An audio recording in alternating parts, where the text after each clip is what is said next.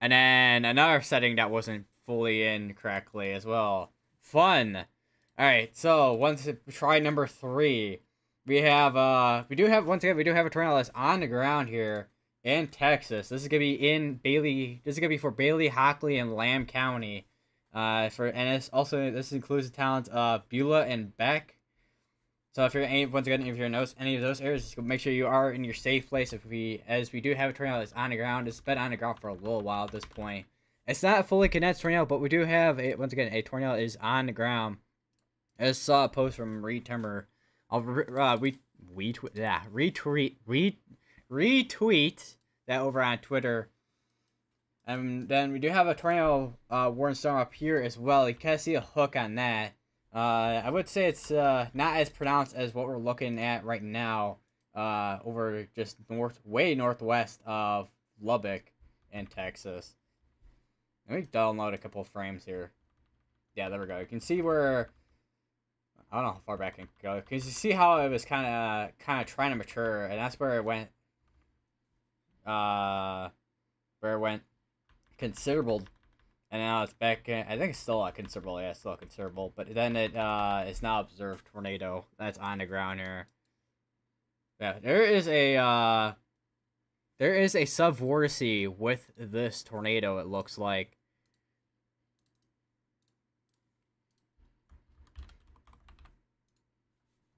Let's switch over to the radar mega real quick here.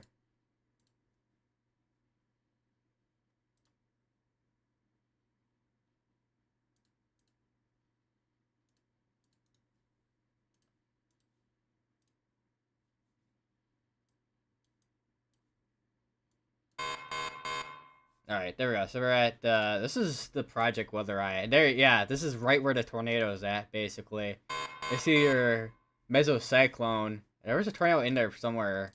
I don't know if it's still on the ground or not. I know that I did say there was a subvortice earlier. Must have lifted, unless it's right in there, because you can see where your inflow tail is right in there. So it looks like this. So it looks like this did occlude. Still could be watching this for anything if it does end up recycling, because we are in an environment not quite what we had yesterday, but we do have an environment today that is conducive for strong tornadoes like what we saw yesterday in Texas, in basically the same area that we are right now.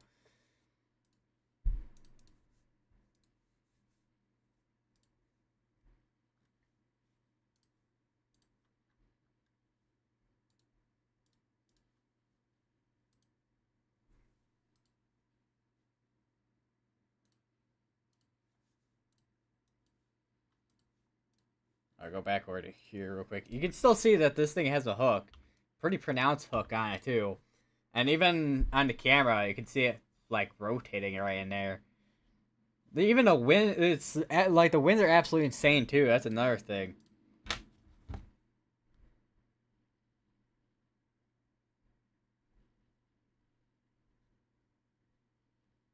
And that is, once again, that is Project Weather Eye. What Vince Walty has going on there, right in the path of this tornado warned storm, which still has observed tag on it, but let me check back on the velocities real quick over on GR2. Yeah, it's still got quite the velocities with this. You can see the tornado report right there. Reports of a large multi-vortex tornado. So yeah, this was a multi-vortex tornado that was on the ground a little bit ago.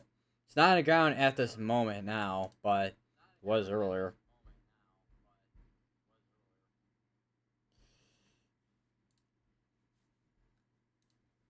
And this is still warm for another 5 minutes with the... This is now down to just lime-sized hail compared to the large apple-sized hail it was warned for earlier. Yeah, it's lime-sized hail that's warned for with a severe thunderstorm warning. Tornado warning also has that lime-sized hail tagged on it as well.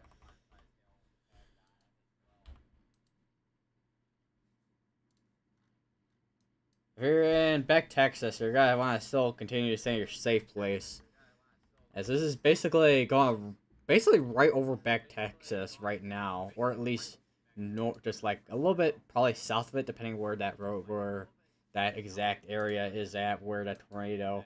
Probably more. Let me just go. So if there is a tornado, it'd probably be right in there. Probably go just a little bit south. Probably the main area of Beck. Although I don't know, I'm not very familiar with what this area looks like, so I could be completely wrong on that.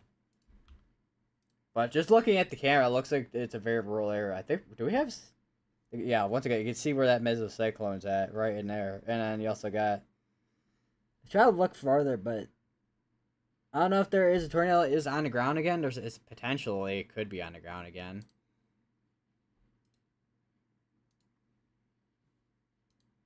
Yeah, looking at Storm Runner Media stream. Yeah, it looks like it's trying to reproduce a tornado again.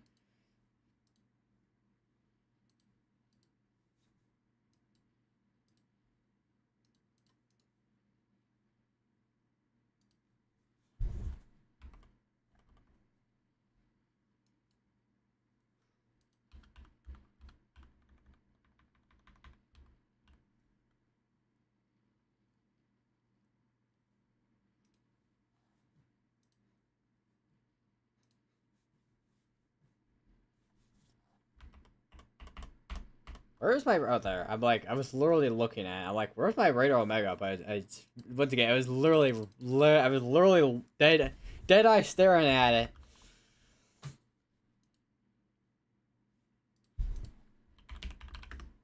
Saw a post from Will Tornado TRX. It looks like he's on that as well. There's a lot of storm chasers on this, which I mean it makes sense because it was one of the cells that really started to get going through this afternoon. It started around like I think around 1-2 o'clock, but didn't start doing really much till around now-ish, I think, which is 4:11 p.m.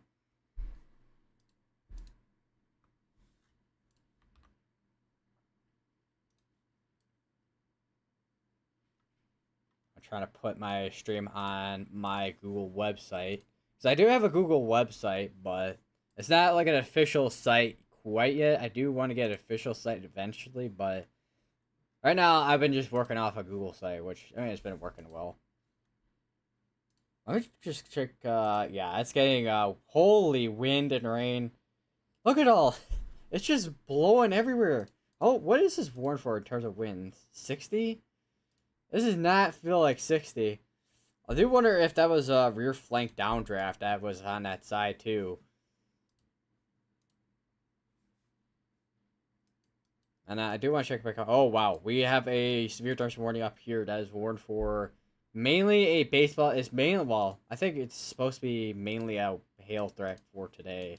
Let me check the outlook real quick here. So we got 10% severe, which is in the areas Plainview, Crosby, and Lubbock. Then, of course, we got the 5% outside of that.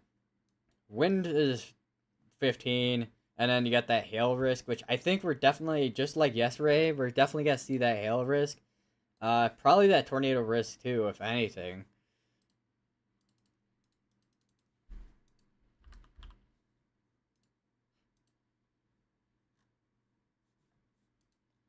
I wonder what this camera looks like. Okay, apparently that has audio. Oh my gosh. I was not expecting to get blasted in the ears with wind noise. But apparently that's one that has my microphone. And we do have a new severe thunderstorm warning that just got issued for still continuing to be warned for lime-sized hail and also 60-mile-per-hour winds. So a lot of this, I mean, it's damaging hail either way. But we've got some destructive hail up towards the more northern panhandle area of Texas.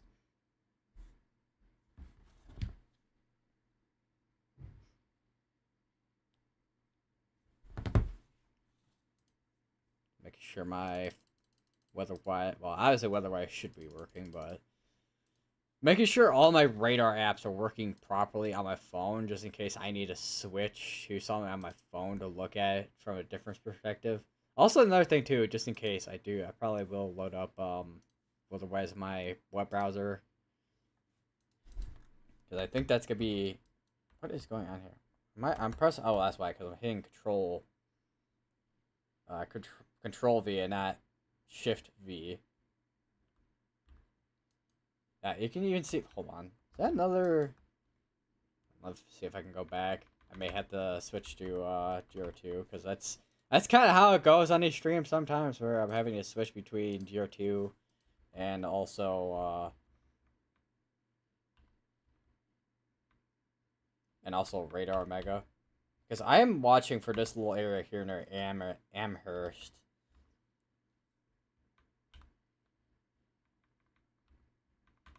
Still watching to see if this does end up recycling, because I mean, once again, we're in an environment where these things can recycle and also produce tornadoes.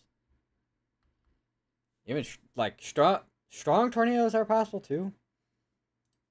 As like I said, it's pretty much not maybe not once again not exactly like yesterday, but definitely similar to yesterday with the environment.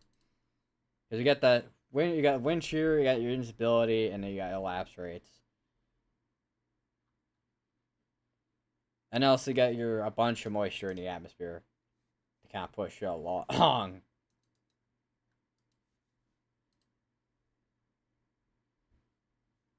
There is.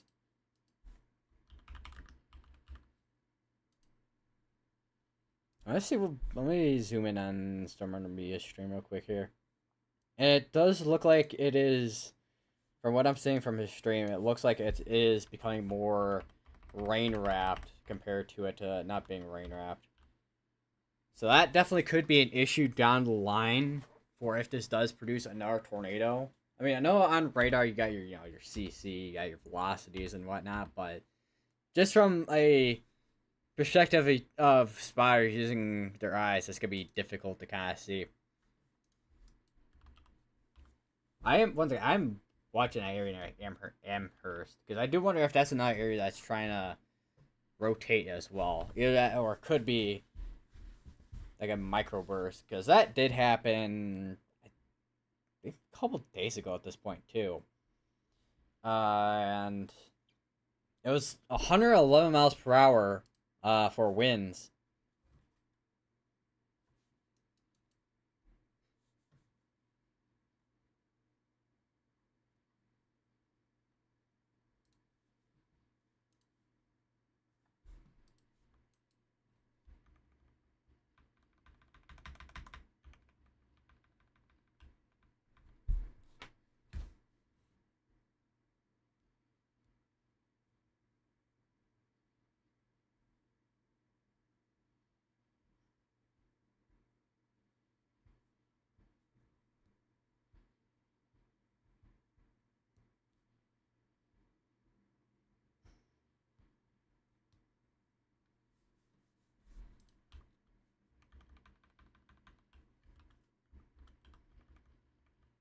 So it definitely doesn't seem to have the hook it definitely had a few scans ago at this point.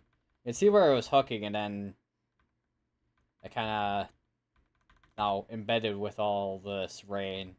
So once again, if there is gonna be if the tornado does end up recycling, it's gonna be a rain wrap tornado. Although it does look like rotation has broadened out a lot more than what it was earlier. It's like a large but broad area rotation. Although it does look like a little bit is in that clear area.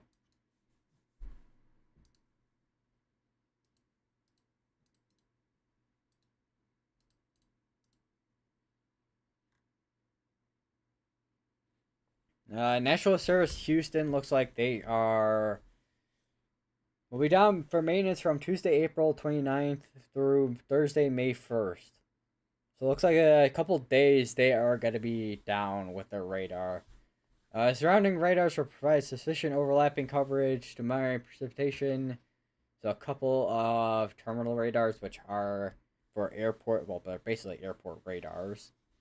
And then Shreveport, I think that's Fort Worth. Oh, yeah, it's Fort Worth, Dallas. I don't know. I keep forgetting what Cape Ho is. Because Houston's over here.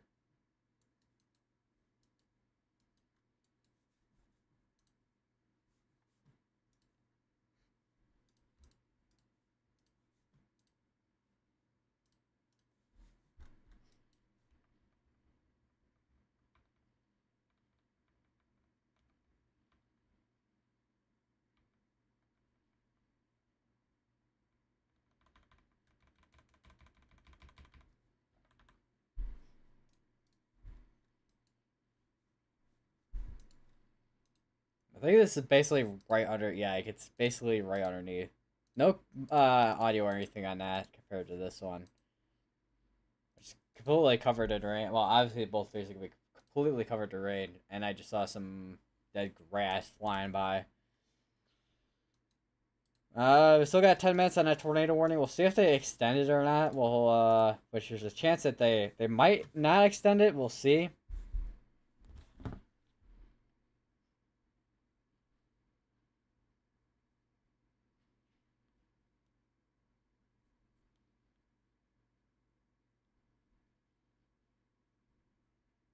Feel my knee wanting to be itchy for some reason.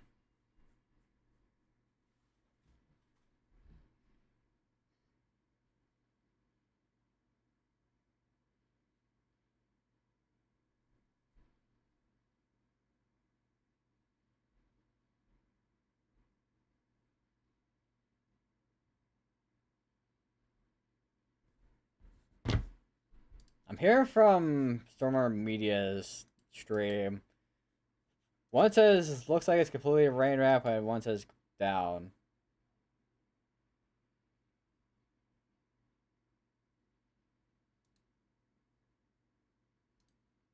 Yeah, I think that a couple of this weather eye is yeah, got to be bugging out quite a lot. But it's I mean, got this whole big thing of supercell here. How big of this is from one point to another? Let me see. Oh wait, is this the wrong tool? Yeah, it's the wrong tool. Whoops. So about I don't know 46 miles like that way, and then this is obviously not gonna be the biggest supercell of all time, but you see it where you have a hook. Yeah. Okay. I think we may have another area here that's gonna be trying to rotate within this little area here between Amherst and Cofferville.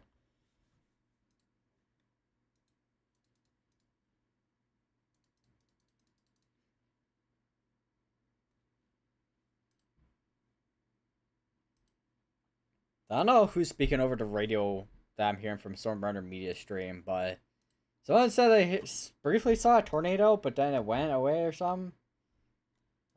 And I'm also looking at the area near Beck and also Beulah. We think we may have velocities that are trying to couple again near Beck. Still radar indicated, so there is a chance that they as I'm looking at this, there's a chance that they do end up extending this tornado warning.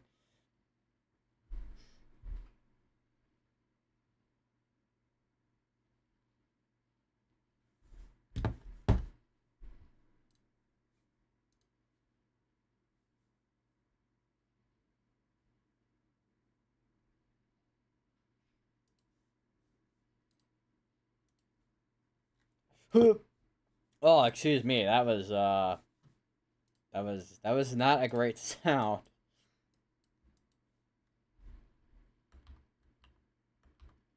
I think I'll be hearing Connor Croft on Stormrunner Mia stream. I think that's who I'm hearing.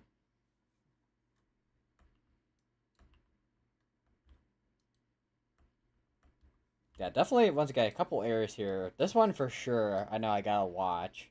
This area maybe. Because I do wonder because both these are probably be rain wrapped. Especially this one here, if that is indeed rotation on that. Because if that is rotation, that's a very broad area.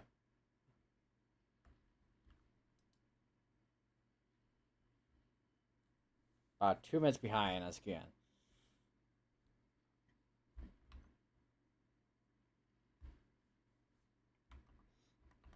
I do wonder. Let me check the other other tilts. Hopefully they're not super behind. They're not. I mean, they're not super behind, but it gives an idea. Yeah, rotation. Looking at the highest tilt that can go without completely washing out everything. Yeah, even in the way up into the atmosphere, it's quite a bit of rotation on it.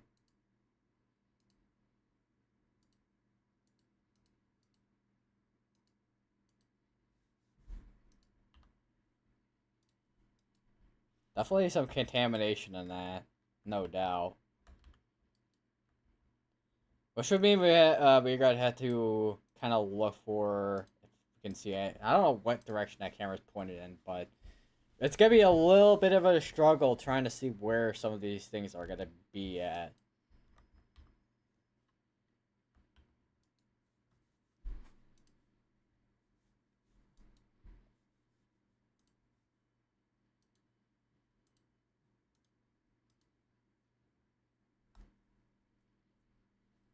I'm hearing large cone.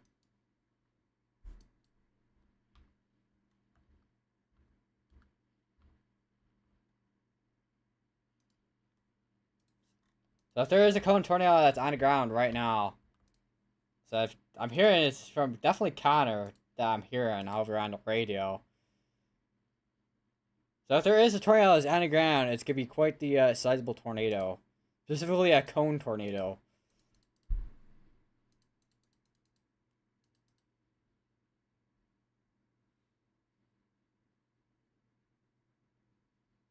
But yeah, I could see it on this. I could see it on a Storm Media stream. I think kind of hard to tell.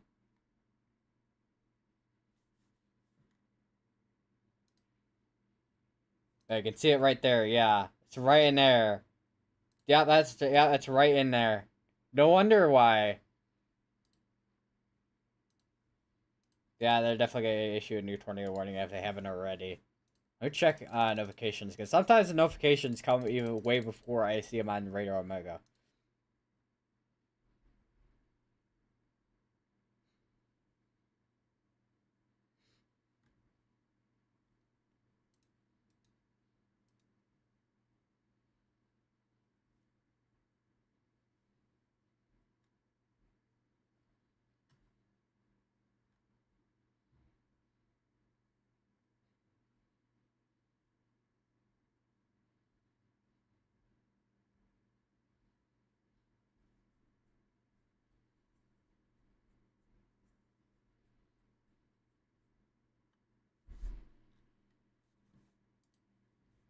Tornadoes literally right in front of where they're at, and their data's kind of getting cut out a little bit. I mean, they're not really in a great area where they can get like full on like the greatest connection world, like not the world's best connection for them in that area because well, I mean the storm, and then also I mean there's some areas that are kind of dead zones when it comes to data, although they're kind of near towns, so hopefully it shouldn't be too bad for them when it comes to data when with their stream out there.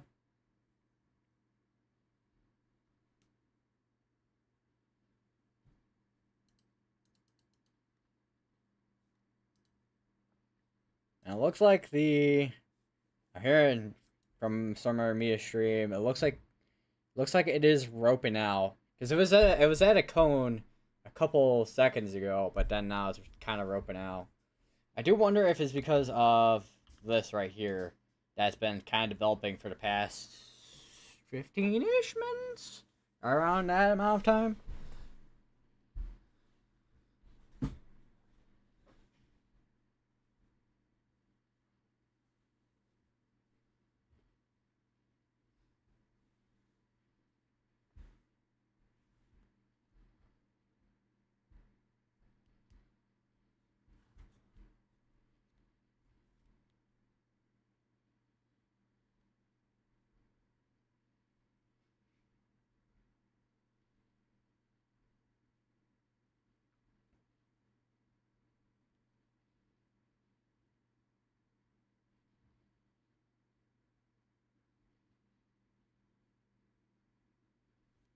Yeah, definitely watching that but blech, I can't speak English. 1 minute on that tornado warning, but they're probably gonna extend it if they haven't already. They did just issue a new tornado warning though, up towards the northern portion here for Puente, Texas, which I am gonna load up on my GR2 so I can take a look at that a little bit on the north side here. I think what I could do for the stream like I've done before, where I have one radar app, which is Radar Omega, which will focus on the south side, which is where we're looking at right now, and then I'll have GR2 looking at the north side. Which the north side could become a concern sooner. I mean, it is tornado warned right now, but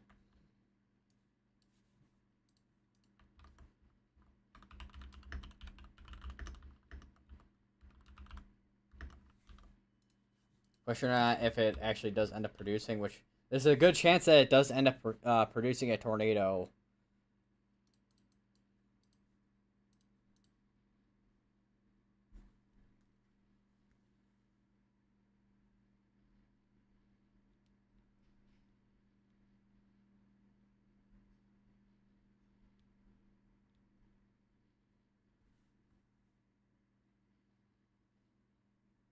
Yeah, they really have been having quite the severe weather lately. Especially yesterday with the severe storm that was warned for DVD sized hail.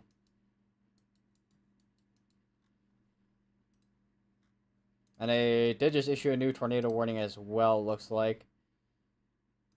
Which is for basically the similar areas, I think, here. Yeah, Beck is still included within this. I think we may start seeing this one become more dominant with the area of rotation. And here goes Radar Omega being slow.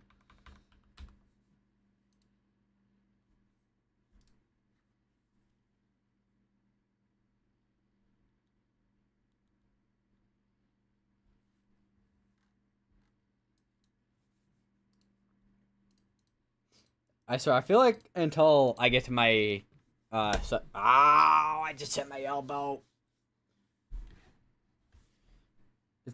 I swear, like I have so much room on my right side, but there's a cabinet like door, like one of those ones that pull out. But then I have my bed just to the left of me, and there's not really a whole lot of room in my room that can push this to the like side or something. To like make sure I don't hit it with my elbow. It gets pretty annoying, I will say. Yeah, we'll go over to Gear 2, because Radio Omega wants to be slow. There's a lot of lightning, to know, there is a lot of lightning within this. Yeah, you can literally see the rotation near Amherst starting to become more dominant with the area rotation. So it literally gobbled up the one supercell.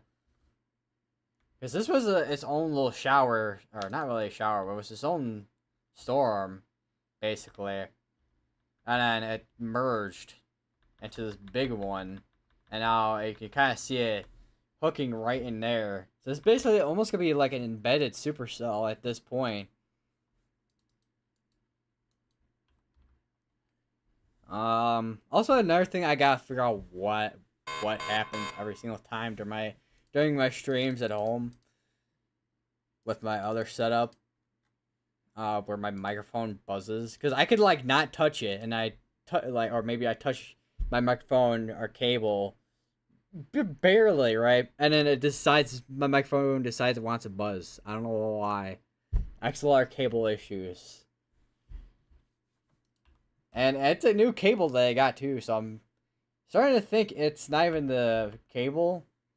It's the microphone itself, which if it is the microphone itself, it's really unfortunate. Because that is not a cheap microphone.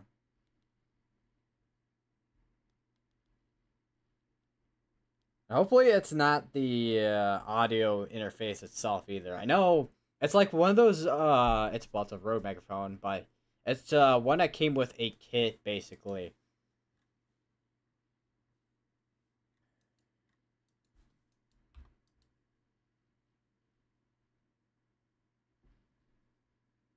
Severe storm was located over Amherst, 7 miles northwest of Louisville, and it's nearly stationary.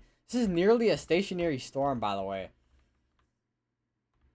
You can literally see, also, if we go back through frames, you can see where that was tightened up in there earlier, and then this became dominant. We could definitely have another tornado produced soon, just to the northwest of Littlefield, Texas.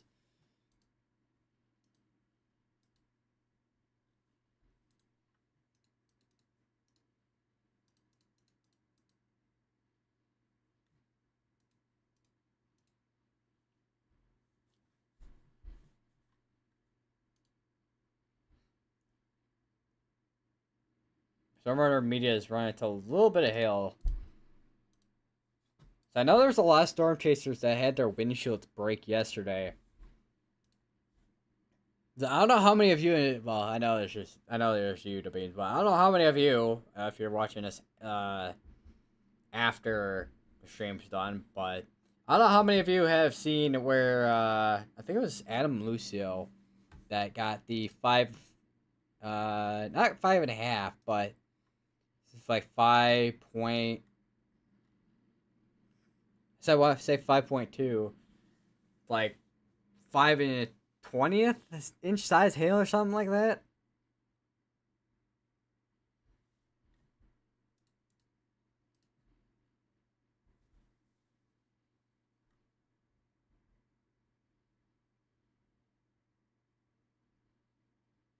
Also, just to note as well, there is a mesoscale discussion for basically the areas that we're looking at right now. And also, hold on, I just saw an update on one of the tornado warnings.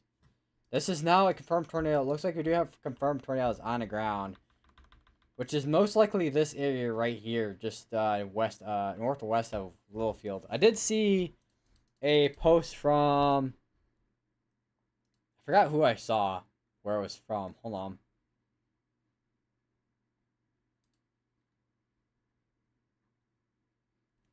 Edgar O'Neill. Tornado west of Littlefield, Texas, moments ago. So it looks like, yeah, there was another tornado that did occur. It's a pretty dusty one as well. A lot of the tornadoes over here are pretty dusty typically. I mean, it's an area that's it's like a desert over here. And it looks like it's going south.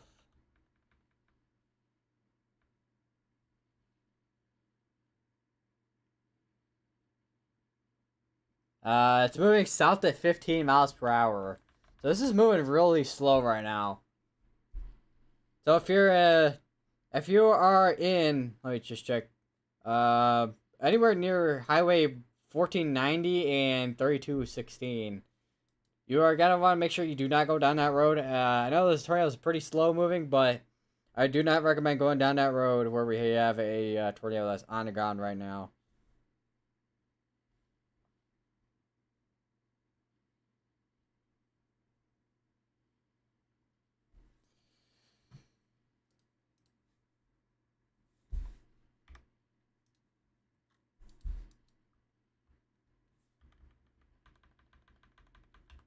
Also, I do have as well, just to note.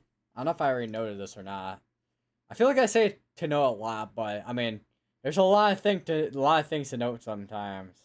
But I do have what I'm using right now is GR2 analysis V3, so it now has so I now can look at the different warning types of the tornado reported, like tornado reported, or tornado emergency.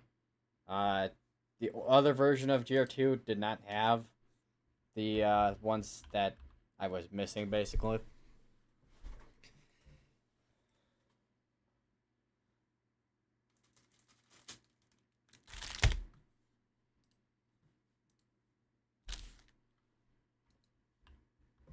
There's quite the hail core over here. So is this, what is, I don't know if this is still lime-sized hail. Let me check. Yeah, it's still lime-sized hail.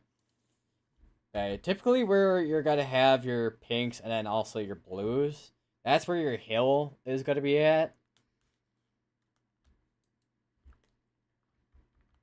Interesting. I find it interesting how this is going south as well. I think there was another storm over near Fort Stockton. Yeah. I know this one was nearly stationary earlier. I don't know if it's now moving now. I think it might be. It looks like it hasn't moved quite a whole lot.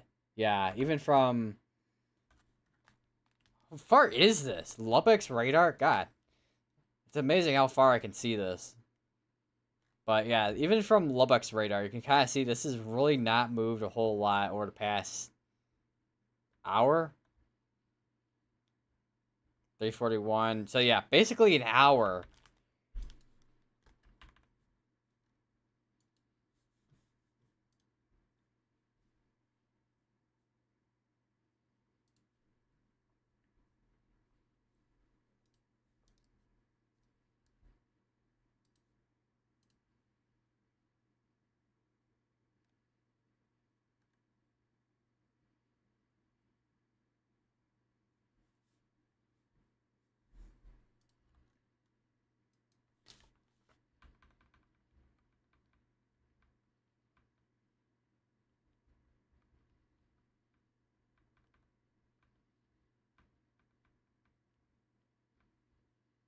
There's a, like, tiding right in there, but that could be contamination. So I saw someone point, as soon as I talked about that, so I just saw someone point out on Twitter that, could be anticyclonic eddy embedded within in the hill core southwest of the new rotation.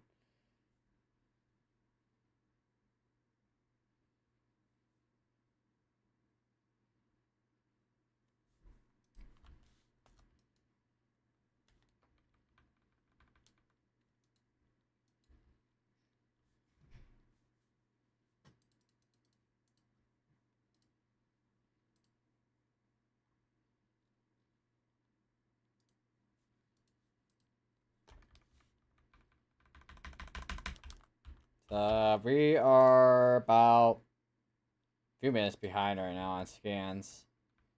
Still waiting for the next one to come on in, I think. I think it did just update actually on Radar Omega. Velocities are pretty strong on this. Okay, yeah, they also update on here. You can see some really strong velocities on this side here.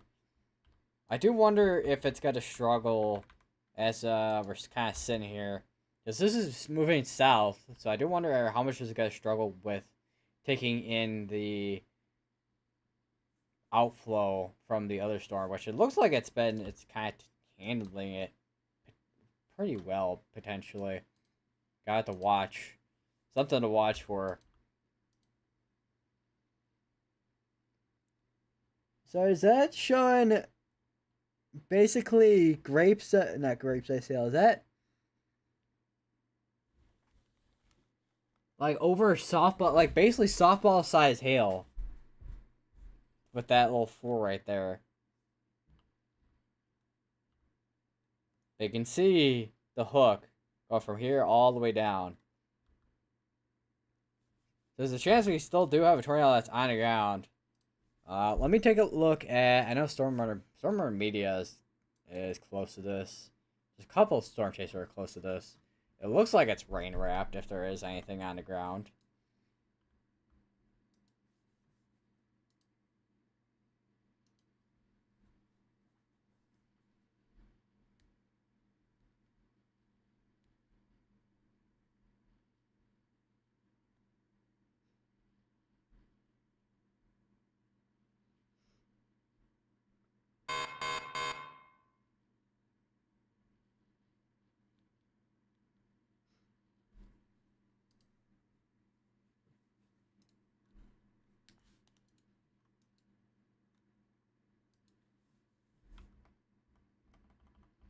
Stormrunner Media is reporting sinking motion. Tornado, I think a tornado is literally producing right near them.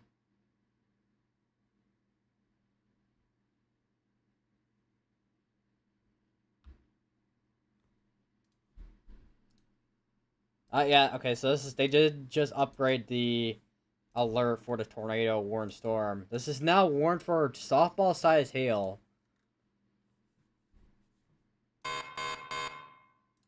Would not be surprised if we do get eventually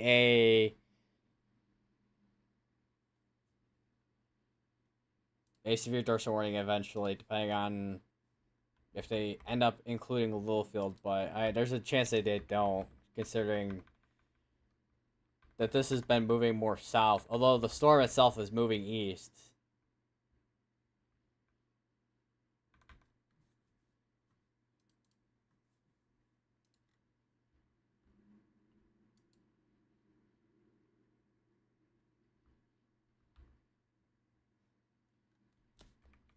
You really see it wrapping. Hold on, I want to take a look at.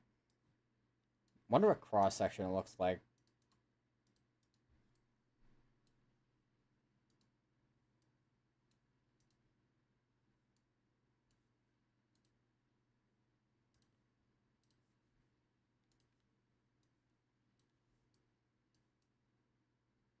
So this is all the way up there too.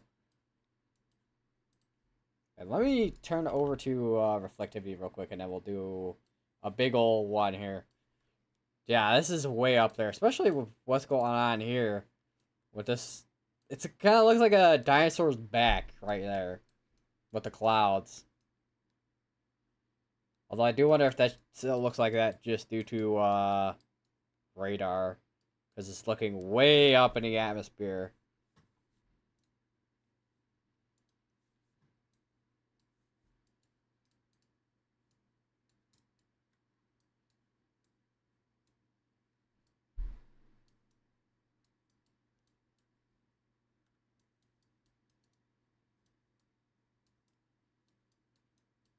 Definitely some rotation on in there. Definitely looks a bit more organized than it was earlier, potentially. Hold on, let me switch over to if I can do controls correctly. Yeah, this looks like that was okay. That was from previous scans potentially. Could potentially be something big in there too. Rapid cloud and precip motion from a post I just saw by Roger Edwards.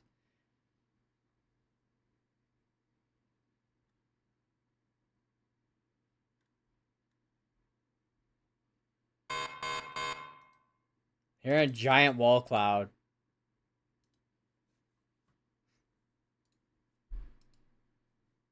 Now they did just issue a severe thunderstorm warning. That's gonna be way north. That's gonna be west of Hereford in Texas.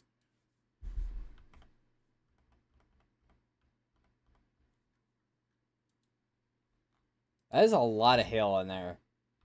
I do wonder how much of the hail is kind of affecting this.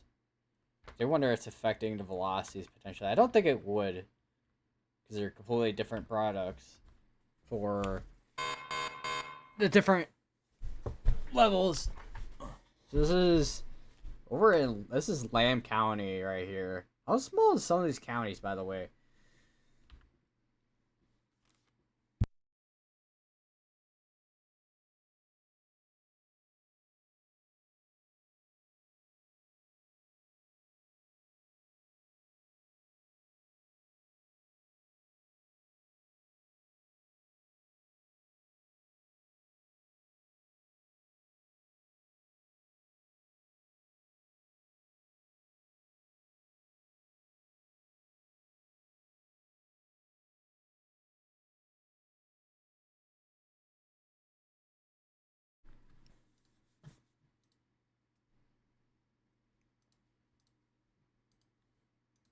I wonder. Oh, let me check some here. Filters.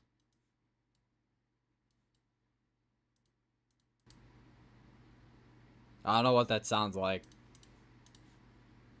Testing, testing, testing, testing.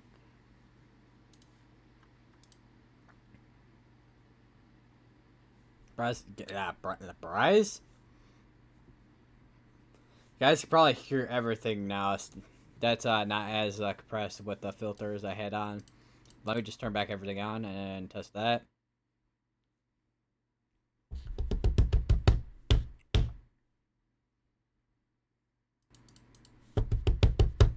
I don't know why I've tried to do audio testing during a stream.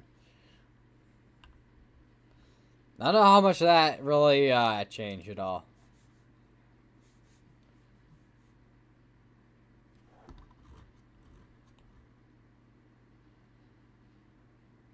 I'm not hearing any buzzing like I would on my other microphone I have at home.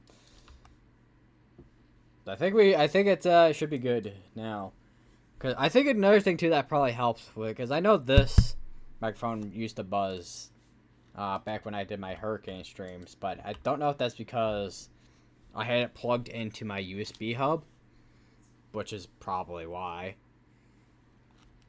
Also, it does not look like this is becoming less organized. Let me just put this over here. What the? But yeah, this looks like it is becoming less organized as we are going here. So I would not be surprised if this does end up reorganizing down the line, because you kind of see where it literally rotated in there. Let me do my audio. Oh no, that's why, because it paused. I paused the stream for Stormwater Media. That explains a lot.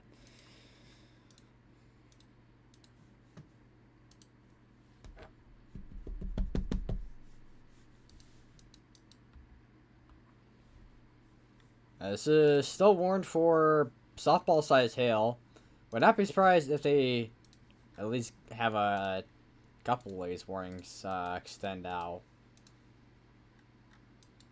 Especially the tornado warning and also the severe thunderstorm warning. Also, with the one just the west of Hereford, that is warned. Actually, it covers Bootleg, Walcott, and all the way up to Sims in Texas. That's warned for ping pong size hail. We still do have the tornado warning ongoing in the more northern portion of Texas near north of Amarillo. We'll take a look at that real quick. If I can tab onto the right thing here. So we'll take a look at that. Hold on. Wait a minute. Wait. What is, is this a new tornado warning? Or is this the one we've been looking at? No, this is the one we've been looking at. I'm like, wait a minute. I'm kind of disorienting myself here. Okay, why? What is with this browser crashing the tab for no apparent reason? I don't know if this, it doesn't look like it ever went observed or anything. Definitely looked like it had quite the hook on it, though. Velocities didn't look super tight. You can see where the stronger area of the velocities on this side was. And that kind of fizzled out, looks like.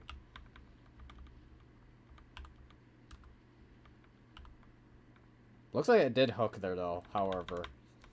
Yeah, that's still going to be going for, once again, that is going to be going for 23 minutes.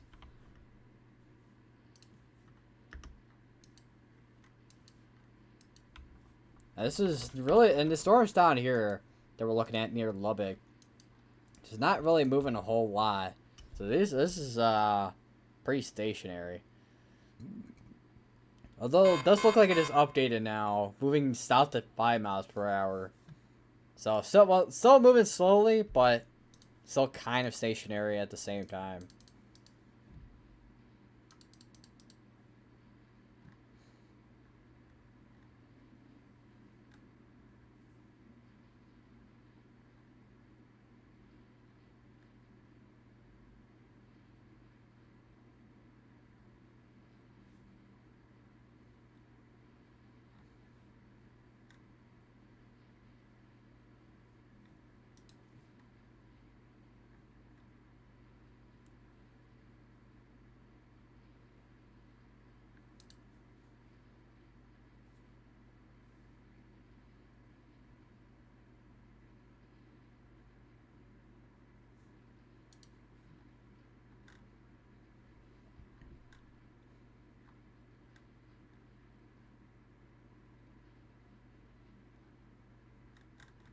Trying to see if I had anything at all.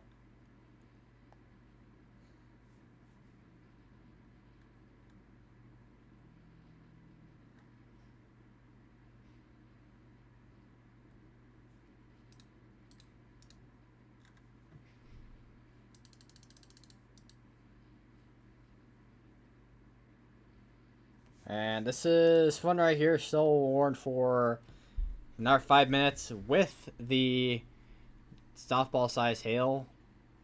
This is moving southeast at 5 miles per hour. 5 miles per hour. What are these ones moving in, by the way? 15, 20 miles per hour. There's still some of these. There's still these three. Are they just letting these expire out?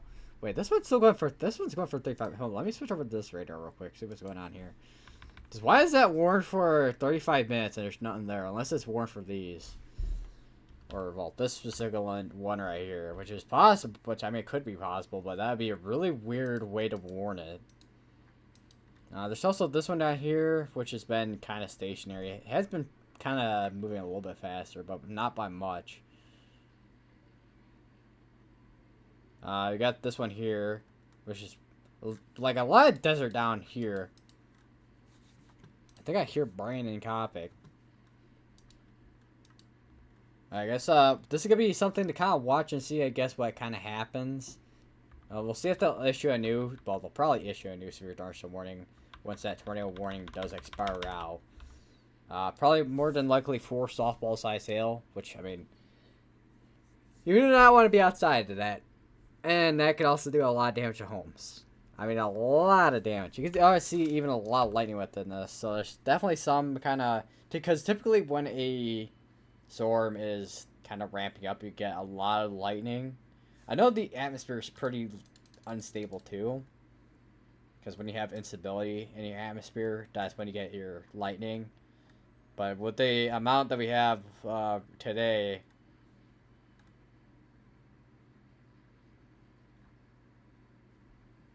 it's definitely gonna be up there. Definitely, if it's at nighttime, we have quite a light show, for sure.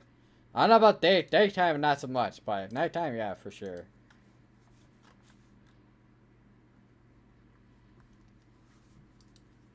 I'm sitting on the wire for my headset. My charger for my head. Well, my charger for my headset is the charger for my phone. So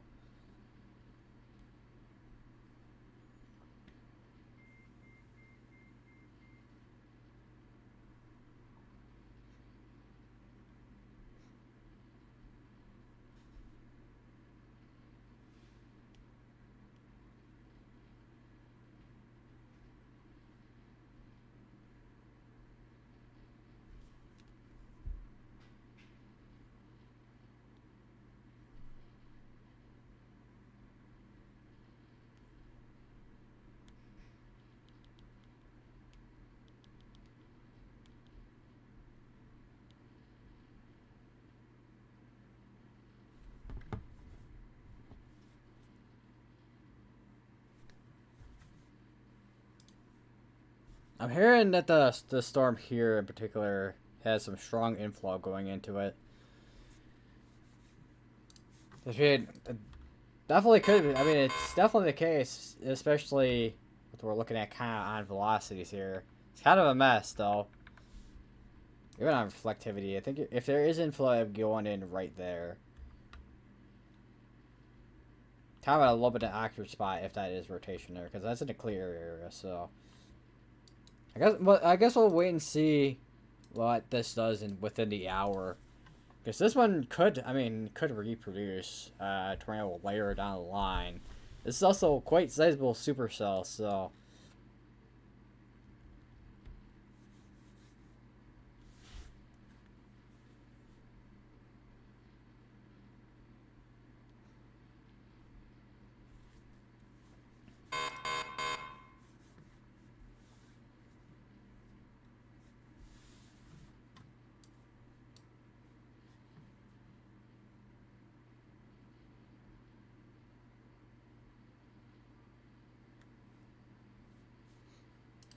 it's hearing a bang sound from. Oh, that's why. Yeah. So they did just issue a new severe thunderstorm warning. That's gonna be for 6 mile per hour winds and also that softball size hail. It's mainly just gonna be a hail threat, if anything. I mean, you're always. I mean, with storms like this, I mean, you're gonna always get that wind threat with it. But yeah, there we go. There's that. There's the severe thunderstorm warning right there.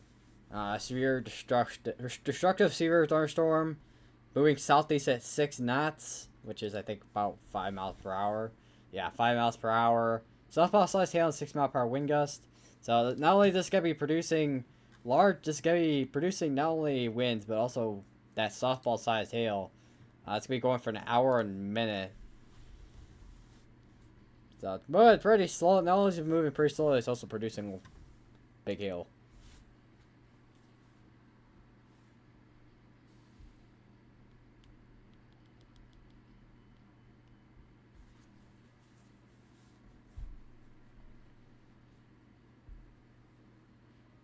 Yeah, pretty much. Big and slow for the supercell here. I am noticing kind of an area though near Littlefield. There's seriously the biggest, not the biggest hail core I've ever seen, but it is a really big hail core if that is indeed all the hail that's in there. But definitely gonna be watching this area here near Littlefield. I do wonder. I know all the storm chasers are in this area, but alright, so we no longer have that tornado warning, so we're just down to the severe thunderstorm warning right now, but we are going to watch for this particular supercell here for if it does end up producing another tornado. Because I think there's definitely a good chance that this does reproduce within the hour.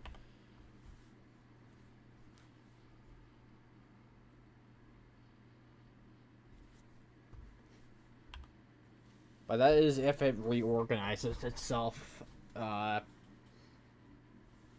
it, like, properly cycles itself.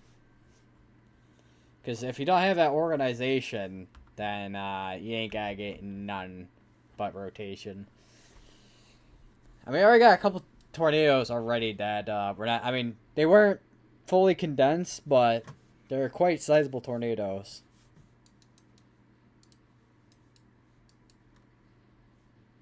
This is more for, I think, the ping pong. Yeah, still warned for that. Forgot there's this radar there.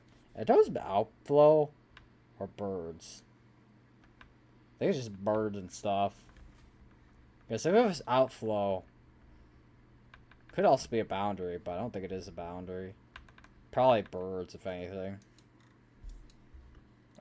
Ground clutter, stuff like that. That's quite the velocities, though, I will say. Yeah, you can definitely see where that inflow is right in there. So yeah, this is trying to recycle. I think this could be a concern, big concern for sure.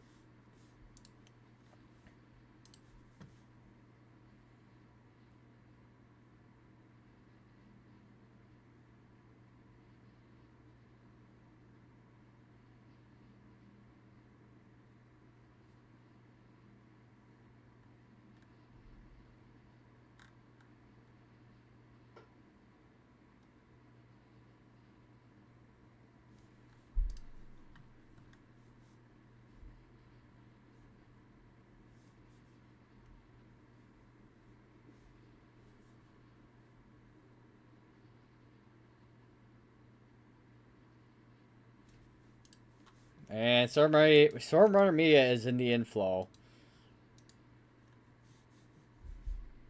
And it's strong inflow too. Yeah, this definitely is gonna be a concern.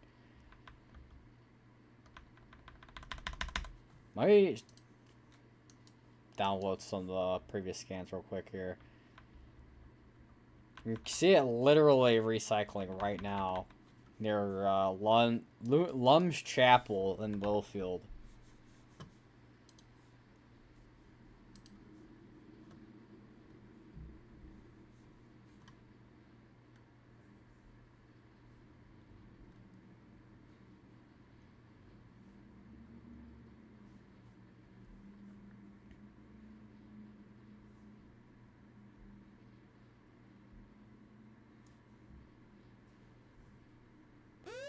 And there is the new tornado warning. With the, that is born for, as radar indicated, that's going to be for Lum's Chapel, Boehner, and Oklahoma Flat. Actually, I think Oklahoma Flat is technically outside of that warning, but I would recommend going to just staying with where go to a safe place just in case you end up actually needing to go to shelter. Although this is going more not northeast, but southeast. We'll see when this loads in. You can see it literally hooking right in there near Lum's Chapel.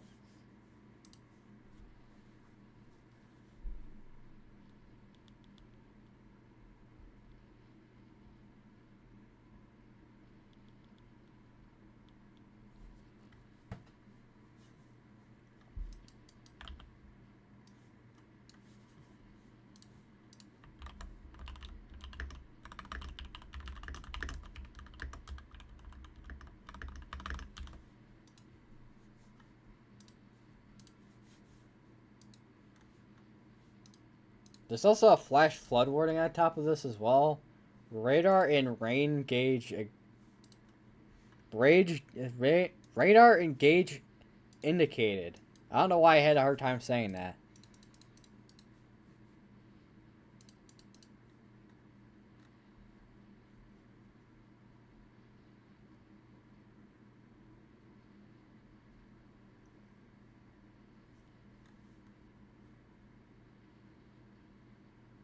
I wonder what the... Where is Radar Omega? So here's what Radar Omega looks like. You can see where that area rotation is right in there. Let me load up the spotter network, what that looks like right now. Yeah, that's a lot of green dots. Yeah, that's a lot of green dots.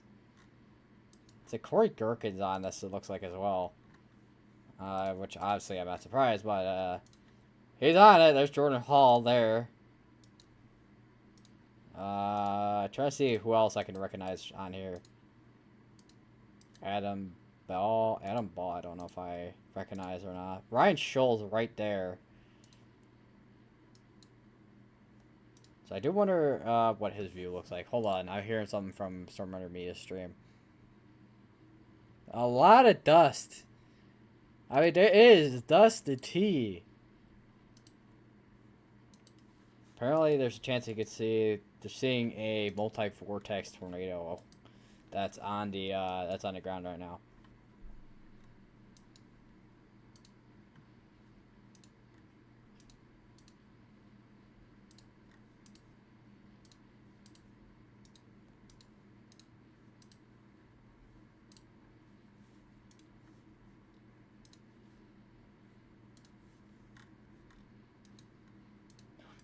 So Solid's really close to this as well.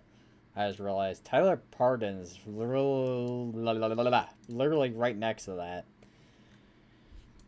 We are watching this area here. Let me switch over to Tier 2.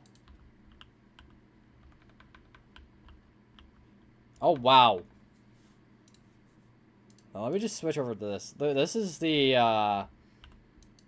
hail right here. Hail tracks. Look at all that hail. It's absolutely insane. I think it's this one that's been going for a while. Yeah, it's this one. 7 minutes left in this tornado warning, and it just canceled out. Never mind. Okay.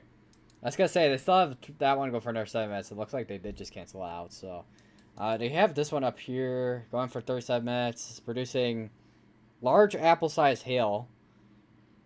So it's just over, baseball-sized hail at this point. Definitely seeing quite the hail threat right now materializing in the Panhandle of Texas. Because this is all the Panhandle right here. Although it doesn't look like much like a Panhandle like Oklahoma has, but it's a Panhandle. Or is the Panhandle of Texas. Let me see if we got anything new from the Storm Prediction Center. Let me go to their actual thing. Haven't had an update from them in about an hour.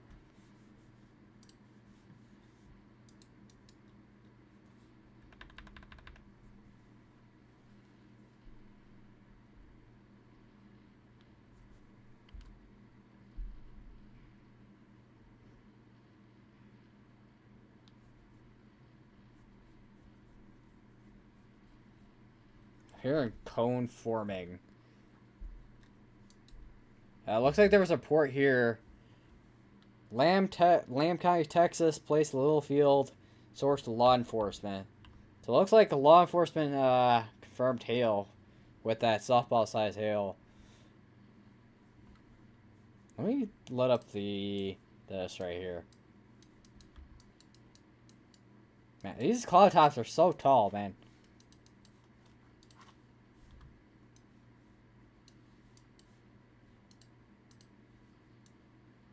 Sure, I'm big cone down.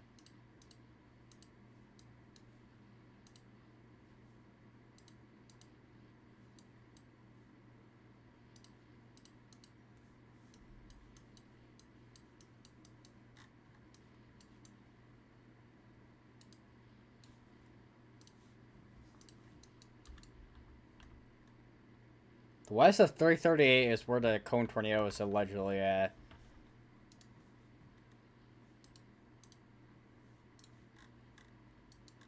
Definitely quite the velocities. Hold on, let me show you guys this. You can see there's quite the velocities right there. Although I do wonder if that's contamination, because that's in. Oh, that's in the clear area.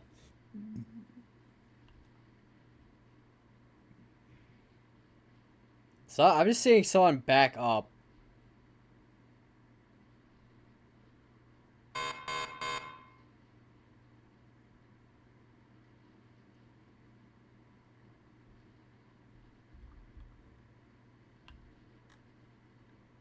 344. So yeah, they're all moving out of that area where that tornado is.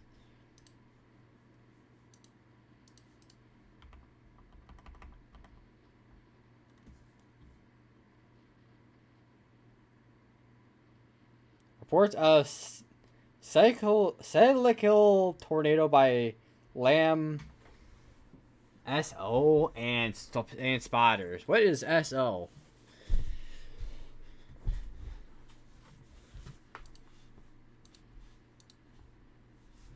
What I say? Is that supposed to be? Is SO supposed to be like some type of like emergency management type of thing? Because that'd be my only guess of what SO is for this county. Unless it's broadcast media, but if it said broadcast media, if that was the case.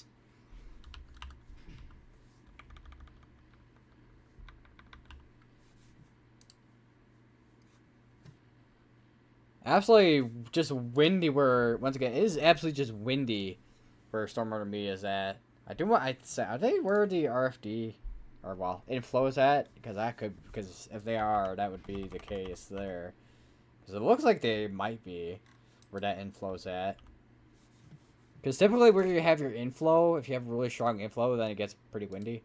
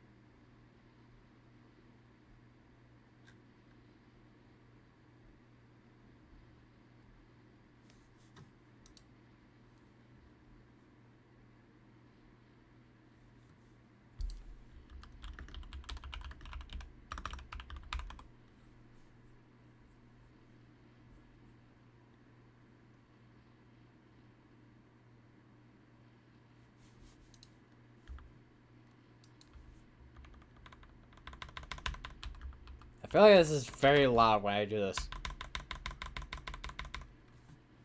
Which, I mean, it basically is, but...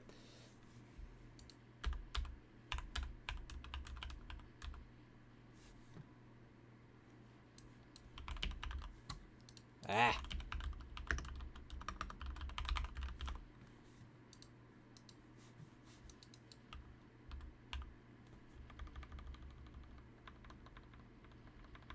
So at the moment, nothing that is confirmed to be on the ground. This is... The tornado warning itself is down to baseball size hail. Okay, now... Both the severe tornado warning and also the tornado warning are both down to baseball size hail now. So we got some significant hail that's still being produced with this particular supercell.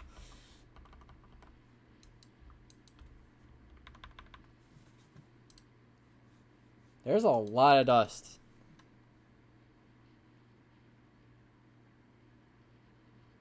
I mean, there's just a lot of dust. Dusty, the, was it, crop duster or something like that?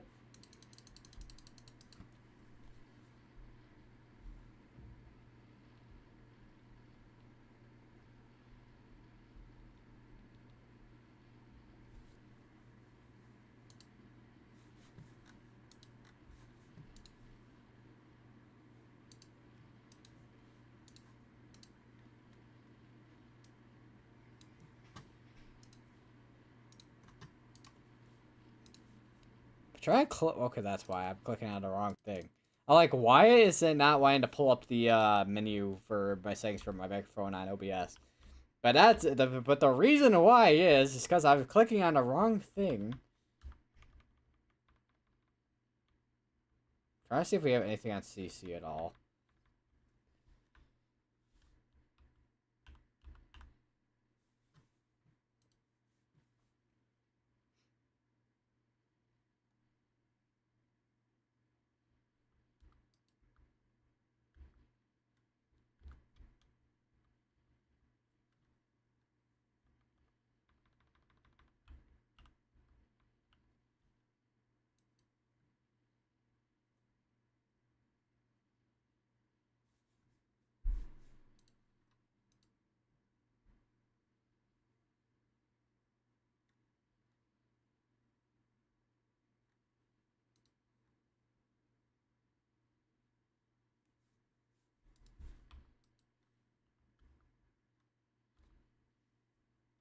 Definitely if a strong tornado is on the ground,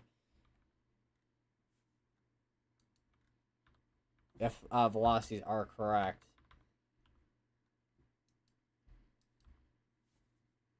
Obviously, nothing confirmed, because I mean it's dusty and also rain wrapped at the same time.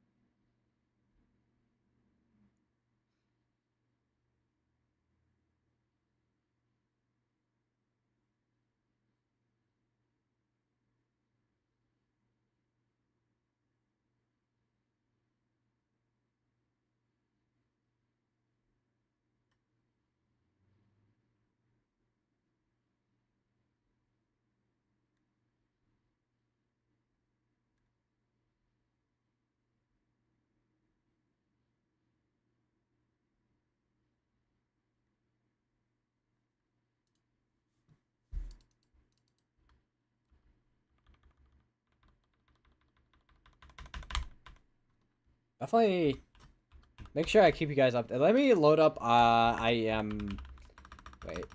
I am bot monitor. Not meter monitor. Okay, there we go. Let me load up that. All bots talk and enable audio alerts. What was that? My headset just got done charging, I think. It just heard. Doo-doo.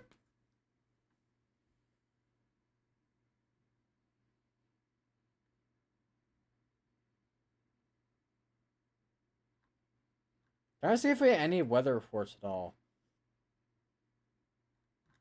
Which it doesn't seem like there's much. Even well, I mean, I know we're in a very rural area, so it's not gonna really expect too many too many reports. But yeah, that is quite the area there.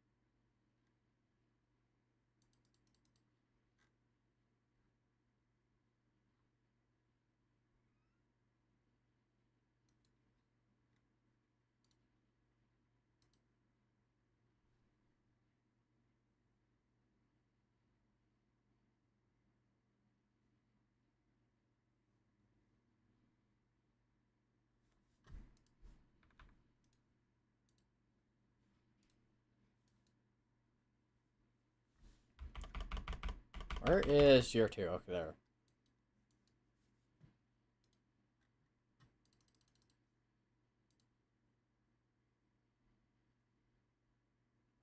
Still continuing that tornado warning.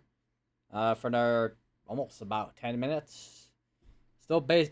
That's still baseball size hail.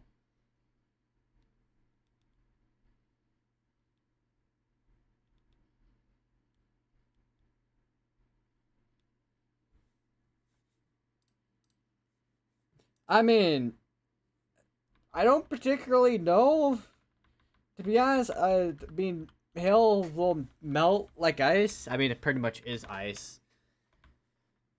Well, it is a lot more solid and is from way up in the atmosphere. I know you got your sleet, you got your ice, but hail is like your very condensed ice that kind of hovers in the atmosphere for a little while. It kind of goes up and down before it gets so heavy and then drops down as hail.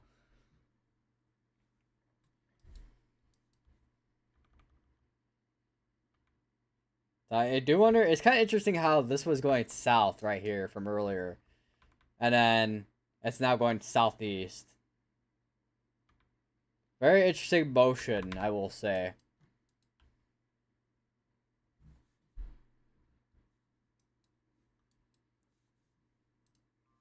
Oh my god, my ears. Why is that so loud? Or at least that specific one was so loud. Oh my god. GSP issues strong thunderstorm will impact South. What? Greenville, Spartanburg. Oh, that's in South Carolina. There's a strong thunderstorm that has up to 50 mph. That's warned for 50 mph winds and basically quarter size, like less than quarter size hail. Basically like pea size hail. It's probably special weather statement warned, right? If I can click on the right thing here. Yeah, it's what is going on right now? Yeah, it's where is it? Wait, no. Oh yeah, there we go. I found it, I think. Yeah, found it. Yeah, it's special weather statement warned, and then it has a severe thunderstorm warning in front of it. There's a couple severe thunderstorm warnings ongoing over in Louisiana, which really was not forecasted for today for having any type of severe weather. But I mean, when you have the right conditions, I mean, you can kind of get the severe storms, anyways. Actually, can I? Actually, okay. Apparently, it does not want to pop up on here, even though I have the place file for seeing alerts that are not added on here. I don't know why. I'm surprised it doesn't have every single alert possible on GR2. I know this is mainly for like severe weather usage, but I'm still surprised it doesn't have those kind of features.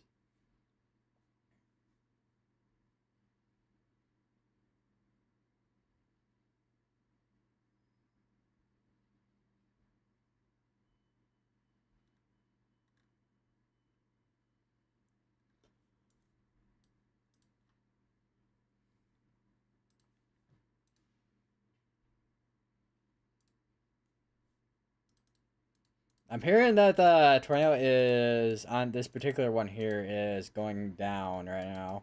It's trying to touch on the ground, which this could be if we do have a tornado that's gonna be right over Lum's Chapel. So if you're in a Lum's Chapel area, if you haven't already, just continue to stay in your safe places. May get a tornado eventually on the ground here.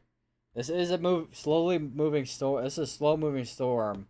This is now moving southeast at 10 miles per hour compared to the 5 miles it was at earlier.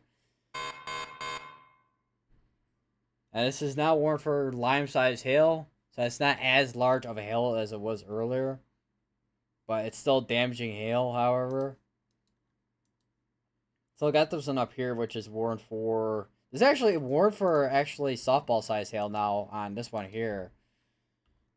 So we got a couple of these that are producing pretty sizable hail. This one's now, let me check. Golf ball. So golf ball size hail and 6 mile per hour winds. We got this one here, 2-inch size hail. This is the one that is going for softball size hail right here. So we got quite the hail outbreak right now. Not too much of a tornado outbreak. Although I would expect the tornado threat to start increasing a little bit more, maybe later this evening, perhaps. Depending if we have more cells that start to pop up. Which we are kind of seeing more cells starting to pop up towards the northwest here, but most of those have been mainly just hail.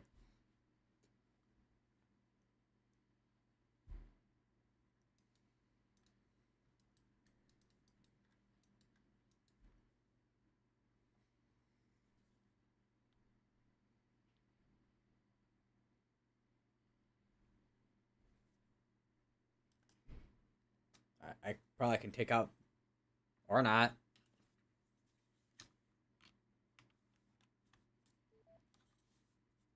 I don't know what that was. So unless that's the... Yeah, I think it still has low battery, I think, with my headset. So I'm trying to charge it as I'm going here. I actually might have to take off my, May have to turn off my headset for a bit here. I'm not gonna be able to hear much, but we're gonna kind of have to work with I guess visual from Stormrunner Media stream here.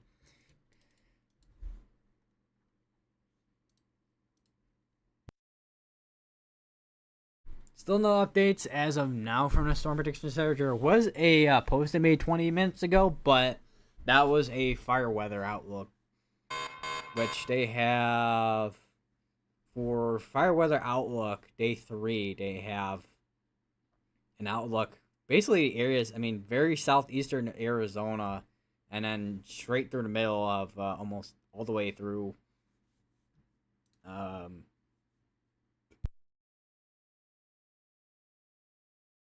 New Mexico. I swear I literally woke up. I don't know what time I woke up actually, but I know it wasn't that long. No, it wasn't that early in the morning. And you can just see the elevated risk for dry conditions, and then also tomorrow with critical risk. Dry thunderstorms is about the same as. Wait, what's going on? Where is dry thunderstorms happening?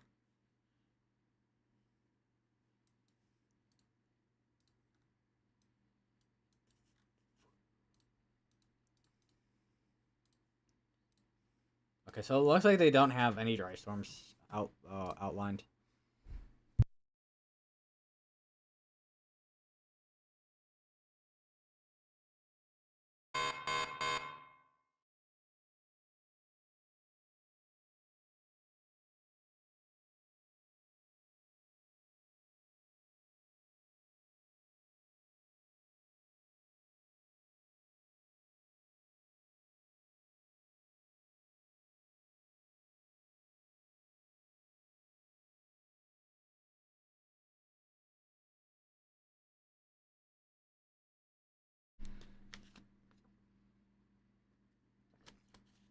Ugh. Been almost an hour 30. Definitely was a tight there for velocities, but then it kind of started broadening out.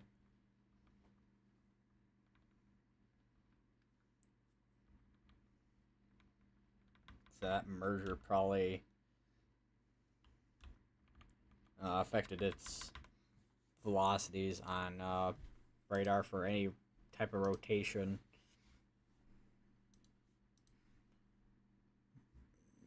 Let's see here. DeMorest, Abersham County, Georgia. 911 call center reports thunderstorm wind damage at 5:30 Eastern. Report tree down in the town of DeMorest. Time estimated from radar. We got seeing recreational forecast and then zone forecast packages, which I imagine the zone forecast packages are probably for. It's probably I don't know what those are specifically for. I don't know if this is for like aircraft or something. Although that'd be if to be area forecast discussions. Terminal aerodome forecast that would be for aircraft. 2 southwest 7 Hills, Cuyahoga County, Ohio. National Service employee reports floods at 6:25 p.m. Eastern. Water over the curb along portions of Broadview Road. Looks like they did just issue a new tornado warning, I think. Yeah, they just issued a new tornado warning, which is going to be for Hockley Lamb, Texas, and that's going to be golf ball size hail and also radar indicated rotation, and it's moving southeast at 10 miles per hour, so this is still moving really slowly. It has not, it really has not picked up a whole lot of speed going southeast.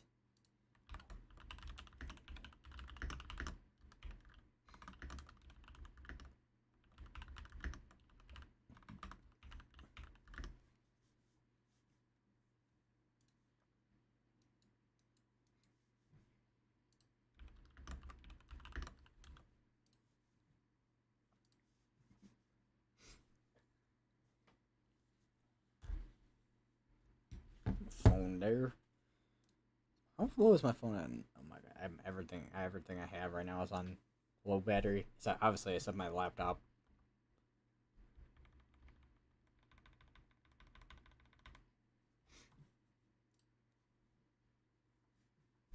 Um, Looks like they are continuing that severe thunderstorm warning just to the, well, that's on top of this tornado warning for the Littlefield area.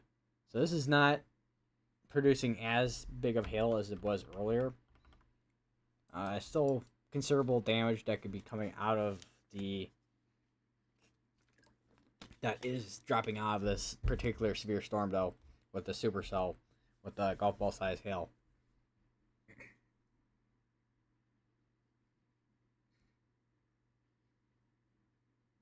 The late report, 5 south of, this is the late report. What day was this? Yesterday? 11 a.m. Pacific time, Spokane County, Washington. So in Spokane, Washington, basically. Trampoline became airborne and caused damage to the siding of a house. Closest observation was Deer Park Airport, indicating northeast wind gusts up to between 20 to 25 miles per hour winds. Meg issues, which is, that's Memphis. They issued a special weather statement for up to 30-mile-per-hour winds for central Mississippi and southwestern Lauderdale counties through 6 p.m. Central. So that's going to be going for a half hour. Amarillo continues severe thunderstorm warning. That's going to be all the way up here. They still got the PDS severe thunderstorm warning ongoing. It's going to be still for, what size hail is that again? Softball sized hail still.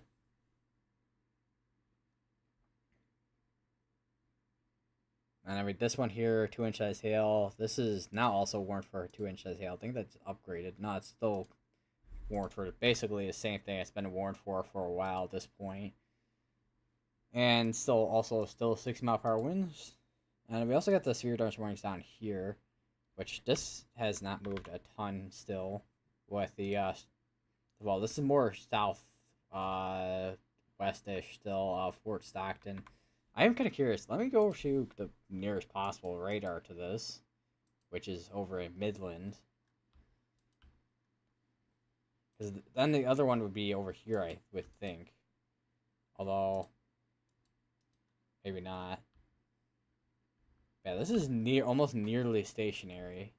I mean, it's moving slow at 10 miles per hour, but it's almost basically stationary.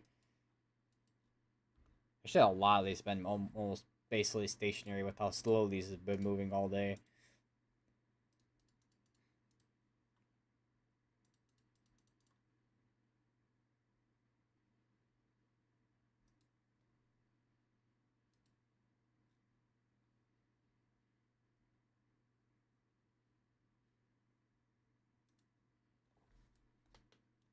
TRG Tornado is near Knoxville, Tennessee, or was it from someone? No, that's from TRG Tornado, looks like. There's quite the storm over that way. Just gotta retweet that over my Twitter. If anybody wants to check out my Twitter, which, I mean, I probably could get the link to it real quick here. Hold on.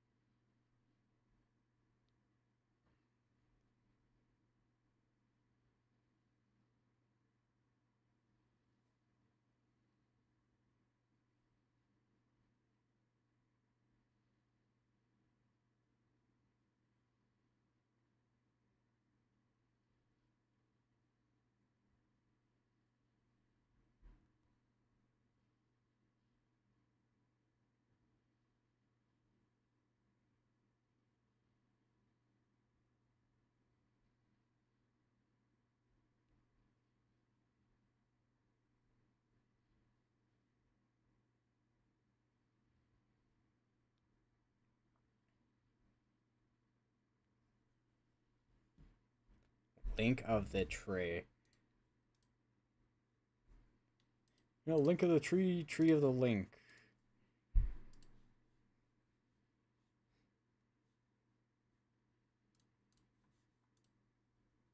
So we do have a new, oh wait, this is a tornado warning that's been going on for a while. Like, wait a minute, do we have a new tornado warning? Is it the same one that's been going on for a little while that they issued 7 minutes ago? But no, it's the one they issued 7 minutes ago.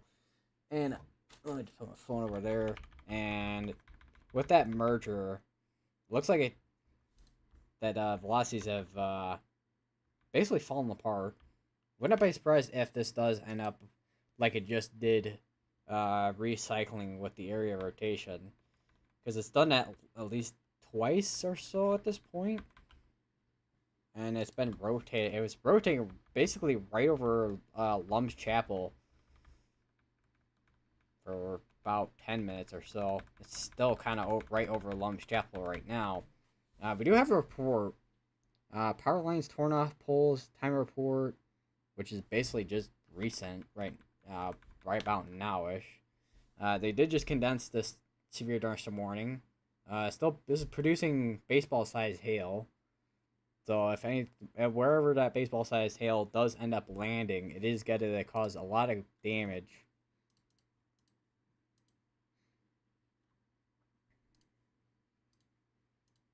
I do wonder what the storm report page looks like right now.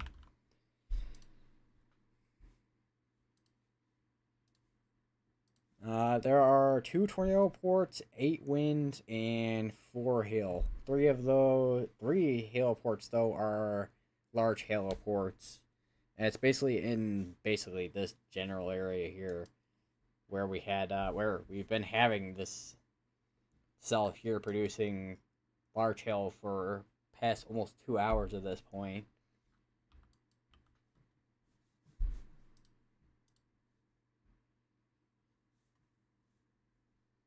Where is... I'm blanking on something.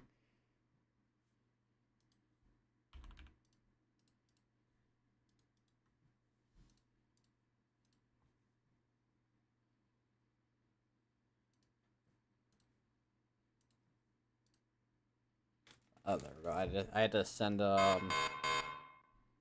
send the stream's thumbnail to myself.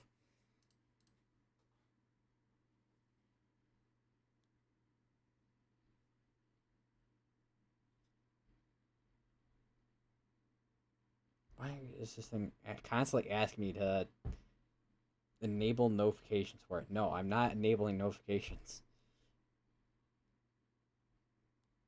Probably how I feel sometimes when it comes to YouTubers.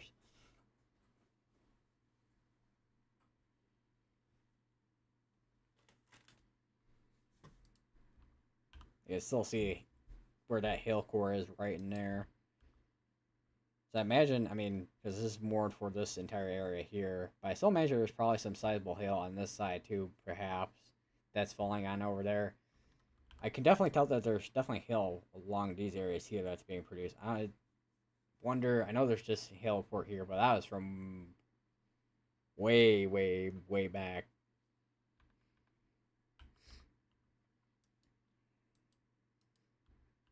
Let me see, 19 minutes. I would not surprised if we start seeing tornado warnings eventually, depending with how slowly these have been moving, that eventually get to the point where they're going to be warned for basically an hour long. So, that's what happens typically. It's not quite a line of storms, like a squall line, where you can get your QLCS tornadoes, but just how slow these have been moving. It really feels like some of these tornado warnings should be going for a long time, like an hour or 45 minutes at least.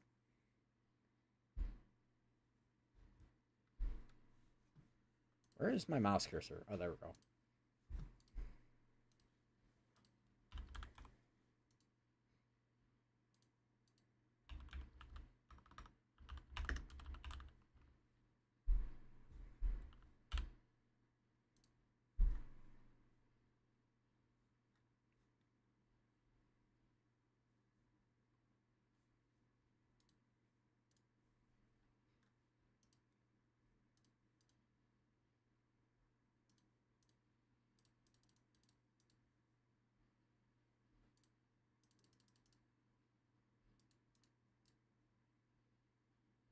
Oh wait, this warning's for tennis ball size hail, not even baseball size hail. Baseball size hail will be 2.2 and like 3/4 of an inch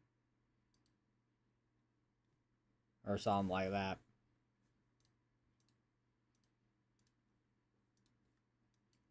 How long is this tornado watch going? 4:10 p.m. Central. I would not be surprised if we start seeing if they do end up starting to condense that tornado watch eventually. So they did put out a 10% significant severe for tornadoes, whereas yesterday was like a 5%. I would not be surprised if I know we're still early in the cycle of severe weather today, but I would not be surprised if we start seeing a bit of an uptick this evening. Just typically, I know I've mentioned this before, but your low level jet is where you kind of get your point at night where your low jet will start kicking in and kind of like I want to say boost your tornado potential basically, or at least your severe threat.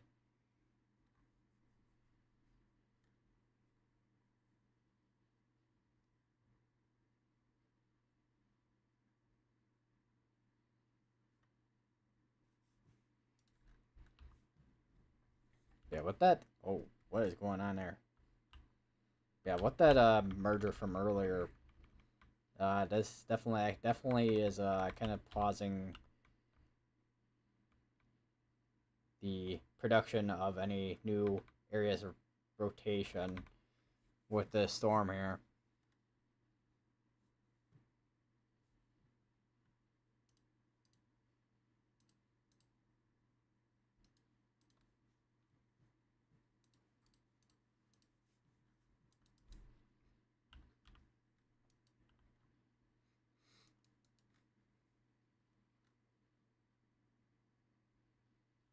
Some of these are kind of moving up. Wait, this one's moving at 35, so we're starting to see some of these storms starting to kind of pick up in speed a little bit. You have a special alert statement right there. Let me actually check these storms here. So I am kind of curious because I don't know how far. I mean, we're not. I wouldn't say we're super far from radar, but I feel like we are kind of at a point where range folding is a little bit of an issue out here.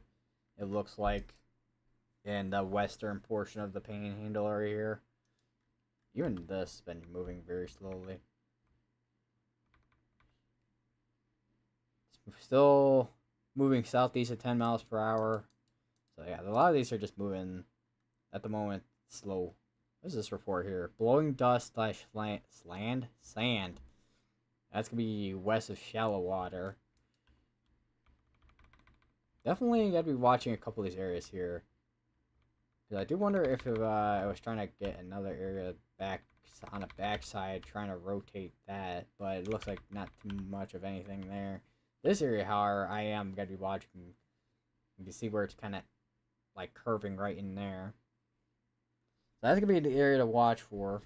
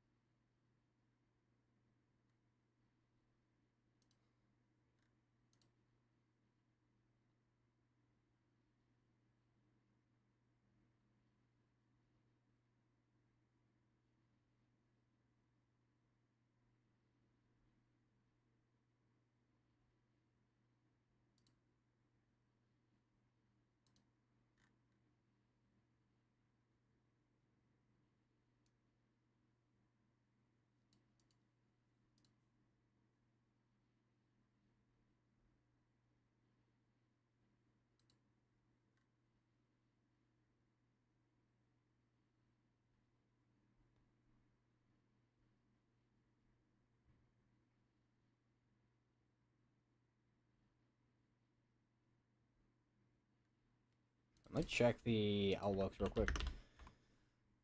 Yeah, definitely starting to see a bit of a hook again, just to the not southeast, northeast of Witherall. Is it Witherall? Witherall? How do I pronounce that? Okay, so day 4, looking at, actually I can pull up on Radar Omega. Let me just do that real quick. Where is my OBS? There. It's like hiding behind like 3 different, technically 2, well, it was hiding behind 1, but it felt like it was hiding behind like 3 different windows on my desktop. So, alright, let me just zoom out real quick. So, this is today's outlook, where we had that enhanced risks, and it definitely looks like if it has changed at all, looks like almost like the Discord logo in a way, or like a game controller, which I guess the Discord logo technically is like a game controller, I think. There's the 10%, which the 10% is basically right there. You can see the 5% outside of that, which we haven't seen too much of tornadic activity outside of this, except this one cell that's been kind of producing both hail and then also, I think, produced a couple of tornadoes already today. There's the golf ball sized hail. This is now producing up the baseball sized hail here. This is warned for lime sized hail. I know we're far from radar, but potentially something in there. Let me check it on Tier 2 real quick before I say anything on that. Yeah, okay, yeah, it's just we're far from radar. But here is tomorrow, which is a marginal risk, which is basically in the same area that we've been seeing severe weather for the past couple of days at this point. And then here is day 3, which is Sunday. And you have an area of slight risk in Nebraska, and you got a marginal risk spanning the entire, almost like, middle part of the country. And then here's day 4, which you have a slight risk area stemming all the way from basically Seymour, Texas, all the way up to International Falls and Grand Merritt, International Falls there, and Baudette, and then all the way into the Upper Peninsula of Michigan and also Western Michigan. But then you have this 30% area, which is going to be our biggest concern for severe weather on Monday, which all severe risks are basically possible on Monday. The biggest concern I have is strong tornadoes. I think our biggest area, if we do have anything, is probably going to be, I know it's the big area here, but I feel like if we do have tornadoes, I have a feeling we're probably going to see it somewhere in this area here, and probably still some tornadoes that are up here too. The storm mode, I'm still going to be watching for, because if we have more of a linear line of storms, then it's just going to be QLCS spam compared to perhaps, well, discrete cells. Not that you couldn't have, your, I don't know, I hit that.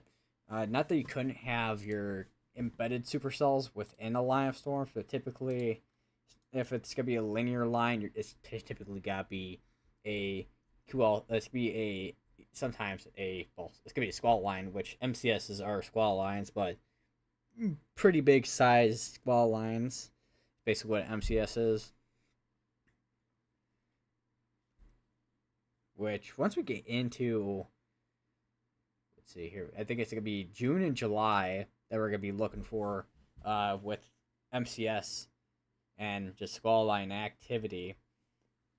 Gonna be looking out for any derecho type of threat during the summer as well. So I know we had one last year in July, July 15th to be specific, which went all the way from Iowa, basically right here in Iowa, all the way to the southeast into Indiana, Ohio. I don't know how much of Kentucky got from that line of storms with the derecho. I know it started falling apart as soon as it got to here, but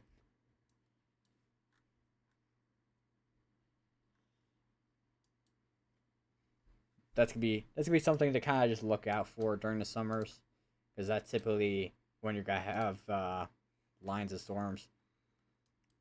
And that's just all just based on boundary interactions, and then you also got, because with your boundary interactions, you got your sea breeze or lake breezes. They'll typically uh, cause some boundaries, and then because in the summer you don't have your, like what we're seeing right now in the spring, where we have our jet stream dipping down colder air. It's gonna be hot in the summer. It's hot, dry, and you have a lot of sun, which kind of inhibits storms from growing really fast. But if you have your little shear bringing in that colder air, then it basically pushes the cap, which is a temperature inversion, and then you get your storms just absolutely just explode into the atmosphere. And then you get things like your derecho from last year, or any, basically your squall lines, MCS, derechos, stuff, basically stuff like that. Still got 7 minutes on that tornado warning.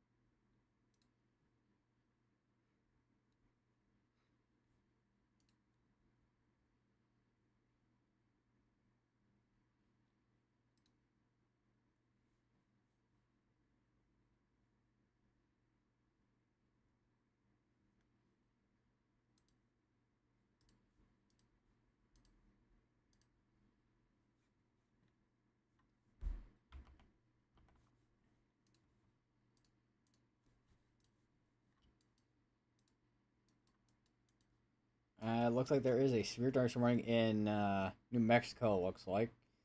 And this is split between 2 different time zones, by the way. Central time and also mountain time. What is the time zones looking? What is this time zones?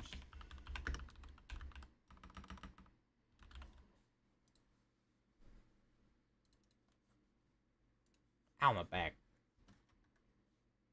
Yeah, that explains a lot. That would explain a lot.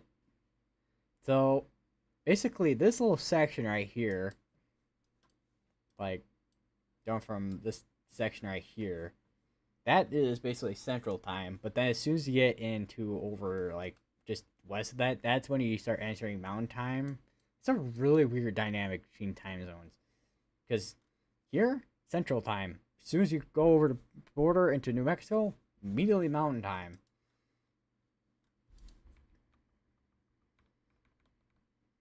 Yeah, this thing's still trying to organize itself, trying to get a hook back on itself. And you still got a hail core right in there still. So I think this is definitely still going to be struggling for a while, I think. Would not be surprised if we just at least get a severe thunderstorm warning on this. I don't know if they're going to quite continue that tornado warning. I think they're just going to let it expire out, if anything.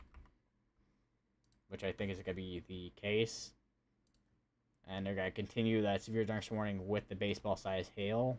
If this is still producing that size of hail, which it seems to be the case, potentially.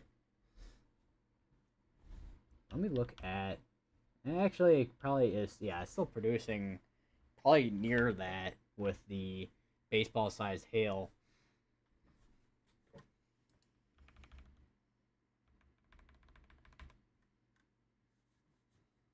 It's a couple updates I just saw from National Service. National. I can't speak.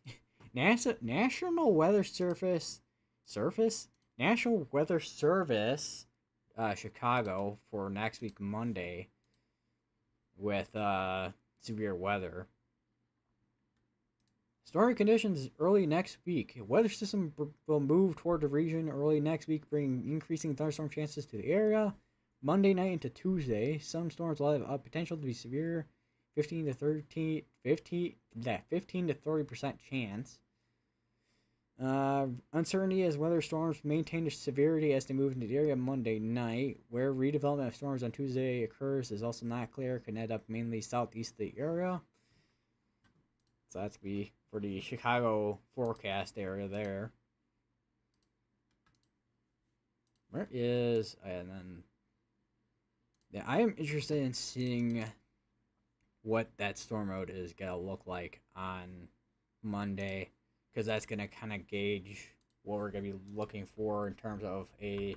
Because there's for sure going to be a tornado threat, but what the tornado threat's going to look like is going to be the big question. There's a chance that we have a bunch of storms that are discrete, but they don't go linear for till probably late at night.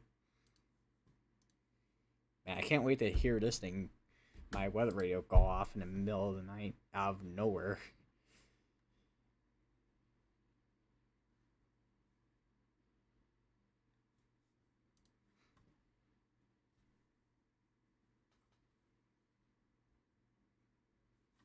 So it looks like this tornado warning has, well, it's basically expired out at this point. So they have let that tornado warning expire out. Whether or not we'll probably see a new tornado warning, depending on what this does down the line. Because it looks like it was trying to reorganize down here, but it's just struggling to get going. I'm kind of curious, where is Storm Runner Media at right now? I think they're right near this area. Yeah, they're right near it, basically. Which I can't hear their stream right now because I don't have my headset on, but once I do get my headset back on, I'll be able to kind of give live updates from them. Although they are streaming on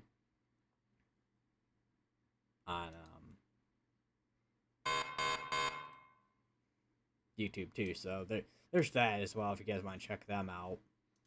They have quite the following. Storm Runner Media on YouTube. I can link you guys this. Let me link their stream. Where is my chat box at? So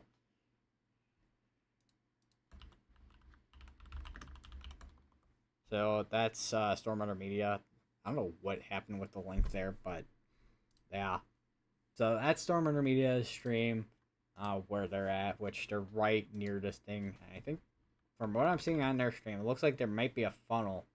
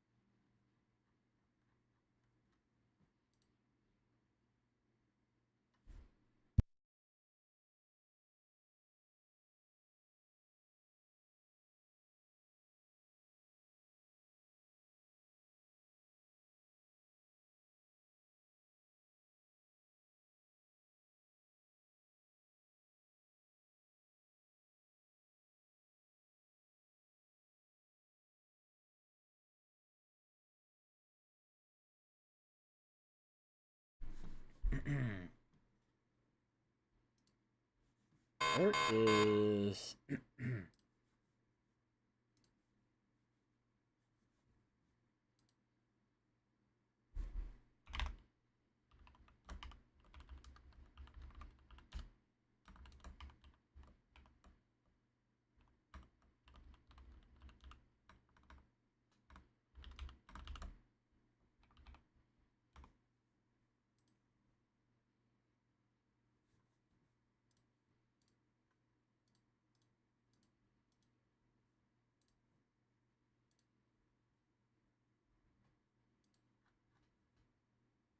Where is the file I just had for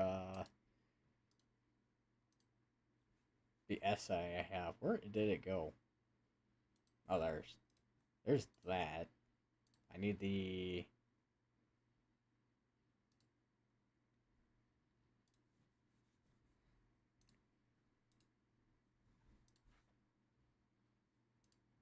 That's not it. Where did it save the file?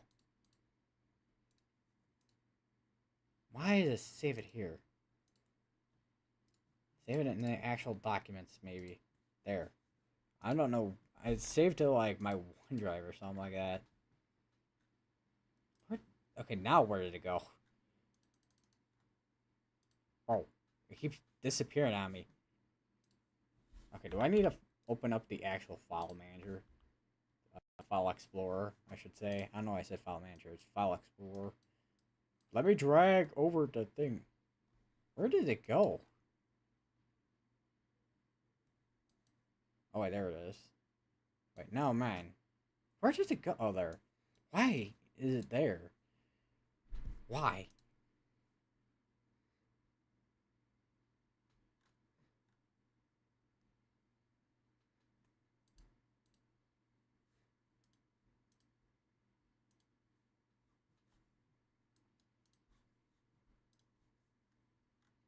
Alright, we do have a new sphere this morning, and this is born for, I think that's tennis ball size hail.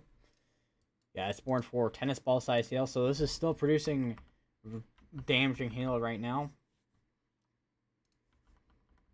This will do, I mean, it will do damage to cars, homes, any type of buildings or homes, which, I mean, home is a building, but it will do damage to any of those type of buildings.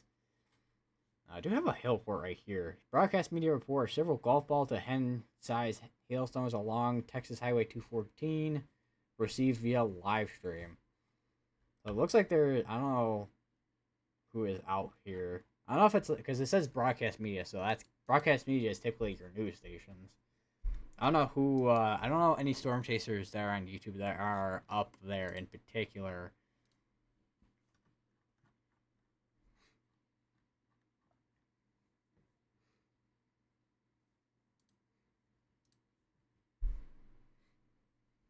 I almost got, I thought I was getting a hiccup for a second, but no. Well, it felt like a hiccup.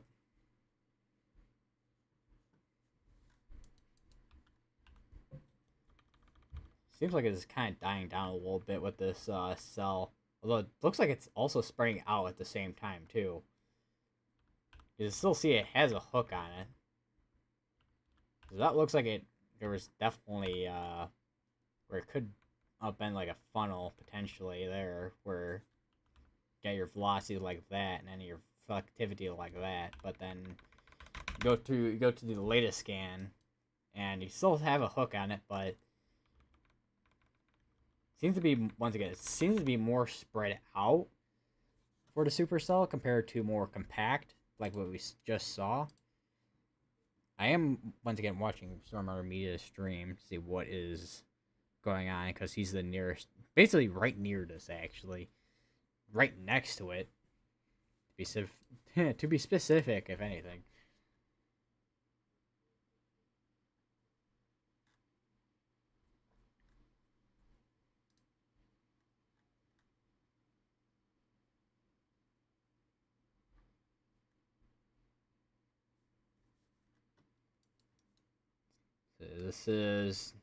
This one right here is actually warned for considerable. I don't know if it was like that earlier. It must have been. No, that was actually just recently upgraded, actually. So this is producing golf ball size hail there.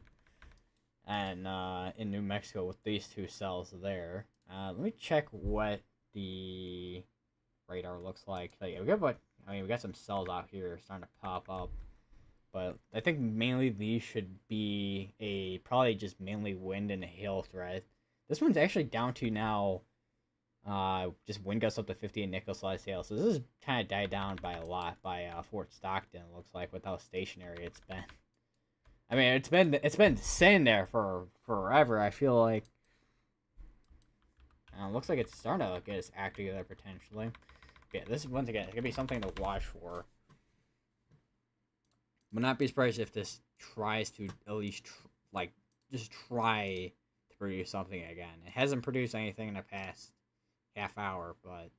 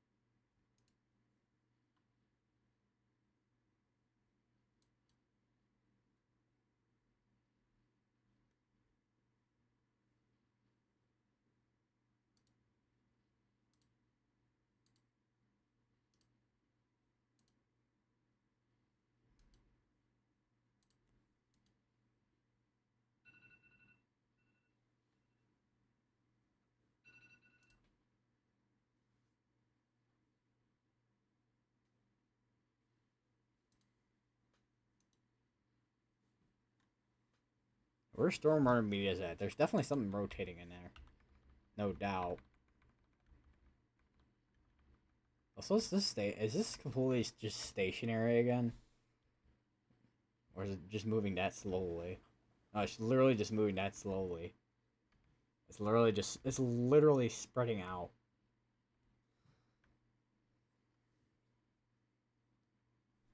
I need some water.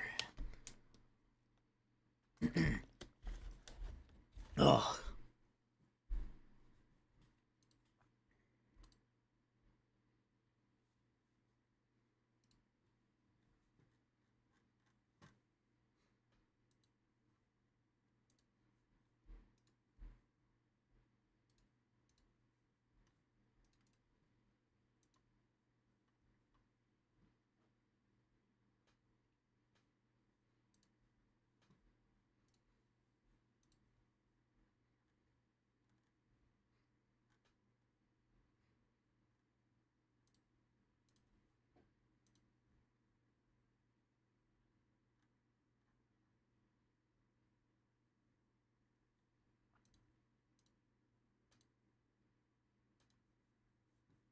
There is a lowering where right in there near withdrawal.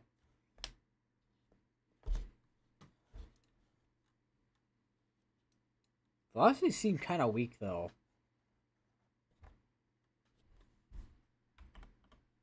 And also kind of messy too. But reflectivity shows a whole different story. And also, actually Storm Chasers even being on the ground there too. So, there could be a lowering in there near withdrawal.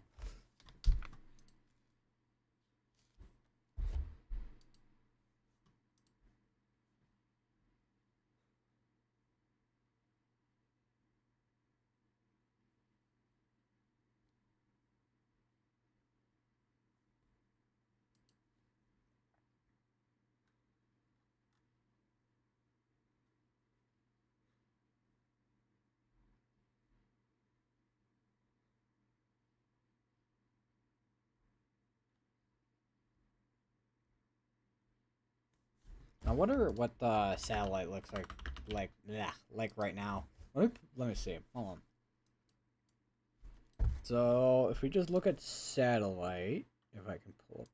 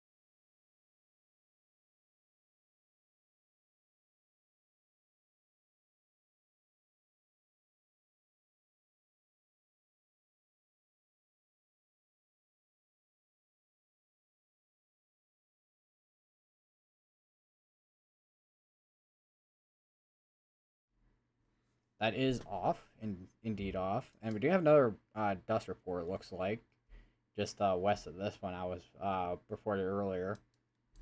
And this is still, I mean, it's still trying to get its act together still. It kind of fell apart. It's been kind of trying to hook again, but it hasn't been too successful as of now doing that. I still have this severe storm here, which is producing baseball-sized hail still. Still got 12 minutes on that. This is producing 2-inch size hail, and then this one is producing golf ball size hail. So it's mainly hail threat with a lot of these cells up here so far, and then these cells, I mean, these are probably gonna be probably around the same kind of deal, with being mainly a hail threat, which honestly I was expecting more of a hail threat today compared to a tornado threat, but I mean, I'm still expecting that tornado threat too, considering what the environment looks like today. But so far, I accidentally just bumped my microphone. Oops. I don't know how loud that was. Probably wasn't too loud, at least, because it wasn't like a full-on just haymaker punch to my microphone.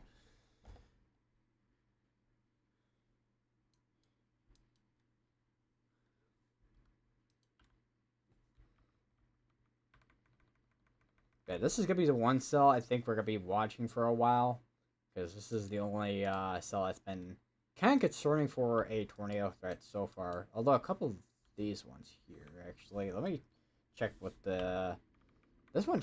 Let me go back a little bit here. I gotta just actually potentially this one could be a threat down the line. Yeah, this could be something to watch for because you get a velocity like that. But right now, not huge threat at the moment for tornadoes. It's mainly hail, which honestly, the wind shear I don't think is too impressive off that way.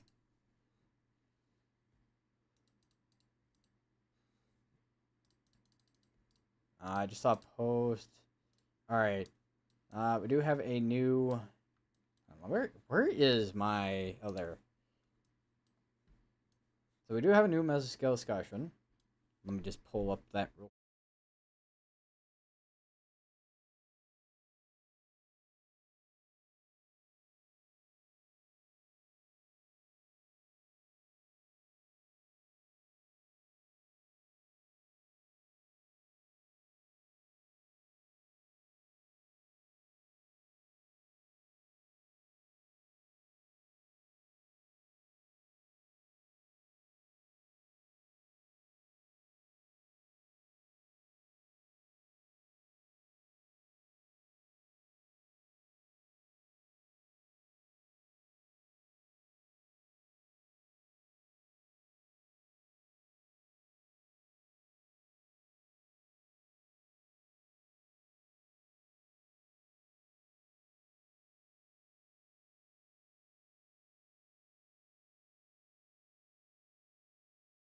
Looks like this... I mean... Cyclic... I cannot say that word properly. Super cyclic... I am struggling to say... Oh my god. Cycling... Motorcycle supercell. Yes, motorcycle supercell. Yes. That's what we're gonna call it. With large hail and periodic tornado risk persists close to the Lubbock area. So Lubbock, you are going to be mainly dealing with this supercell probably next, I want to say at least 3 hours, because how slow this has been moving. But I mean, it's been kind of stalled out towards way northwest of Lubbock, Texas.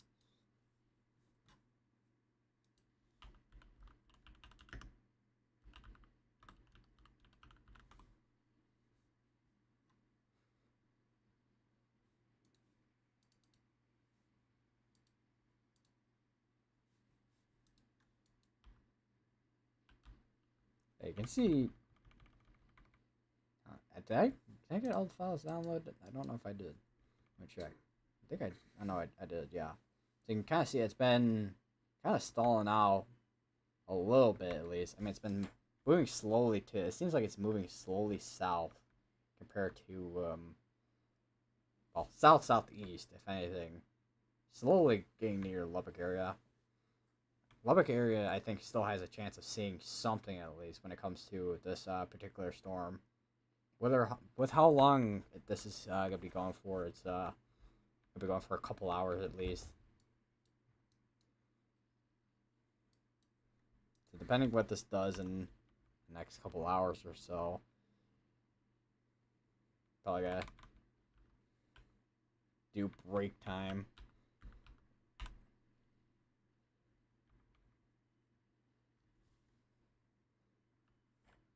It's been sitting for a while. I know I've been sitting for at least a couple hours at this point, but with the kind of chair I'm sitting at right now, it's not too good for my butt.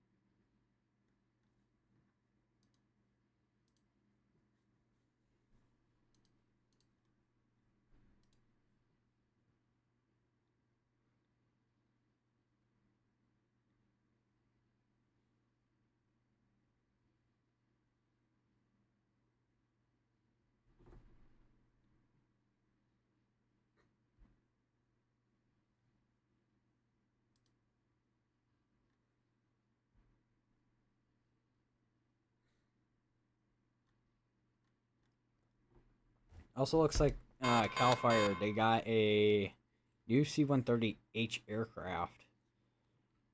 Looks like they have a new aircraft. I'm surprised they don't have actually, how many airplanes do they have in their fleet?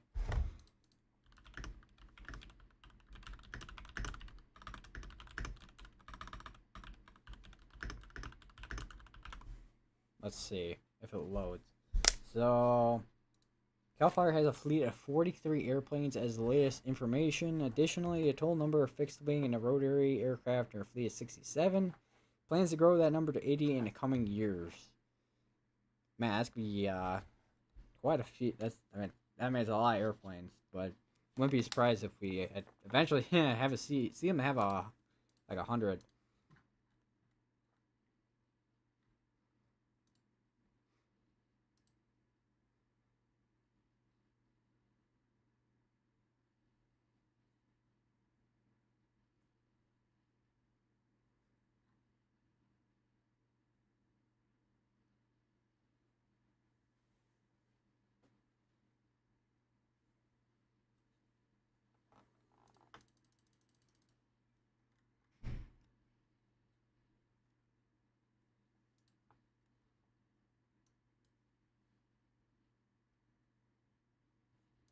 Let's see. Trying to refresh Twitter to see if we have anything new. I just realized, where did my IEM bot that? I keep putting it wrong. It's IEM bot Meyer, not Meyer bot. I guess it technically can say the same thing either way, I guess.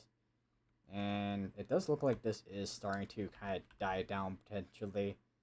starting to kind of, as I guess you could say, kind of running out of fuel. But definitely, I still continue to stay here for a bit and see what this does.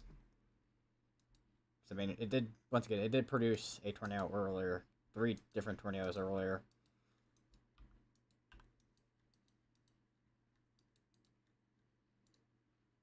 Man, it's still insane. This is still warned for well, it's still warned for another 2 minutes. I think what is this down to? 2-inch size hail, 2-inch. Actually, no, it's no, it's not baseball hail. What is that warned for? Tennis ball sized hail. So this is warned for tennis ball size. I probably actually could just click down a warning. I don't know why I had to go to Radar Omega to check that, but sometimes we're looking at a different radar health. I don't know. There's a lot of terminal aerodome forecasts being released. Holy. I know there's a lot of airports in the U.S., but geez.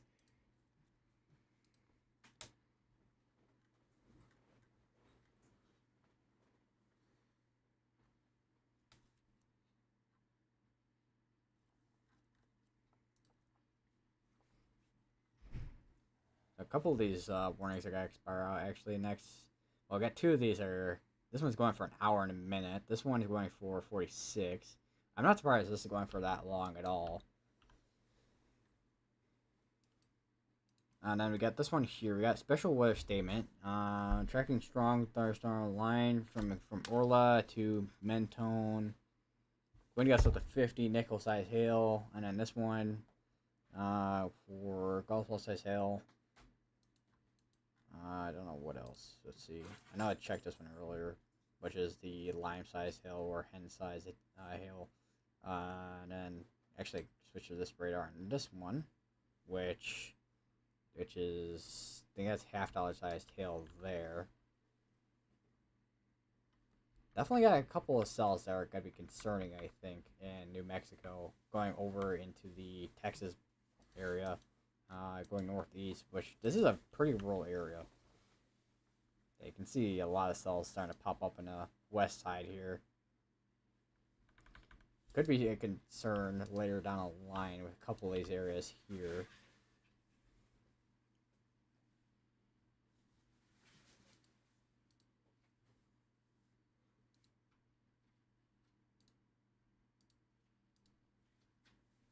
Well, looking at bulk here, there's quite a bit at the surface, I think, or is it at 6 kilometers? Let me check. Nah, it's just a lot at in 6 kilometers. A lot of bulk here, so it's gonna be good for supercells. Not a lot at the surface though. So I wonder if this is gonna be the case where we have instability is high, but the wind shear is low. So low cape, high shear environment, which I think is the issue that we're kind of seeing right now for that tornado threat. Which I don't really see that tornado threat kind of verifying today like we would have yesterday. I'm kind of surprised at what we even saw yesterday too, though. That's the thing.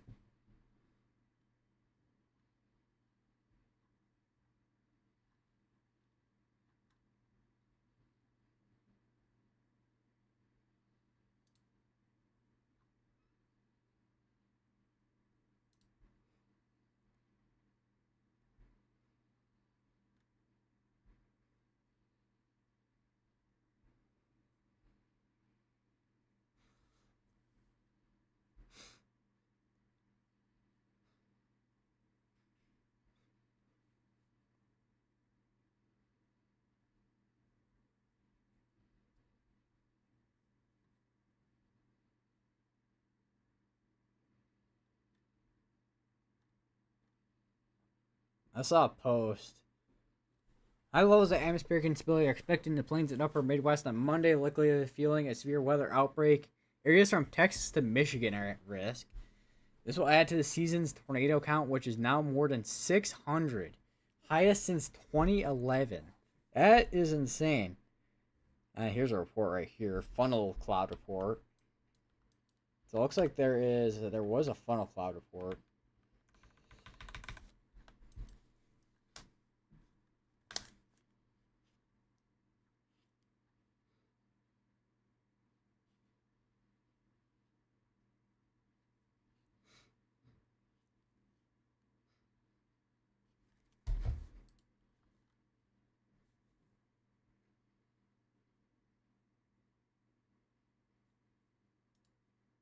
Oh, excuse me.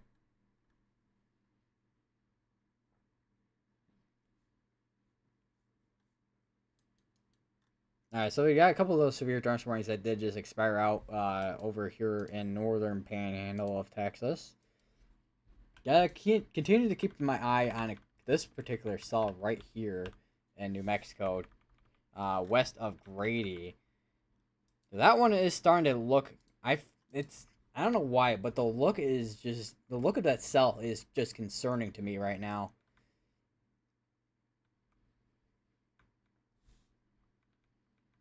Yeah, I mean it's real. I mean it is concerning.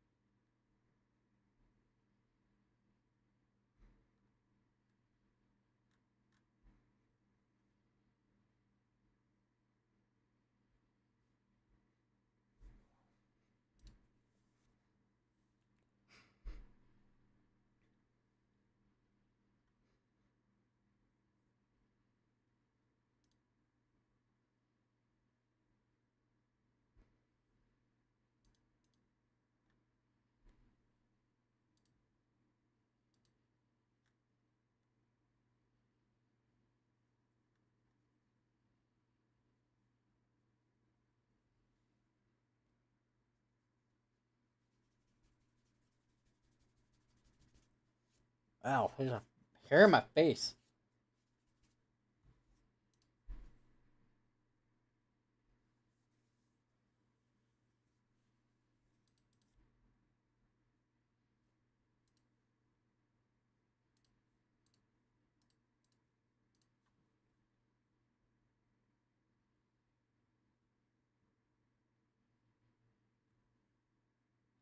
Let's see here. I do wonder if this has terminal pause tag on it yet. It does not have a terminal pause tag on it, but definitely I've gotta watch that area for anything, and also this area too. So there's a couple areas. So the one near Lubbock, and then the one that is this is Albuquerque. Albuquerque's radar right here. God, what? I keep forgetting what the CWA regions are. Is there GR2 place file for the CWA region? Hold on, let me check. I'm pretty sure there is. I always forget what the CWA. I mean, I don't have them, necessarily, memorized in my brain, but I have a good idea with some where obviously some areas are for particular, at least particular CWA regions. All right, let me just turn that on. See if hopefully it works. I hope. Can't guarantee it, honestly. Oh, there we go. Yeah, it's working. As you guys zoom in a little bit. So this is Midland right here. And then over here is El Paso. Yeah. Hang on, let me go to Albuquerque. Yeah, Albuquerque has basically the entirety of almost half, not half, but a little over half the state. Midland has like this little corner, and then El Paso has this corner here. So yeah, that explains a lot. Yeah, explains a lot.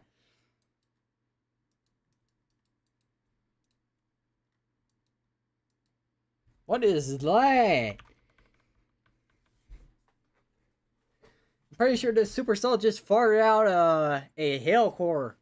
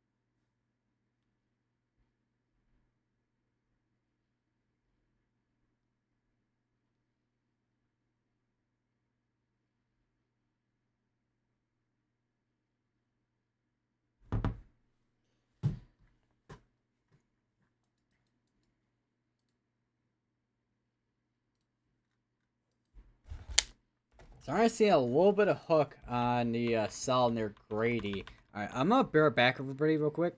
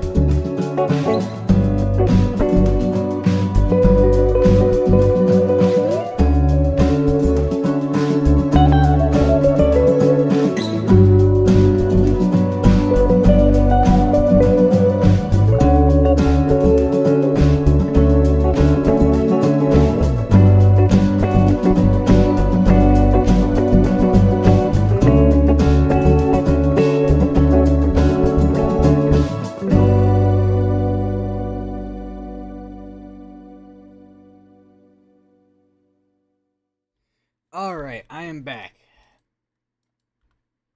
So I'll update on the cell near Lubbock, Texas. Do have a little bit area right in there. Actually, I'd probably get a better view probably over on... Radar Omega looks way... Well, they're both kind of messy, but... Here on Geo 2, you can kind of see... You got your green here, your red there, and then you got your hook. So we could get another potential tornado if this does end up producing later down the line. You can kind of see where it's... Because you can see where it's been hooking right in there. So, it's going to be something to watch for. We'll have to see if they do end up warning this particular area. Which probably won't be warned unless we start seeing some stronger velocities on radar, probably. Because right now, it's not super strong velocities for a couplet. But they are there. For the most part, at least. And then also another area I've been watching as well, which is this one over here in New Mexico. Been watching to see if that ends up doing kind of the same thing too, just to the southwest of Grady.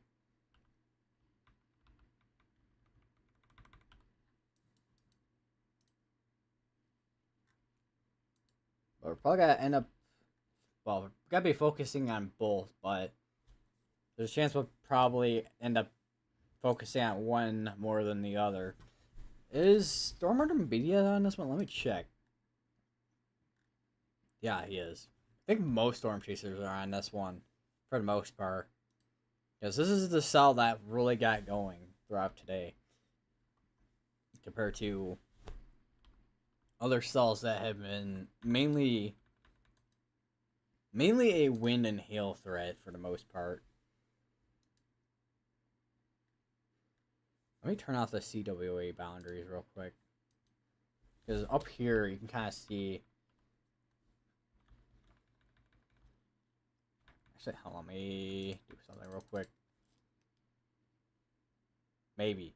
If it'll load the rest of the stuff. So you can kind of see that kind of fizzled out a little bit. Some of these, I feel like, are starting to become more discreet compared to what they looked like earlier. So, gotta be watching a couple areas. Gotta be watching the cells up there in the north. Because I think, what time is it right now? 6:43 p.m. It's still daylight over here, so.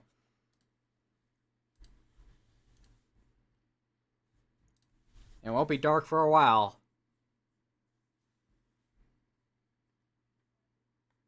Let me charge my phone. My phone is starting to get low on battery. Because I had weatherwise up the entire time on my phone.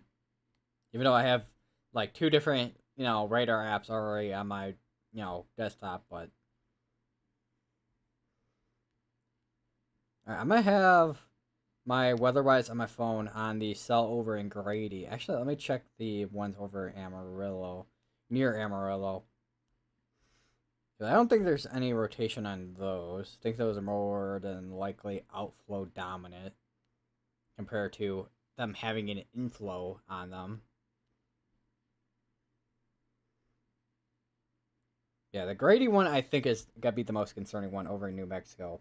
And that's gonna be another one that's gotta be, other than a couple little towns in the area, it's gonna be another one that's in mainly a rural area. A lot of these have been mainly in rural areas of Texas and New Mexico so far, which I mean is a good thing. It means life isn't as affected as maybe like a more populated area, say in like the South here or even in the Midwest. I know even in the Midwest there's some areas that are very rural, but there's a lot more population sometimes in some of the areas in the Midwest and whatnot. It's especially populated actually in the Northeast. There's a lot more towns that I've covered before. Like, a lot of towns.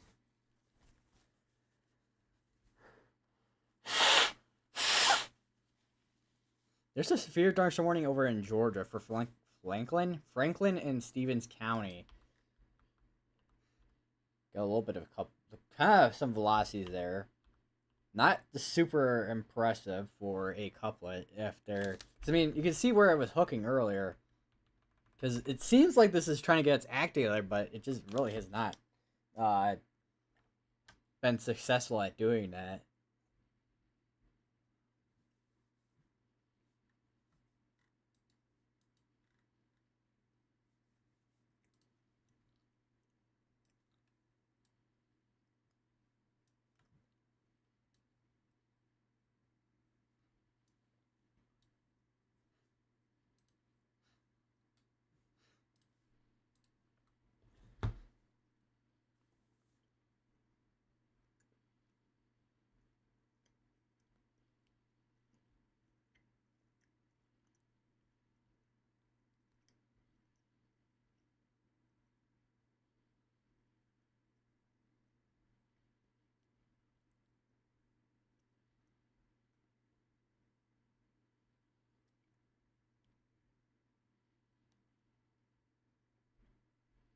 Yeah, looking at that cell over New Mexico. Yeah, that one's definitely gotta be the one in New Mexico is definitely gonna be eventually a concern.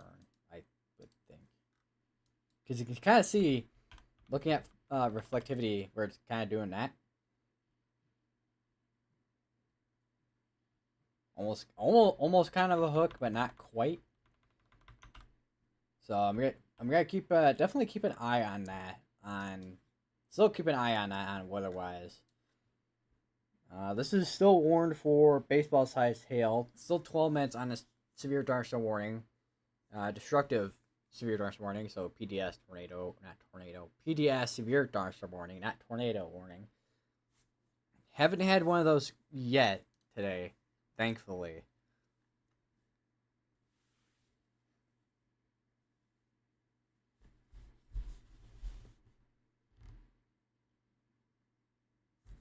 I do wonder if we got any outflow boundaries or anything. I wonder if there's a boundary right there. Just from what I just saw as well, as I'm talking about that, it's post from like an hour ago. This is more near Lubbock, but from earlier there was a boundary, and then you had your RFD, you got your inflow. That would be like your tornado threat. Basically, your mix for tornado threat, basically. Looks like there's a severe thunderstorm warning over in Alabama as well. Let me. Where is that? Where is it? No, that's Alabama. Did it get canceled out? I think it did. Let me check.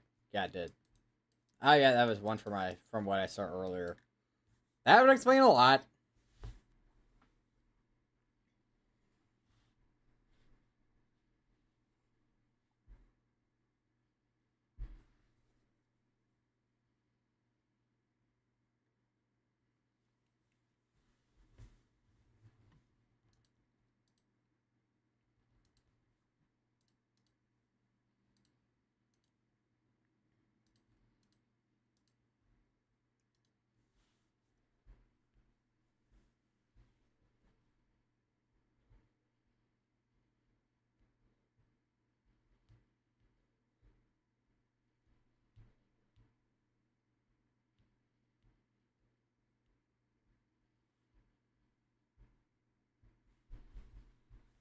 Why did my mom send to me?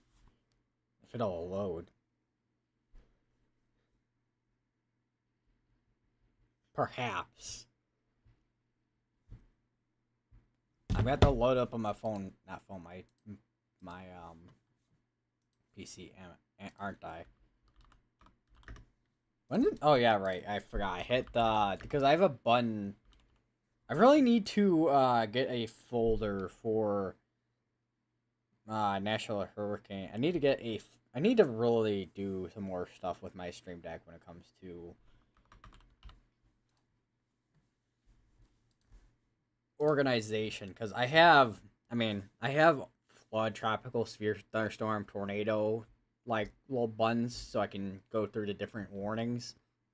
But then the row below that, National Hurricane Center, National Service, Tropical Tidbits, Cyclonic, WX, and then below that, satellite and radar, COD models. I'm surprised I didn't add pivotal weather, but dang it, I don't know. I didn't. I guess because I was using more. I guess I don't know. I guess because I was so used to putting in pivotal weather into my web browser, like typing out fully, probably. I have no idea. Let me go to what was shared. Let's see. Let me see whatever my mom sent me. Oh yeah, ice ship. They the Husky Hail Hunter. They got that going. It looks like, which is basically you got to be going right in the middle of right in the middle of the supercells with hail.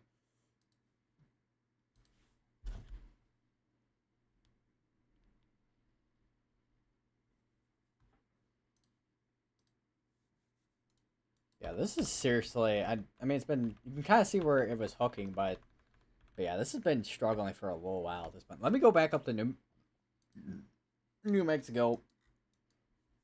I don't know what. I don't know if that was a hiccup or a burp that I just had, but yeah, this. I mean, it's concerning before, but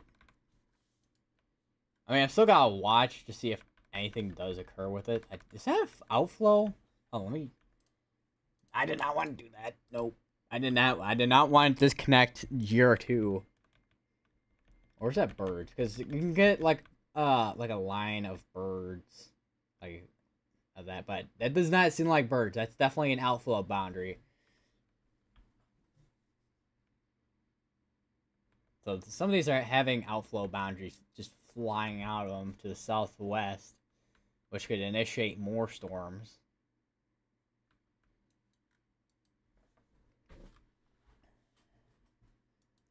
Yeah, a lot of mesoscale features like that. So that's like what I was talking about earlier, with boundaries like that, where like in the summer you would have to have those kind of things kind of happening in order for storms to kind of fire off of.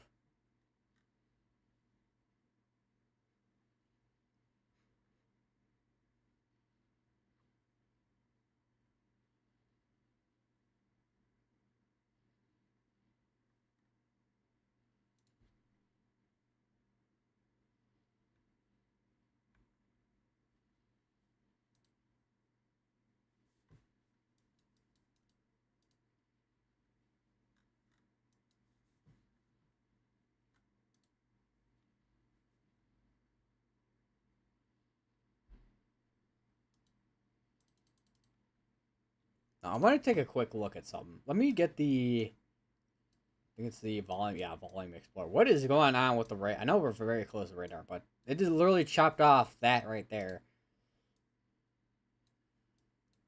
Yeah, this is probably around like 50,000 ish feet. Maybe just less than that. Actually, what does yeah, this is gonna be really difficult to see when it comes to how high these cloud tops are. You know what? While we're at it, might as well take a look at these as well. Why not? Basically, well, I would say in the same kind of boat with being around 50-ish thousand. Well, it's more like probably around 40,000 feet in the air with these cloud tops, if anything. A new severe thunderstorm just got issued for tennis ball size hail, and that's gonna be in New Mexico. The towns that are in path to this are Lovington and McDonald in New Mexico. But yeah, you can kind of see it's been, for the most part, mainly a hail threat so far. Still waiting to see if we'll have some type of ramp up in activity for tornadoes.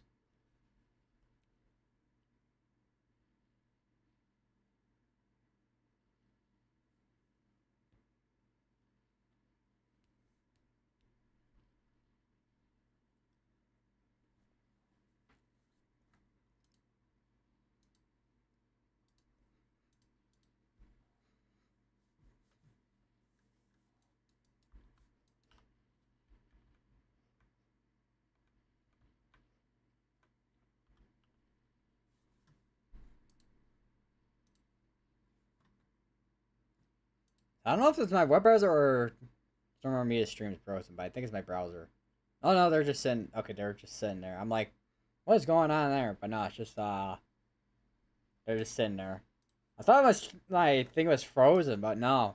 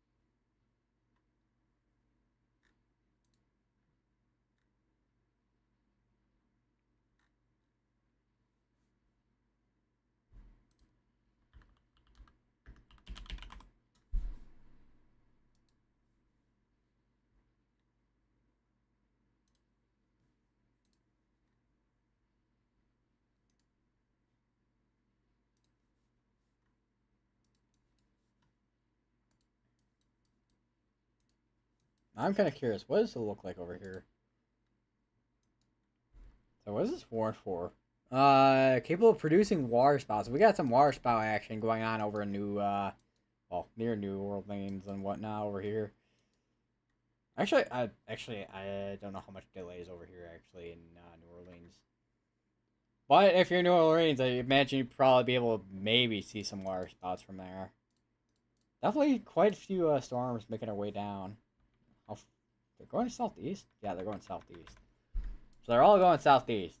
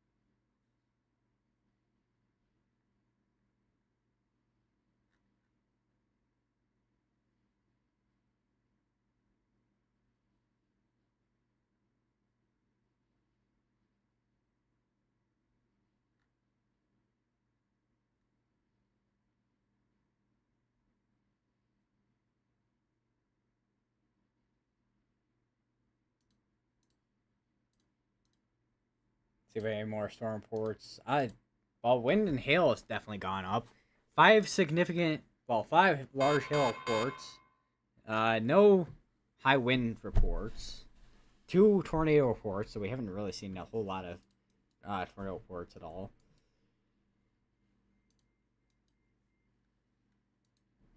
Still watching the area near Grady, New Mexico, but at this point I feel like it's seems to be not as much of a concern still, but still something to watch for. This is still warned for line-sized hail. However, there is something here though near northeast of Amarillo that definitely could need to be watched. Does this have a tornado pop tag on it? Let me check. It does not. They did just issue a new severe thunderstorm warning on the one over here. That's gonna be for $half size hail, so it's not producing as large of hail. I mean, it's still gonna be damaging hail. Hail, I mean, either way. I know pea-sized hail, obviously, it's not gonna do the most amount of damage known to man, but still can cause some damage. So this is still producing. This is now producing. Well, this is down back to actually tennis ball size hail, going into the north side of Lubbock. It's probably gonna go through the entire. This might actually go through the downtown area of Lubbock. We'll see. Is there any cameras in Lubbock, by the way? Let me see. Weatherbug. Let me Lubbock, Texas cameras. Maybe we'll see. Because I saw a Weatherbug one, but is there ones that? If there's ones that are not live, then I'm not using it. Or if it's a camera that's not super behind, then I'll use it. Whatever. Texas DOT. Let's see what they have, if anything. I have a feeling it's just all. I know it's probably all just still cameras rather than live. Because I know some cameras are, they're not all gotta be live, but would be nice to have some live cameras. I know there's storm chasers out there, but I just want to get a look of what it looks like. What is that? MDA. What is that? What is going on there? Is that? Because that's typically where you have your rotation at. Hold on. Where is Enrod at? What is going on here? That's got to be a land spout or some gustnado, perhaps.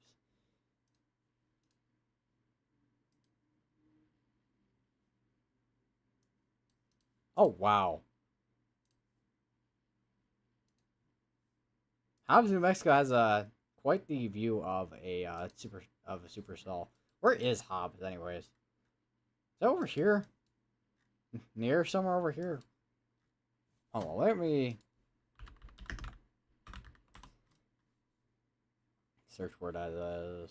Yeah, it's actually down here. In this little section, actually. Yeah, right here. So Hobbs has got a good view there.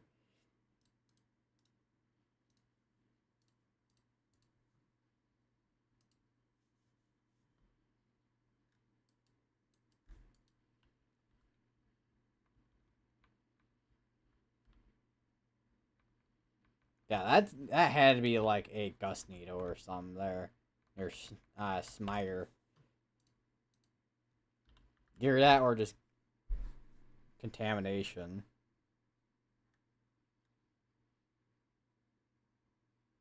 Supercell structure Smire, Texas continues to improve. According to someone that's a post I just saw on Twitter by who was it? Let me see. Andrew Shearer.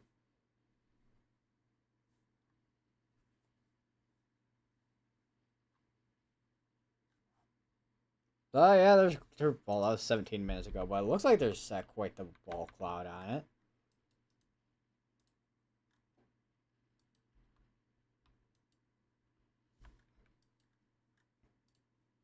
Now, let me check back up on this cell here. Yeah, I'm still kind of curious to see what this has got to do, because this one definitely. I mean, once again, it seems like it is concerning for potentially if there's potential rotation on it, but it's been kind of developing for the past few minutes or so. So we'll keep an eye on that one, because that one seems to be more likely as we've been going through. I don't know what is being picked up here on radar with the MDA.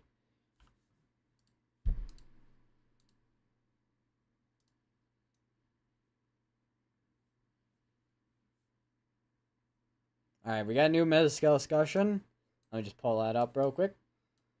Alright, so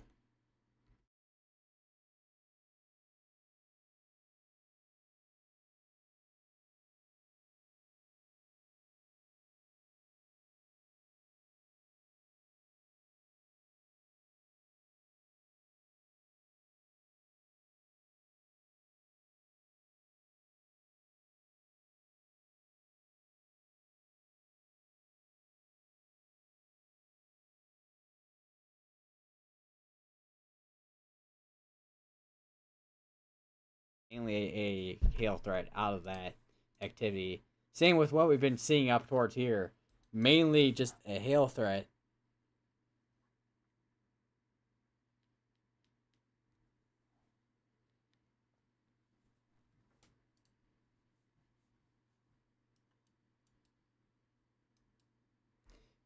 Rotating storms near southwest Ohio. Check them out. And you're only crazy, but there are rain showers with updraft things. I think in southwest Ohio. I said let me just check that out. Let me actually hold on.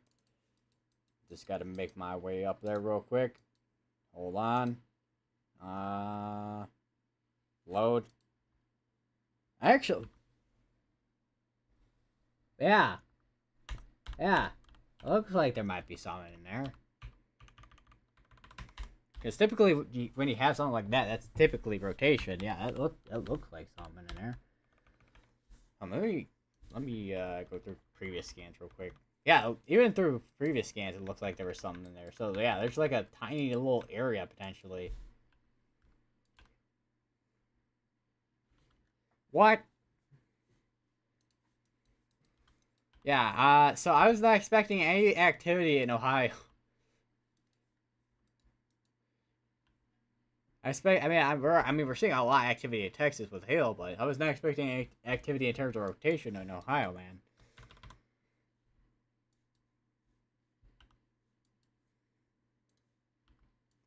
I was gonna say, I feel like it would not be my first time. It's not. I would say it wouldn't be my first time either.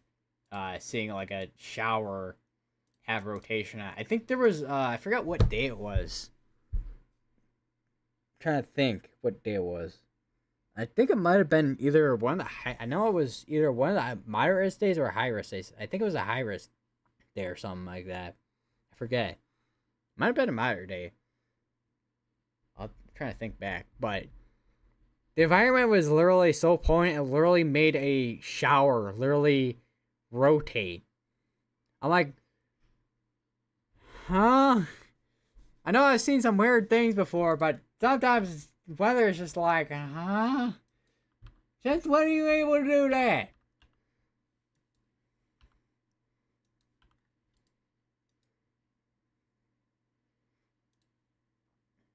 Yeah, it's a very interesting find, I will say.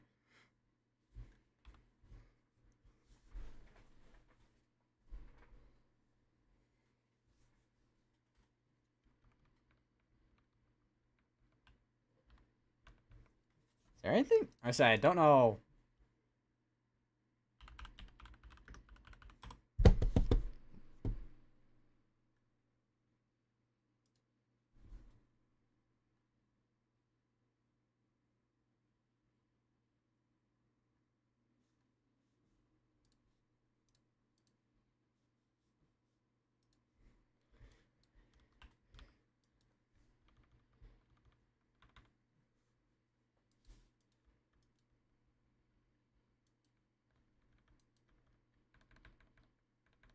Nah, I mean, I definitely see what I mean, I definitely see what you mean, man. I definitely see what you mean. But what the storm relative look like? I'm kind of curious. Yeah, even on storm relative, because typically that's one way to kind of tell if there is actual rotation on it. Actually, let me, if I cannot click on the station plots on a Radar Omega for once in my life, let me actually go over to Radar Omega, because Radar Omega has a little bit better color table for something sometimes when I'm doing this stuff. All right, so yeah, even on Radar Omega, yeah, you can clearly see where that little divot is at. Yeah, I mean, look at it. Literally, like, after it crossed the river there, going north of Coldstream, yeah, that definitely looks like them. Let me go to Storm Relative. Why not? Yeah, even on Storm Relative, that's it's definitely some type of rotation on in there. So I definitely would say you're not crazy, for sure.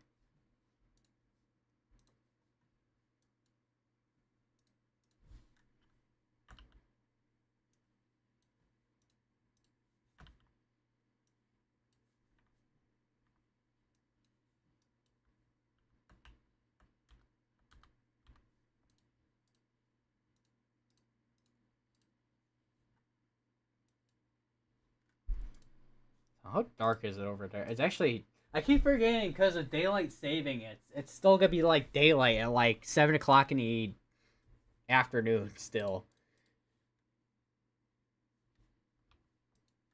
I swear the time change stuff. For some reason I'm still not used to that for some reason. But I don't know if it's because I have my well I have my curtains to my window covered so the sun's not blaring my eyes.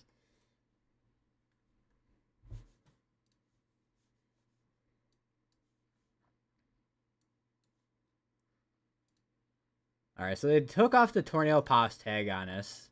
I don't know if they did anything with that. So far right now, we do not have any tornado apostle tags on anything in Texas.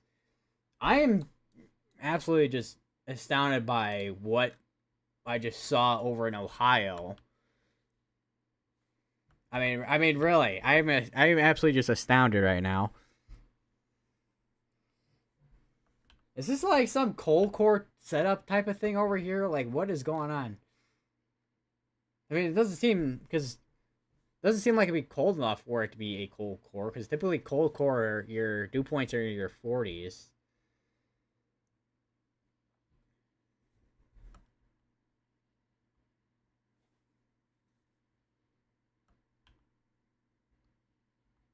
Yeah, it definitely.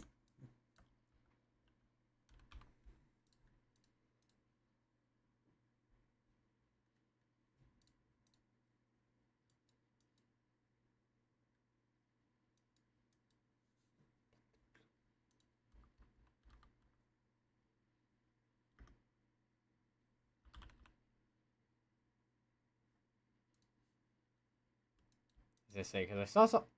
What is going on there? I saw something earlier. I don't know if Cincy. Oh, what? What was that change of colors on velocities?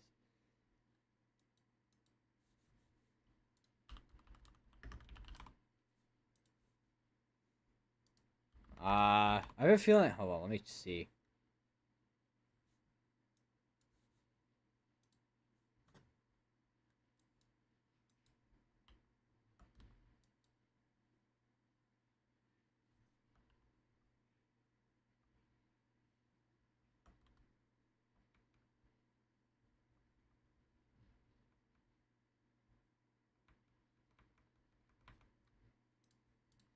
It seems like the only thing right now it seems like is that near Batavia and Owensville that feels like it's gotta be doing anything right now in terms of rotation. I doubt anything is gonna produce out of this. I am kind of. Let me go over to Mesoscale analysis. If it'll switch any faster, maybe. Oh wow! Actually, looking at the meso analysis, yeah, there's there's a little bit, actually quite a bit of instability over in this area. Actually, wait, hold on, not 500. Like between like five, that's like 500 kilojoules of cape in that area.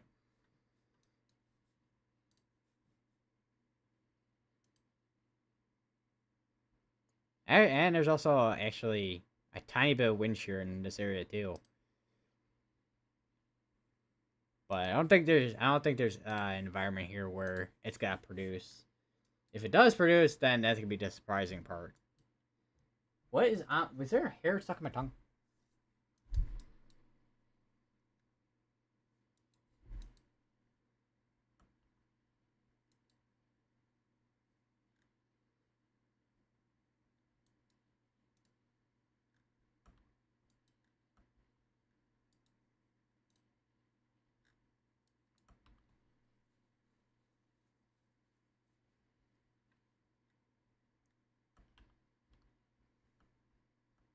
I think this is the only thing right now that is gonna be doing anything in terms of rotation.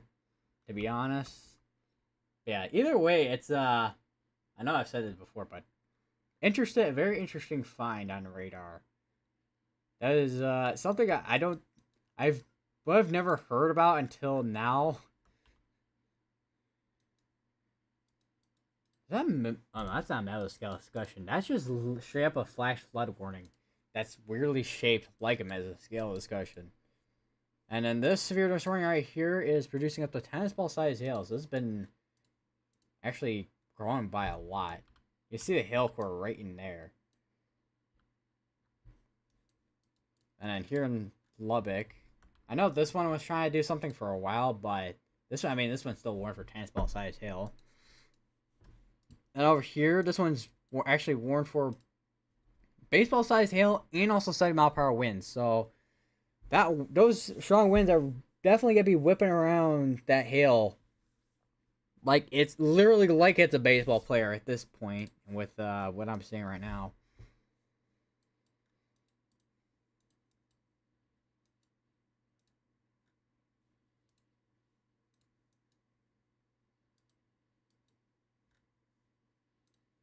You can see where the hail core is right in there. Both radars kind of show something different. This is Midland Odessa's radar. You can see much more blue than Lubbock's.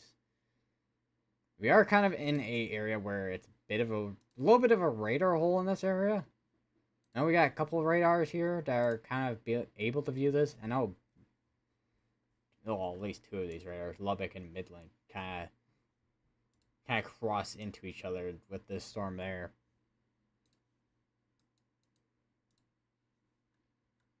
Yeah, depending on what happens next, I'm gonna say 10 minutes or so. Probably end out the stream for tonight.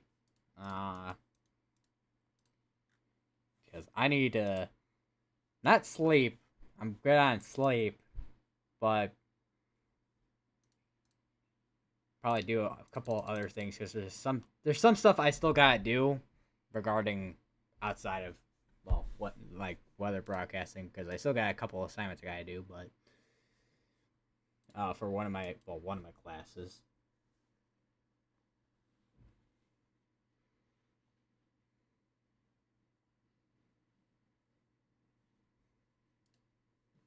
Man, it is absolutely just insane the size of a hail I've ever seen right now.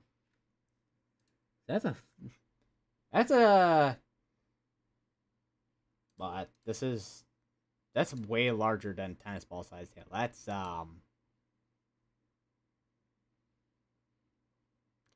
I I'm completely blanking on what size hail that is. I know I saw it earlier.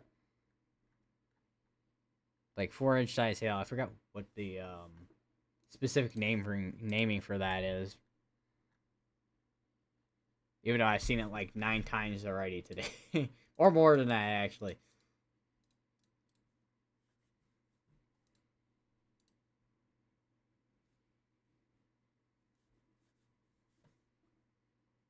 Actually, let me. I was gonna say lemon size hail is around like 2 inches maybe. Softball is softball size hail. Yeah, 4-inch size hail, softball size hail. Yeah, I don't know why I was blanking on that so hard.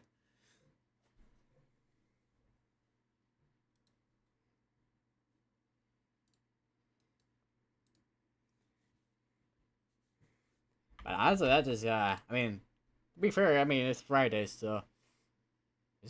Wait, did I pull up another? Yeah, I did. Okay, wait, did I pull up another thing of Tier 2 V3? But yeah, I did basically. Yeah, softball size hail, which was producing from one of the supercells earlier today. I wonder how far back I can go on Tier 2. Hold on. Where is my OBS so I can switch over there? Okay. So let's go. We're gonna go all the way back. Maybe. Perhaps.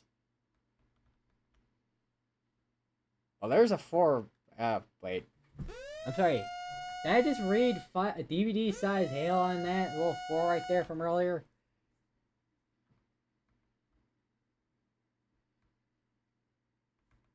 That little rain shower is chugging. I was gonna say, I think I saw it earlier as well that when I was looking at. Hold on.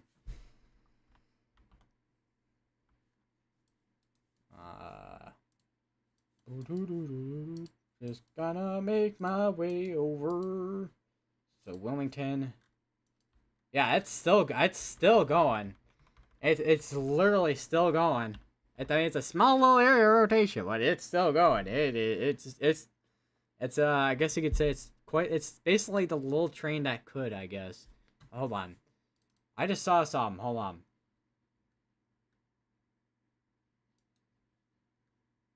Wait, did they just warn that little area there? I think they just did.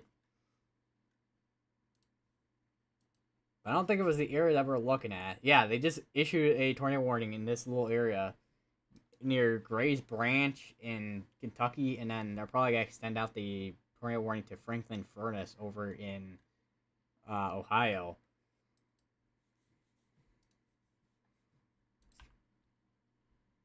So there's another area, basically. How about that, I guess? Yeah, even from this radar, we're kind of in a radar hole. Like, can Charleston's radar see this better? Let me see. Yeah, Charleston's radar can see this better. Yeah, you can literally see where that area rotation was. Really tight there from this radar over Grace Branch.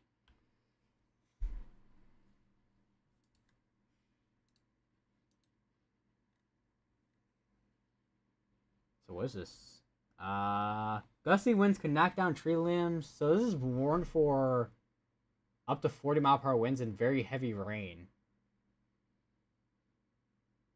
Marginal and thunderstorm risk areas are making storms bend. Yeah, that would. I feel like that has been a theme the past couple days. Where I mean, except for yesterday, where we had a couple tornadoes, but I feel like whenever it comes to days that have like low end threats, for some reason, it's like they overperform. But then when you have a high end, like a day with a high, like maybe not high risk day, but like let's say enhanced, moderate, it's like it could underperform. It's like, bro, weather, make up your mind. That's 7 minutes on a tornado. I mean, I would not be surprised. I'm not surprised that's going for that long, considering it's I mean, it's moving out of the area pretty quickly already.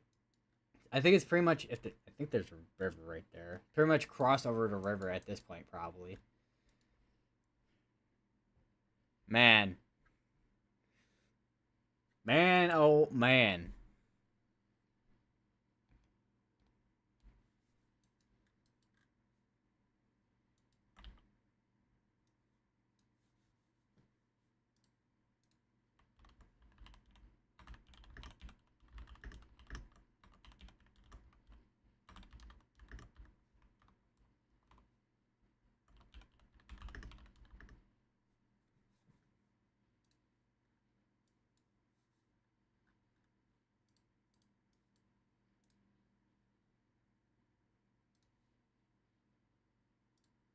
I wonder what. Let me click on. Yeah, literally going over to radar Omega. It's got to switch me over to Charleston's radar.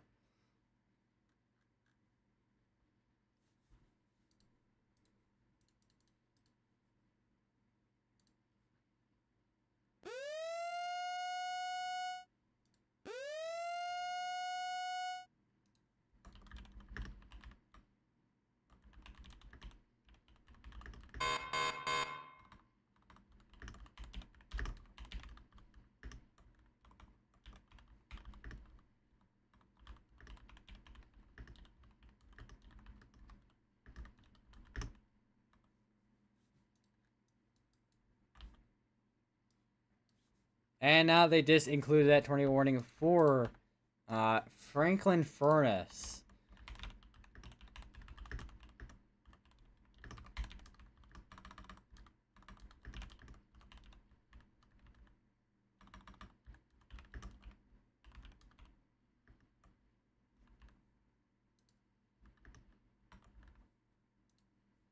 And wait, that's not Tennessee. That's Ohio. I almost put Tennessee.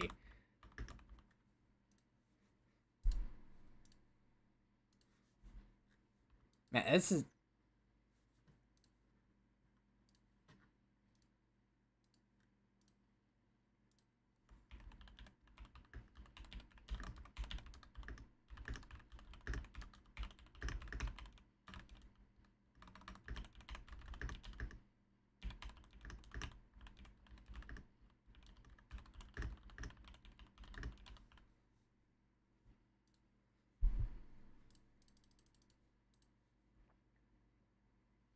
Man, I know I was gonna, have expecting some type of tornado threat. Once again, I was expecting some type of tornado threat, right? I wasn't expecting it to be up here. I feel like I'm kind of a broken record at this point, but I mean, it's just interesting anomaly, I guess.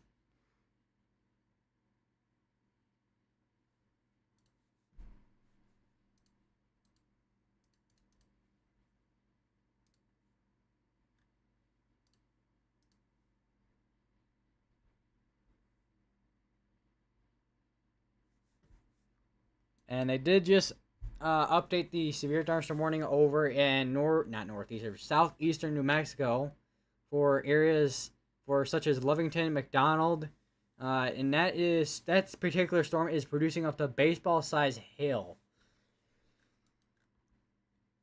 Oh wow, that is if that is definitely some tight rotation, we could potentially actually see a really brief tornado in Ohio. I mean, it could happen with velocities this tight.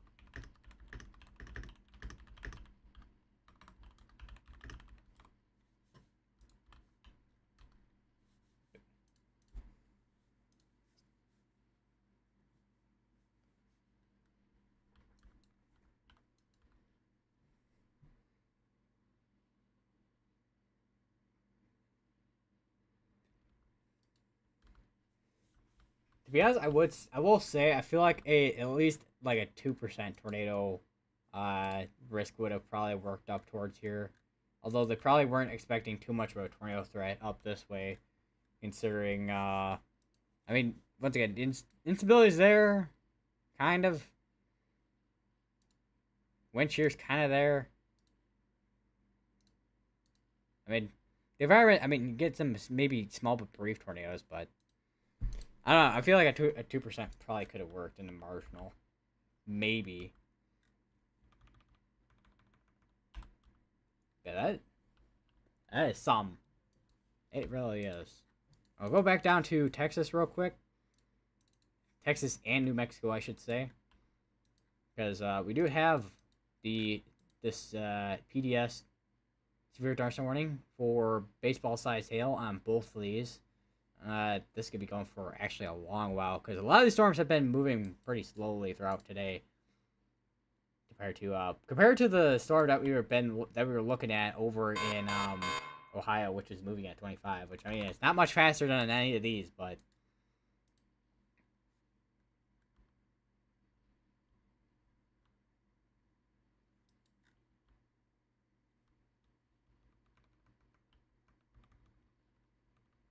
Is this one trying to do something again? Yeah, I know there's this particular cell was seems like it was trying to do something earlier, but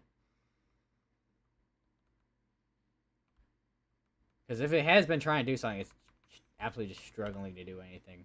Because you got your hooks on them, especially this one back here. But look, a lot of these have been just hail, particularly large size hail, large damaging size hail.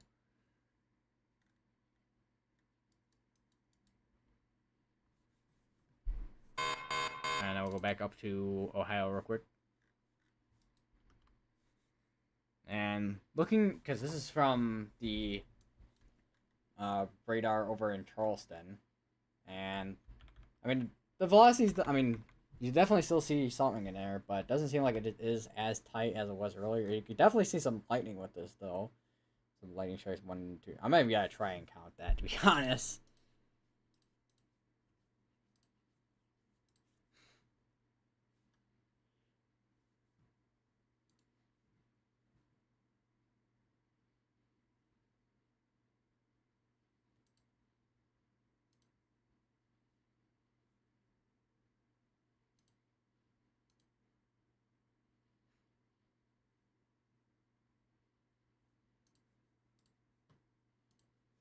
So how long do we have on this? 14 minutes.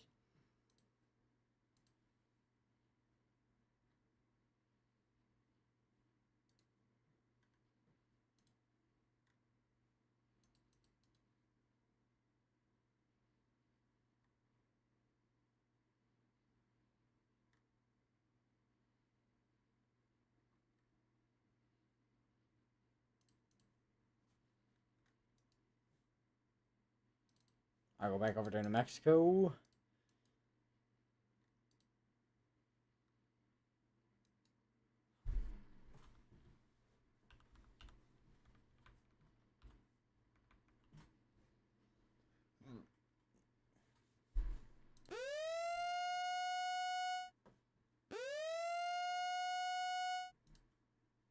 See what we got. Oh wait, my Twitter's already open. Why am I trying to open up a new Twitter tab?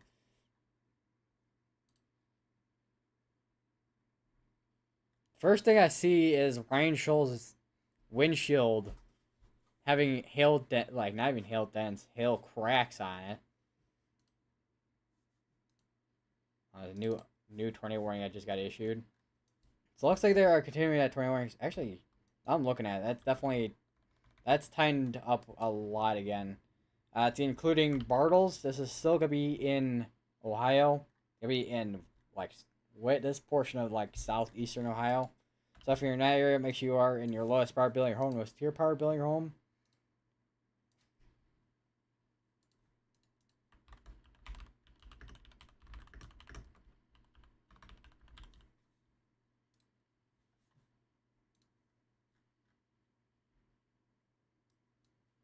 This also includes Center Station, Vernon, Buckhorn Furnace, Buckhorn, Sherritt's, Waterloo, and I think let me just kind of zoom in here. I think that's mainly who is in there. We also have I think I actually mentioned Bartles earlier. Yeah, so those are the towns that are included with this tornado warning in Ohio. So once again, if you're in any of those areas, make sure you are in your safe place.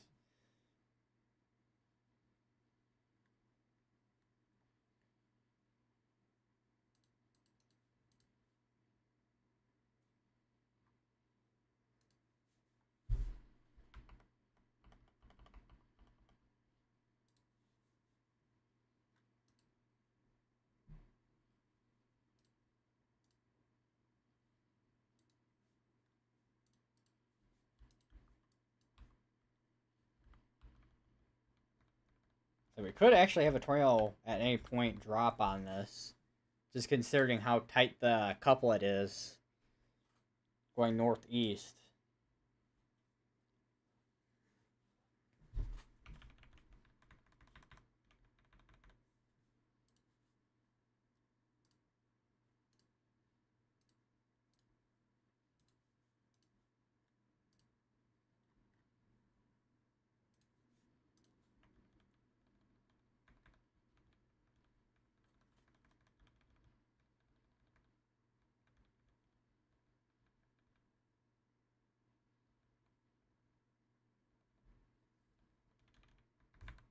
We don't have anything on CC quite yet, but definitely once again something to watch for here. I got about 10 minutes on that tornado warning, but we'll probably see it once this moves more towards northeast. We'll probably see that get canceled out. Maybe we'll see, because this is gonna be going towards just probably think just north of Center Station, and it's gonna be going right over Vernon in Ohio, southeast Ohio to be specific. That's gonna be in Lawrence, Ohio County, or Lawrence County, Ohio.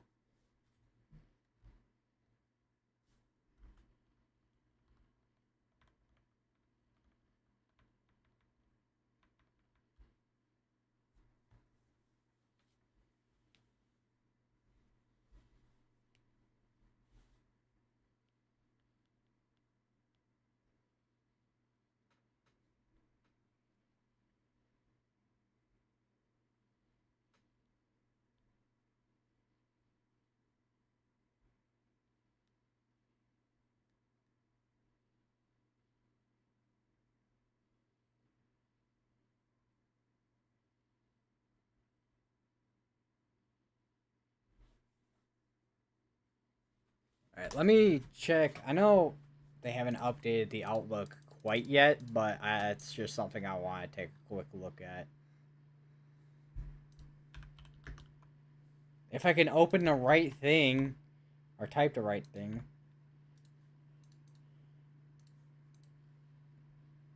Yeah, there's literally, in this area, they only had like a 5% wind risk in this area.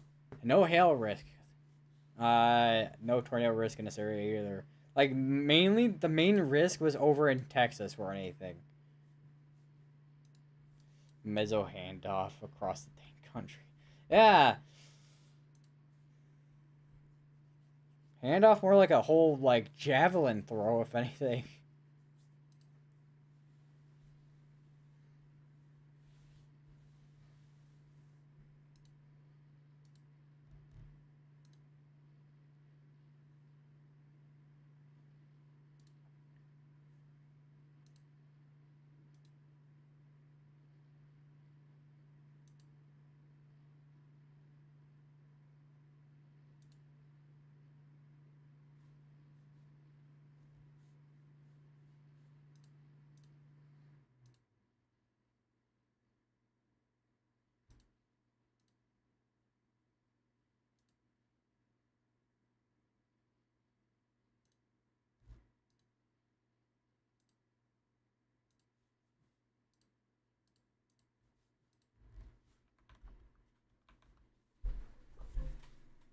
Yeah, itch my heel.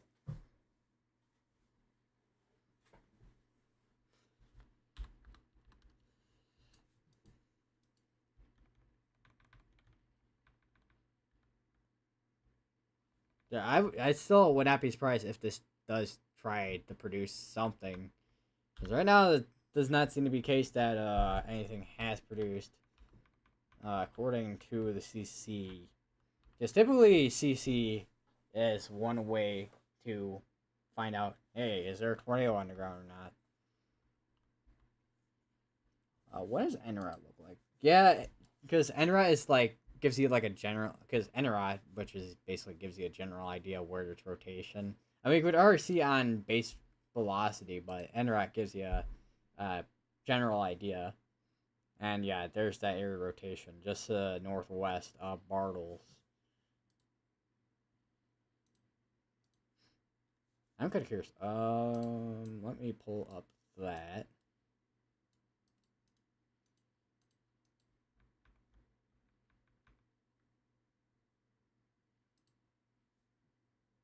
I have a feeling. How far behind is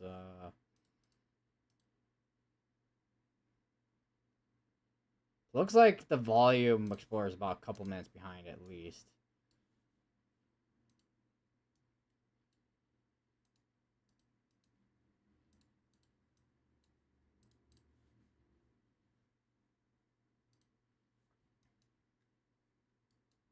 Still got area of tight rotation still. Spectrum width. I forgot what specifically spectrum width does.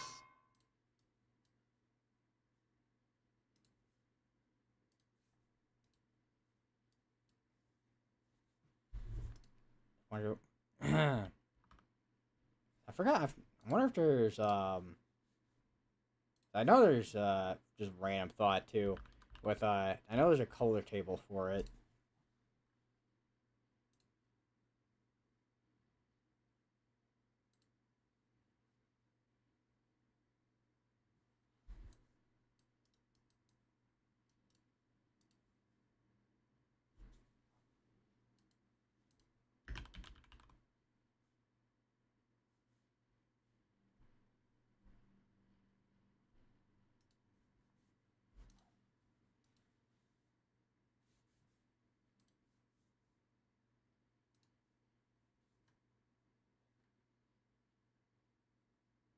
And a radar band provides measure of variability of mean radial velocity estimates, movement due to wind shear, turbulence, or the quality of velocity samples.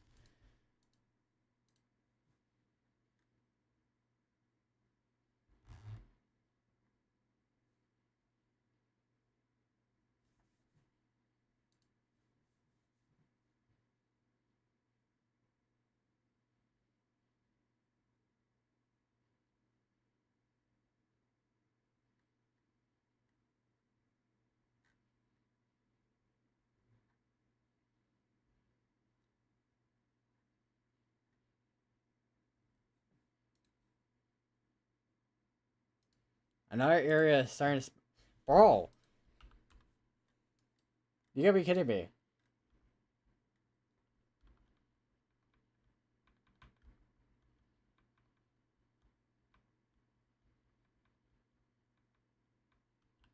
I know that's rotating just to the west of Fayetteville.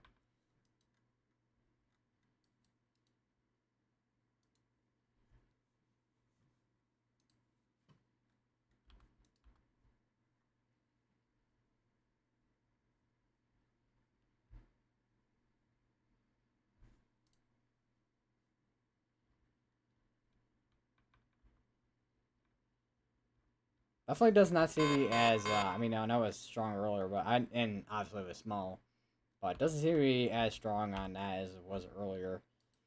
However, on this one, as we know, this one has been keeping up for a while at this point.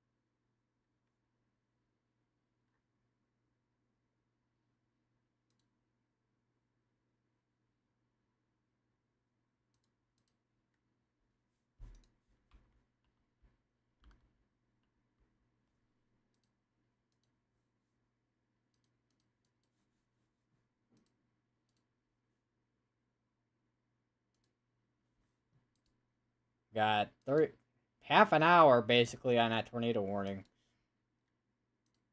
I know that's pretty typical usually for tornado warnings when it comes to, well, yeah, tornado warnings. I know it's pretty typical for them, but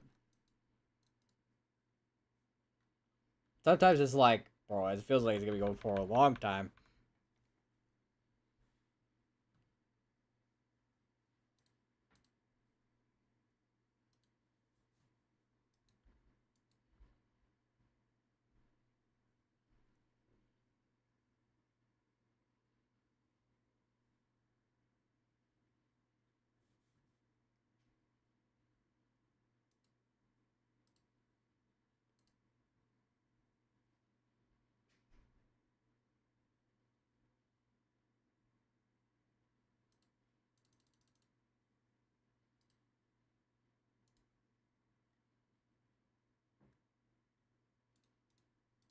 My God. I just saw a video from Jordan Hall, and there's a windmill that's just flying. Is spinning at Mach speed.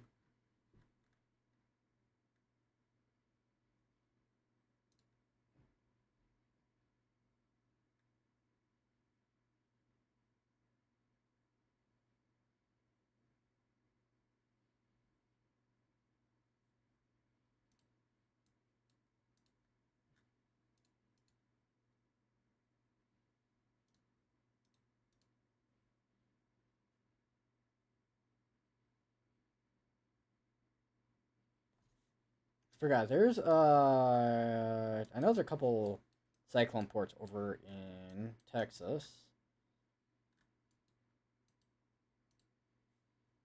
I didn't realize there was a I forgot there was a cyclone port in Vega, Texas. And there's also a new cyclone port over in straight in Fort Worth, Dallas. Well, it's more of a Dallas area, but you can literally see all the cars driving on this camera.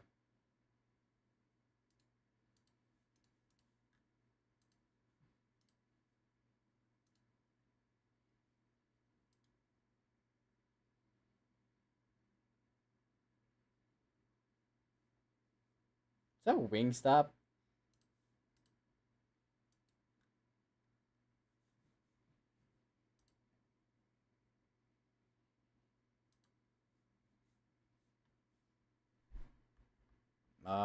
Let me check if I can find my, shift tab button.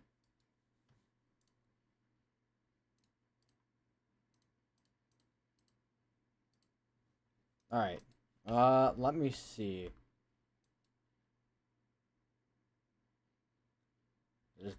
Just check back on this radar. Still rotation on that. Where is okay? Let's see. I mean, from what I see, the only one that looks like it's doing any type of hooking would be this one, but that's about it. Cause otherwise there's really not well, this one here, barely below. Other than that, it's all clear down here.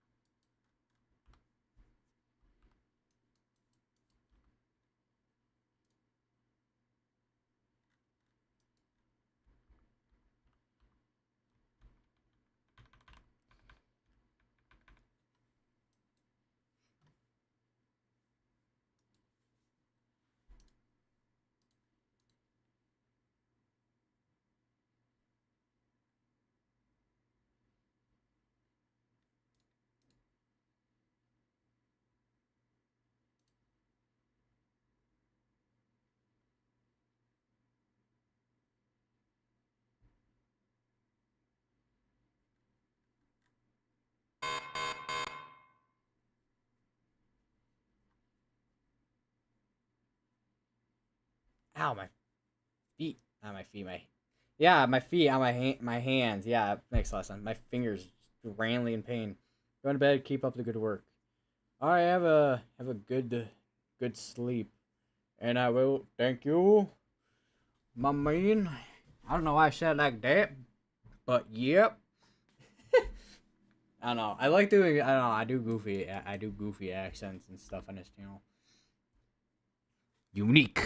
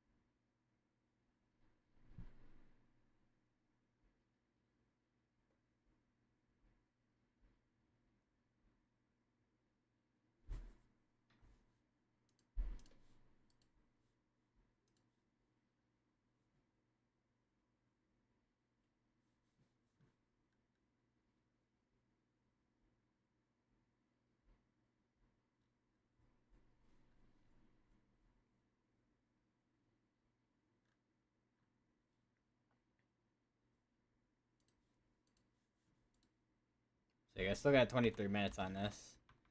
Wait to see if we get any, if this is progressing or not, which it seems like it's starting to die down. As you can see from earlier, there's a bunch of lightning with it, which is typical when you have a tornado that's about to kind of drop or kind of intensify with the storm. We'll come back if you stream. I was gonna say I stream pretty often on this channel, so yeah, look forward to that. I do plan on streaming on Monday.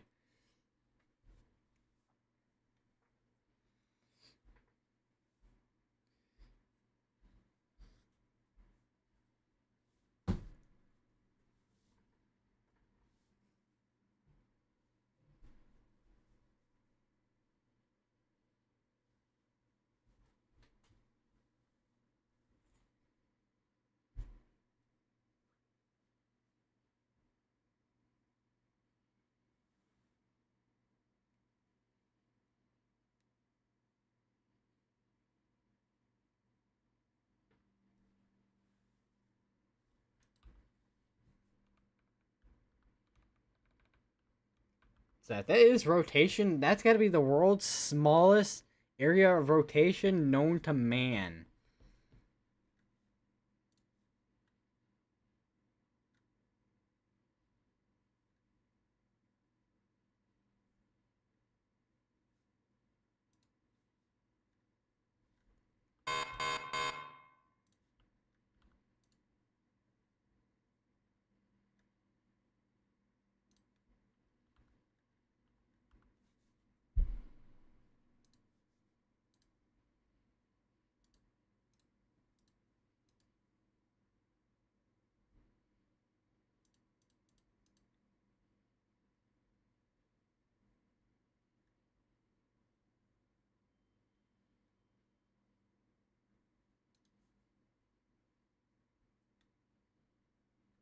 They just condensed that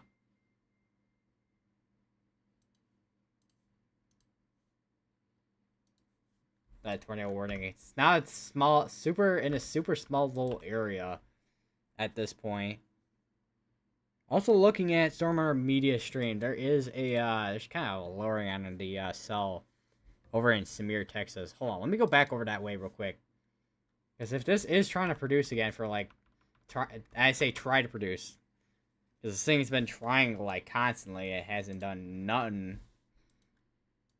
Like this one here, this one looks like it was trying to do something earlier, but then it kind of fell apart. There is something near Weber City I am noticing too. That could be something. Always so many always a lot of quite a few areas to watch for.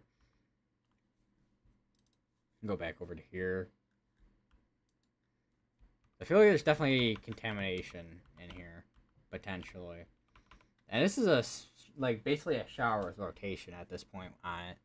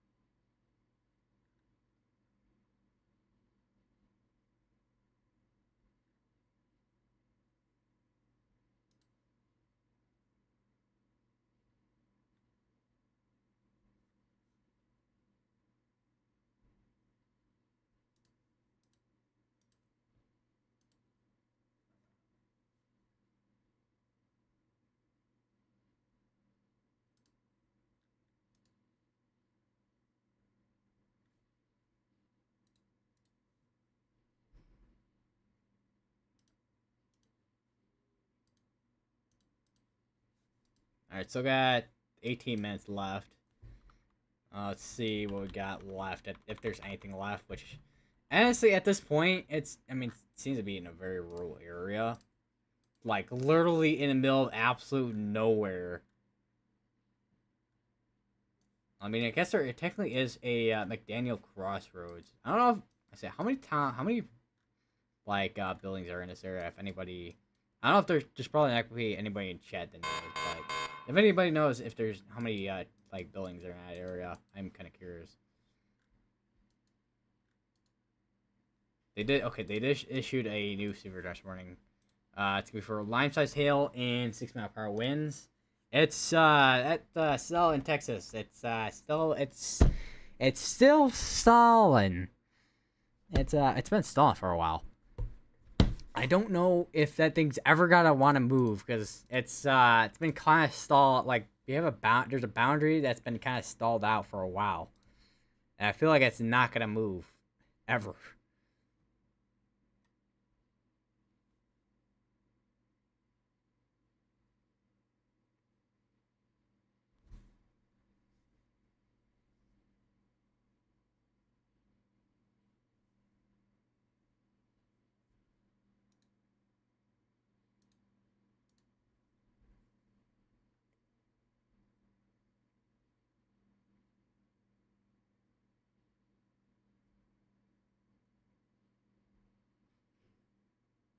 There's a camera that I just saw just now. Colorado Rattle live stream. So basically, I'm guessing you can watch rattlesnakes on a camera.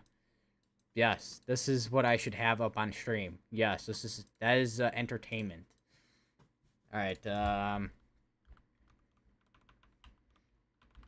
see here. I'd be surprised if they don't cancel out that tornado warning anytime soon here. Because, I mean, once again, there's nothing left at that area.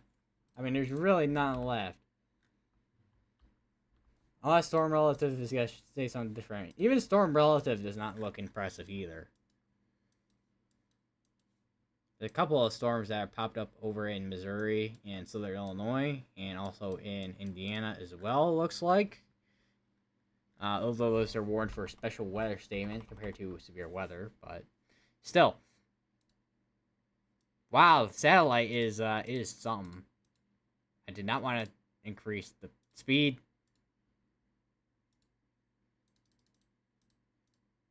I did not want to do that.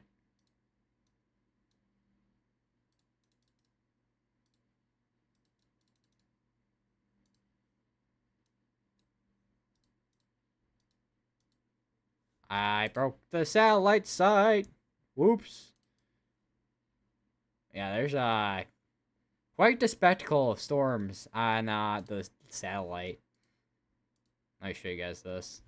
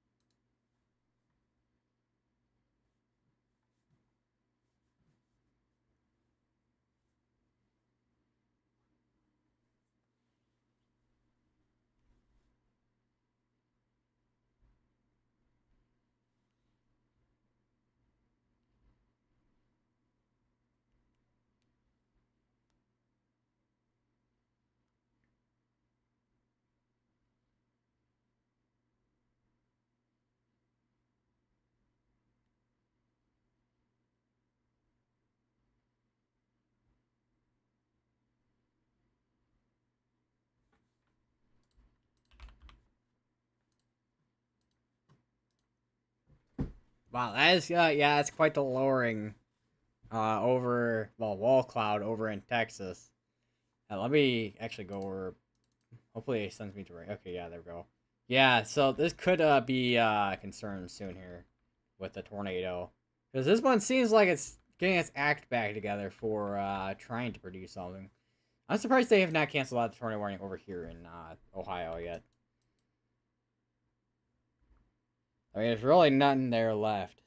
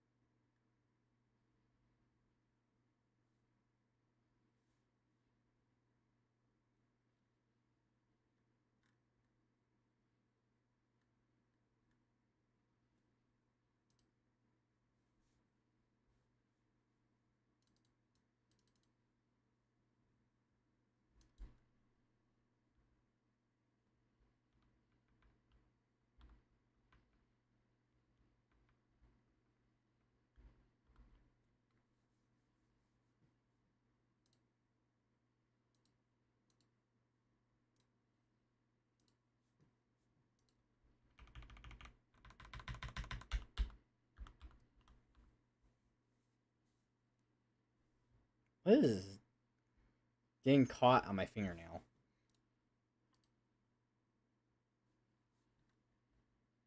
All right, go back over to what is going on? They just issued this one for large apple-sized hail on this one here. 3-inch size hail on that supercell there. Let me switch over to Amarillo's. See what we got. Actually, I might have to switch over to this one. Yeah, that's yeah, definitely some large hail coming out of that, no doubt.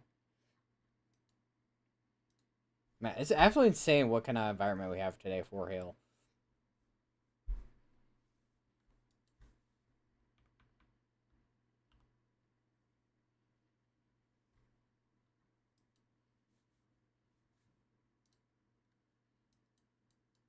So waiting for that tornado warning to cancel out.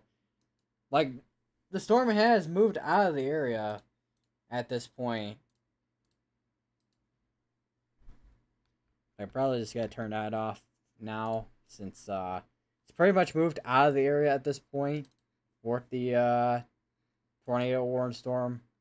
So our main focus is gonna be back over here near Lubbock, west of Lubbock, because we got something over here that is trying to get us act together for trying to produce a tornado.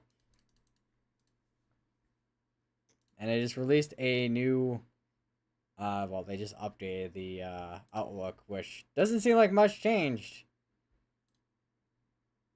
They still got the 10% significant severe, it looks like.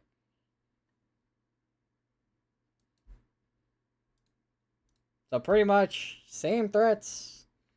Tornadoes, hail being the main threats. Wind, I mean, it's still gonna be at 15, but for the most part, it's has not changed. It has literally not changed.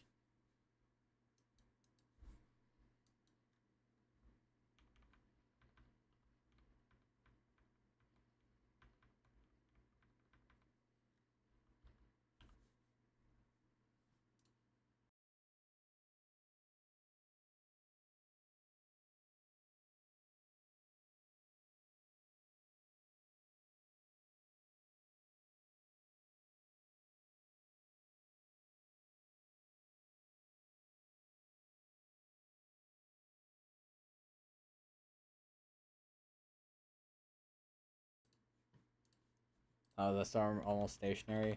I mean, that is a good point. It's moving south to 5. It keeps bouncing between 5 and 10 miles per hour with movement. I assume it's kind of hanging on to some type of stationary boundary.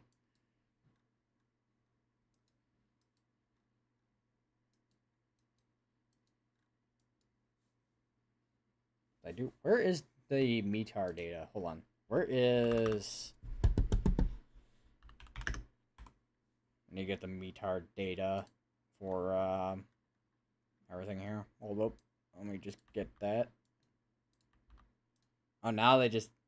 I said now they just canceled out that tornado warning over Ohio. It took them a while.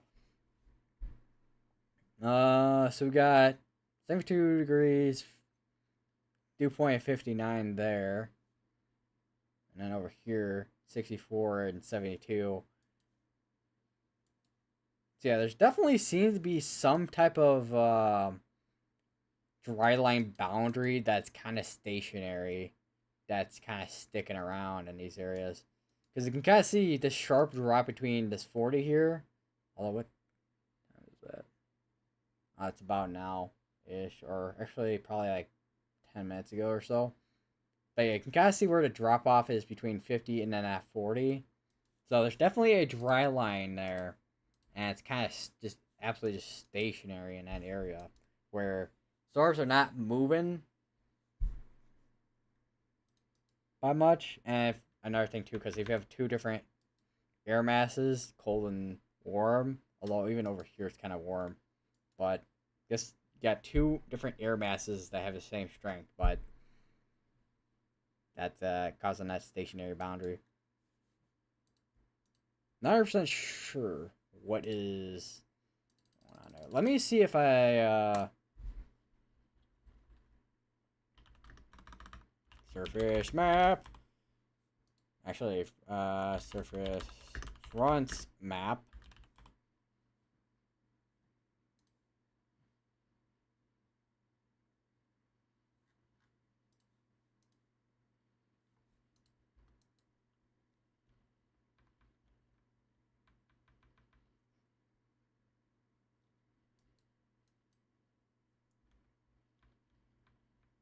This is warned for 2-inch size hail, by the way, too.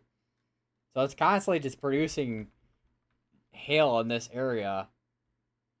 Man, I would not be surprised if after this storm, whenever it decides to die down, which who knows when that will be, there's gonna be so much hail in this area. That's just you probably have a literal pool of hail with the amount of hail that this is producing in this area. And not maybe not like not even like one of those like your typical small pools that you would have in your like backyard. I mean, I know there's some that big, but like smaller than your like public park ones, maybe like those like smaller than your like public water park ones. I'm talking about. But if you maybe actually you're smaller than the water park ones, actually probably that's how much hail it could have for a pool. I don't know. I don't know if I would want to swim in hail.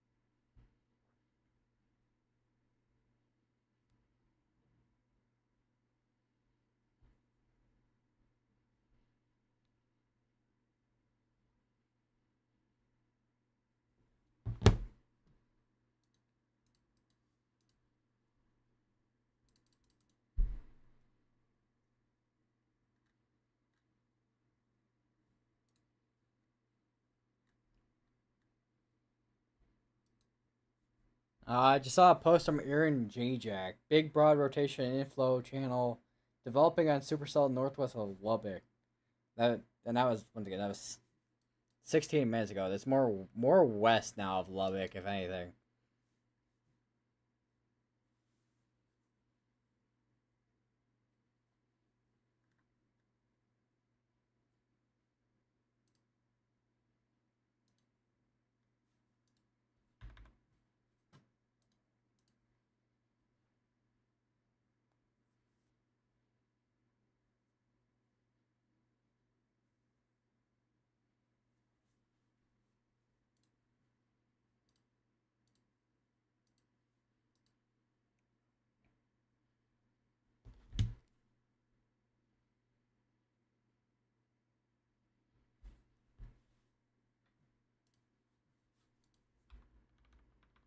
A couple of hail reports from earlier too. I just realized tennis ball, baseball size hail. This is warned for lime size. This is actually well, this is probably back when it was warned for. Oh no, this was when it was warned for lime size hail still. Wow, like absolutely just wow.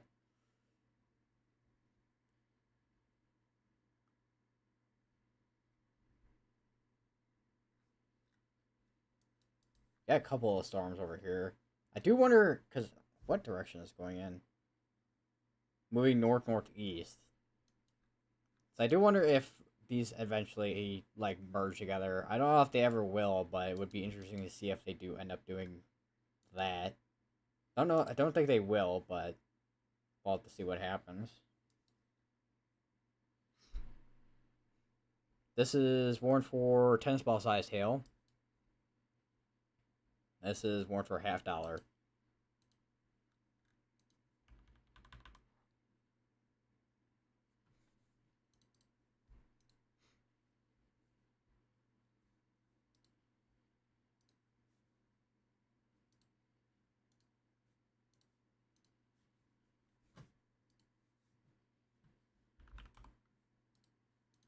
just realized I never posted my stream onto my community tab.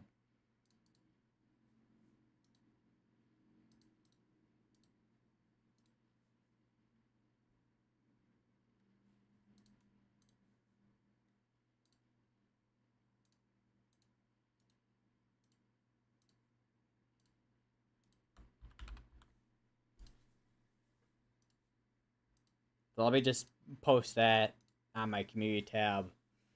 I'll still be probably gotta be monitoring this for at least a while still, so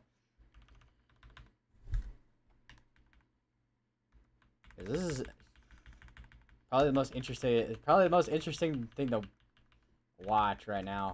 Also, I just realized the up and down arrows on GR2 are the way to increase and go up in tilts and then down in tilts. I did not realize that was a thing.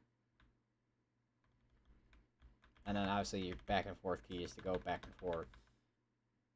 Another spinning shower with a hook in Ohio. Are you kidding me? I'm gonna pick a fight with the showers over here in a second, man. I'm gonna do it. I'm gonna pick a shower. I'm gonna pick a fight with the shower.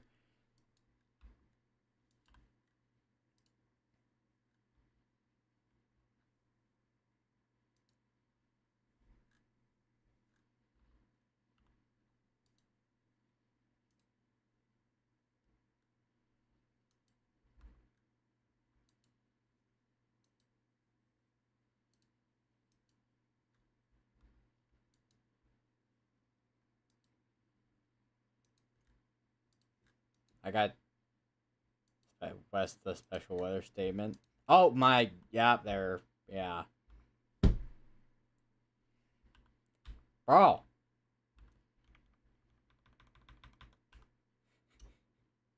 We're not even in at 2% over here in this area. With the outlook. Actually, let me check because they just released a new outlook. Oh, that is the smallest 2% I've ever seen for a tornado risk. Hang on, let me. No, let me get this up. Let me. Hold on. Hold the phone. All right, hold on. Where is the tab I have for? Yeah, there. Okay. Boom. Boom. All right. Boom. Boom. Boom. All right. It's all here. All right.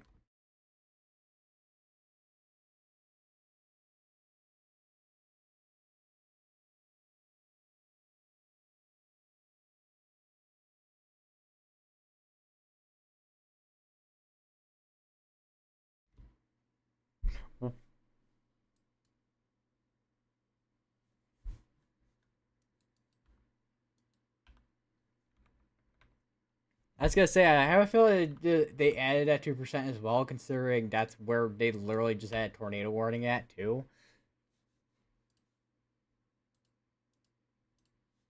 Well, that's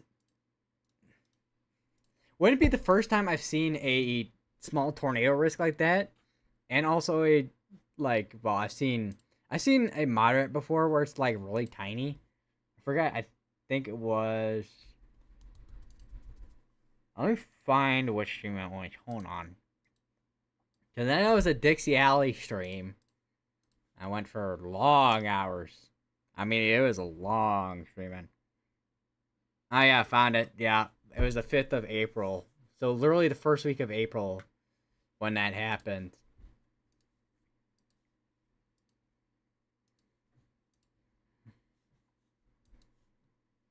Bro, I don't know why. I just find little stuff like that. I don't know, it's so funny. This is like it's like this tiny. It's almost like a M&M in severe weather outlook form, essentially.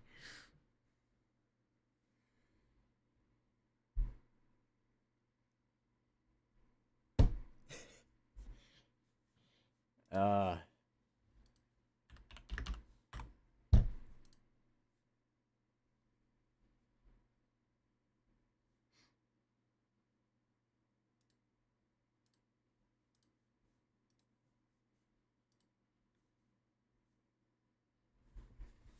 Picking out all of this because it's local to me makes sense.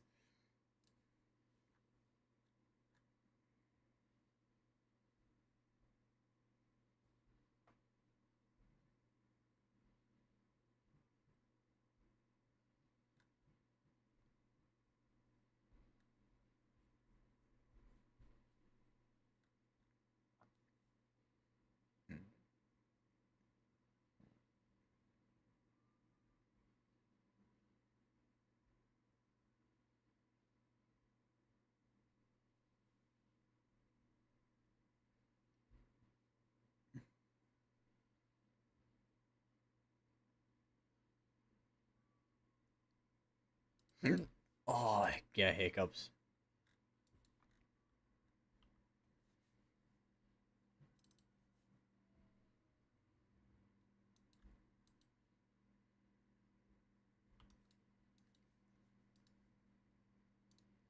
Says, is Chicago's radar back up yet? It is. Finally. It was basically down almost all day.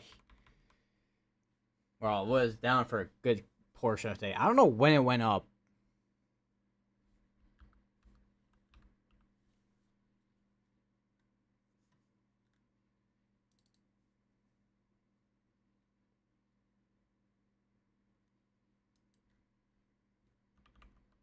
Yeah, this is I think the supercell's gonna be struggling for a while.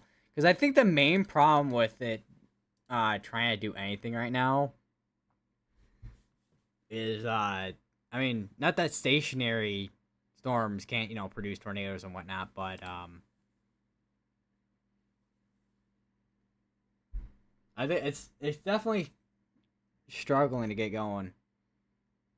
I saw posts from WX Kobold. Stormfelling Loop are notorious KLBB supercell of the night. Crazy interaction throughout much of this evening. This thing's life led it on a wild zigzag past south. Kept alternating between gentle southeast motion and southwest motion as the clues cycled. Really crazy storm seems that the mergers were truly fueling it. though. As soon as I stop seeing mergers or suffer from extreme cold poolage, that's probably why it's been. That's probably why it's still struggling. Tool two is with the cool pooling of air.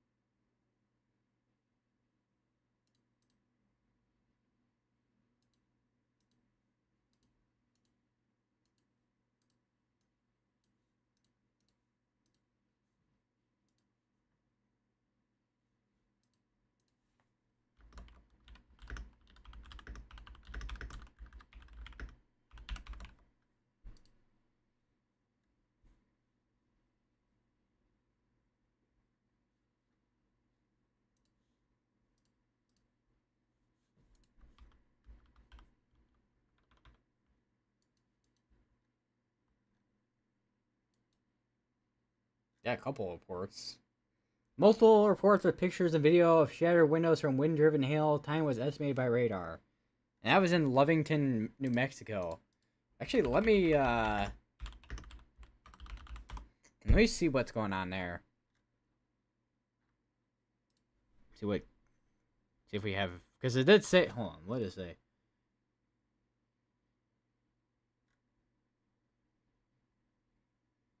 Pictures and videos.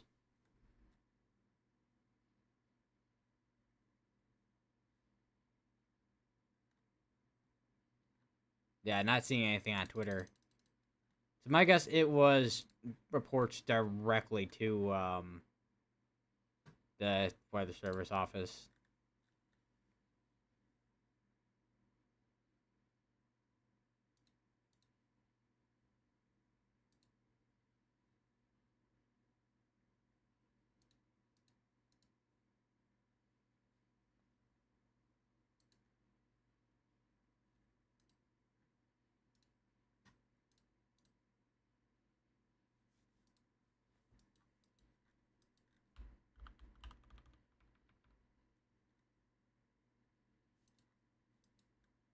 Kind of checking on everything. We do have this sphere storm. I think I mentioned earlier already. 5 minutes of remaining on that sphere during some morning, so we'll see if that gets extended or not. Because I mean, we have a special weather statement here for 50-mile-per-hour winds and nickel-sized hail. So we'll see. We'll see. A lot of lightning within this one. I am noticing. I know supercells tend to do that, but that is quite a bit of lightning. If I can speak English. Right, I'm gonna check back up over here in Ohio, real quick. See what's going on. See if we got any more rotating showers that I'm about to pick a fight with.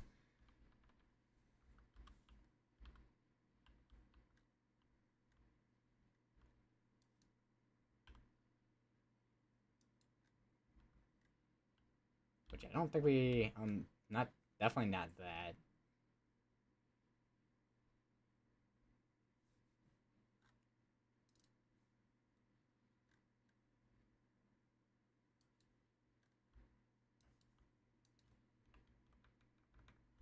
But again, this thing's been trying to organize for a while. It seems. Let me actually. How long? Let me go back in scans here. If this thing decides it wants to actually load. Because this thing's been stationary for the most part.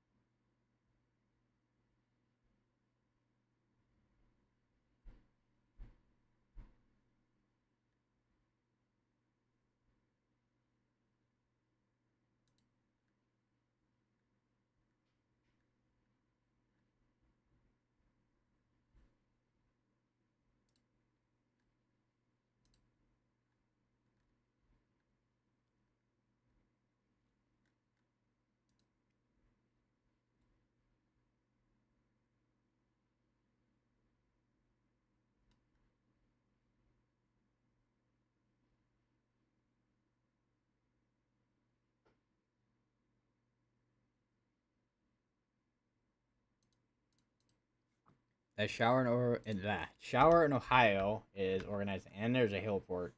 Damage to houses, possible wind-driven hail. Let me go over to let me go over back over to Ohio real quick again.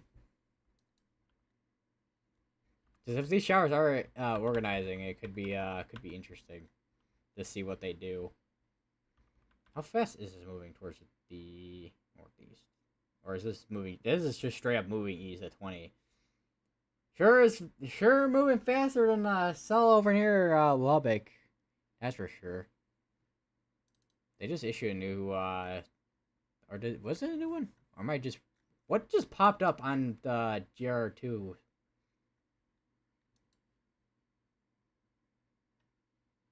I don't know what I just saw on the active warnings list on GR2. No, I am kind of curious. What is going on up here? River Creek overflowing. Got flash flood watch. This is off the screen. That's fun. That's still off the screen. Flood warning. Okay, there we go.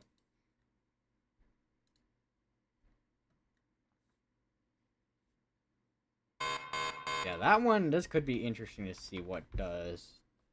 It seems like it's trying to hook.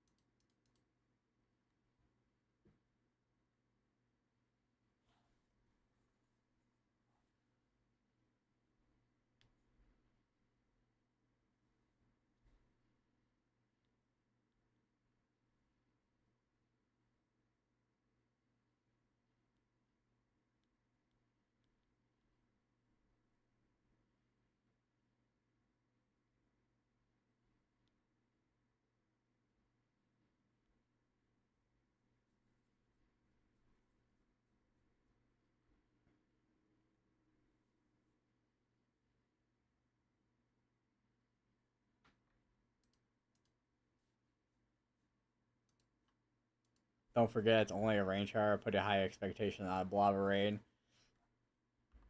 That is true. It's pretty much only a rain. It's pretty much only rain. Still interesting. I mean, it's still interesting to look at.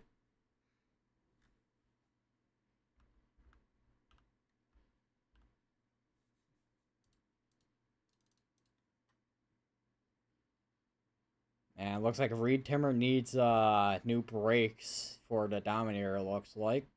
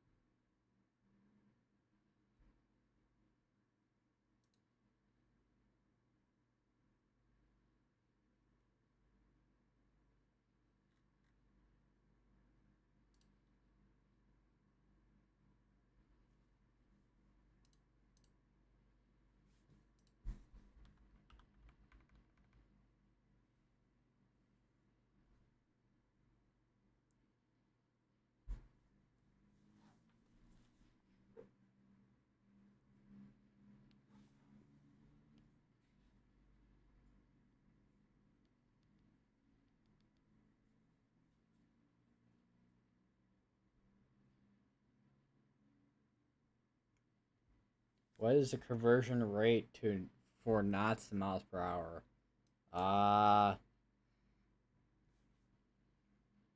Because I don't know how to do that math in my head for knots to miles per hour. But this does say for the special weather statement this is moving east at 20 miles per hour. So there's that. So that is something. I'm kind of curious though.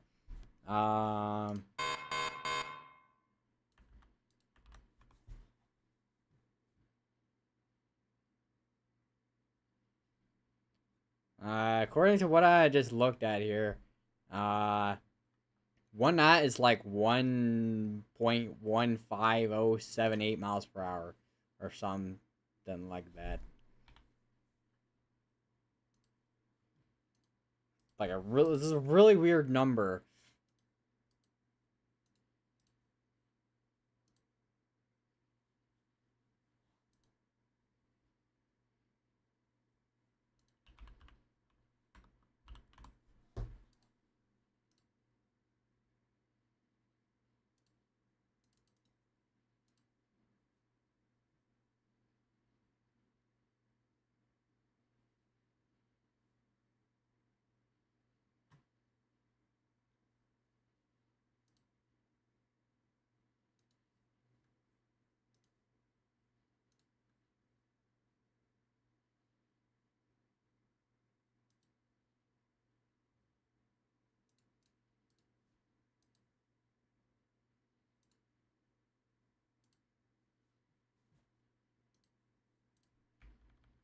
Display into like 2 cells. Doesn't seem like it.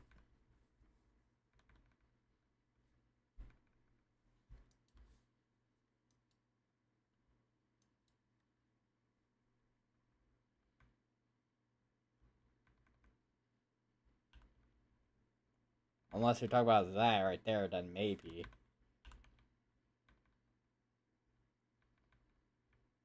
Wouldn't be the first time I've seen a cell or even a thunderstorm split in half, so wouldn't be surprised if that is the case right in there. Yeah, going through the previous scans, yeah, it definitely seems like it is starting to like split into two different cells. It looks like, which is kind of interesting to look at. What and what is my nose going? Go back over here. I always check. I'm always trying to check back over here, but I know this. Okay, so even on the thing here, severe thunderstorm was located 7 miles west of, well, recenter or 10 miles east of Leveland. Is nearly stationary. Hit with the storm, broke windows. I think I read that earlier. I'm having deja vu. Or, what's the one? Dementia. I don't know. I'm gonna brain fart.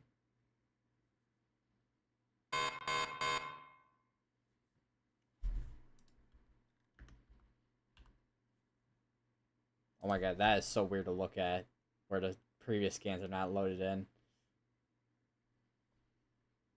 I was gonna say I know it's been spinning for a little while at least. Does it even have a terminal power tag on it? Let me check. I don't think it does. No, it doesn't. It doesn't even have a terminal power tag on it, which is interesting. Yeah, I think it's definitely just struggling with cool air, or well, the cold pooling issue that I mentioned earlier.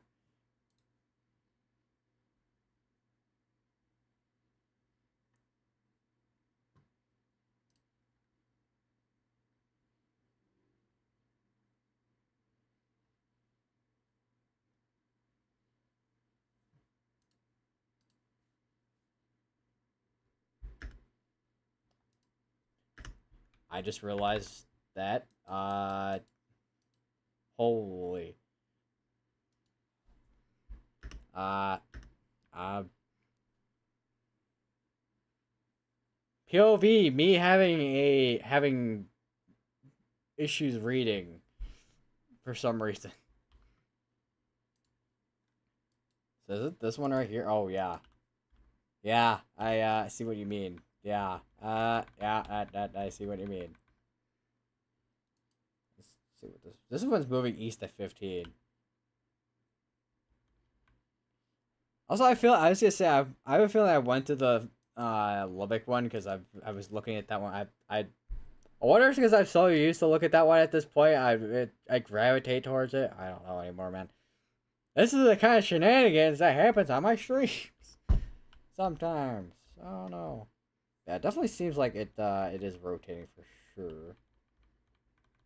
Although I do wonder if it is gonna struggle with some of those mergers. Because sometimes when you have a lot of mergers, the storm can't breathe at all.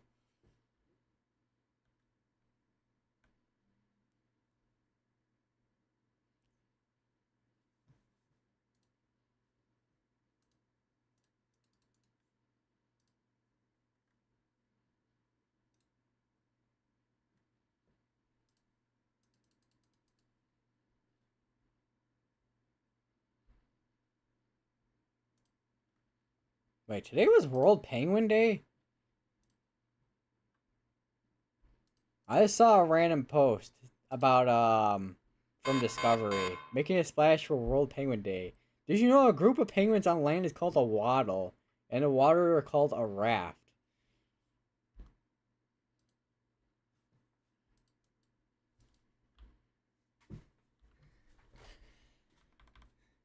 So not only are we learning about the things that are going on right now with severe weather, we're also learning about animals. How about that? Yeah, that area rotation definitely seems to be. Although even looking at previous games, it looks like that area of rotation it was like kind of in a little bit of a weird spot. But yeah, I think it's like it's definitely struggling with mergers for sure. Because there's so many different cells that are popping up in front of this to the south of it. It's definitely struggling for sure. And this is well, this is warned for now. This is now warned for golf ball size hail, compared to the tennis ball size hail I was warned for earlier. This one is also well. This one's warned for $half size hail, and then this one's also warned for golf ball size hail now as well, and this one too.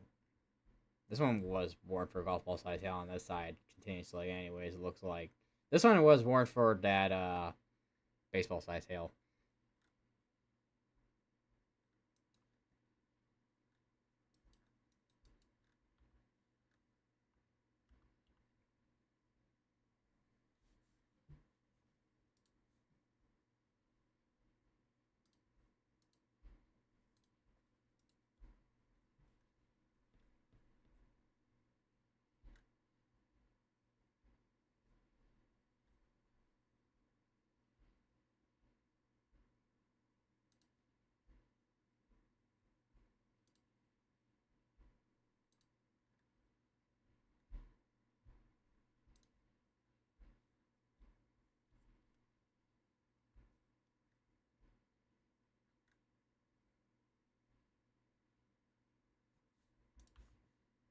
Yeah, this is definitely gonna be struggling with mergers for sure. So I just saw an update on the latest scan. It is for sure struggling. This is the weird like Z shape right here. Like it's doing zigzags with rain zigzags.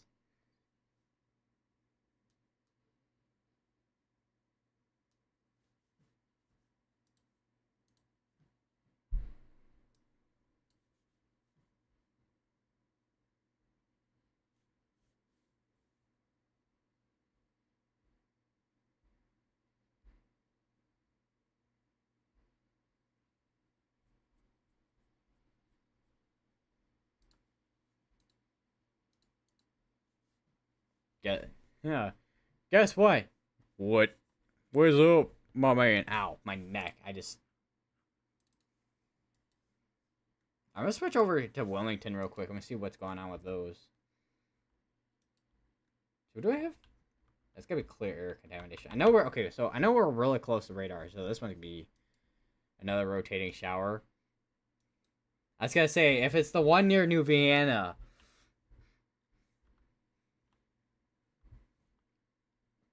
Bro, who knew that there would be activity for tornadic activity today in Ohio? I was expecting like maybe a wind and maybe a hailstorm up here with a marginal risk, but not so much about that tornado risk so much. I don't know why I'm saying like that. Huh. It's like, huh. Oh, you see, Mr. Squidward.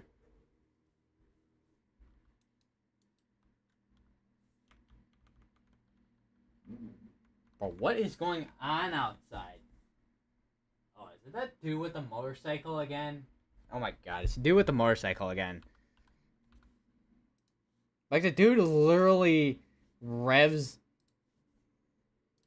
like, literally, like, revs his, bike, like, 100 times in a row. Like, bro, get up.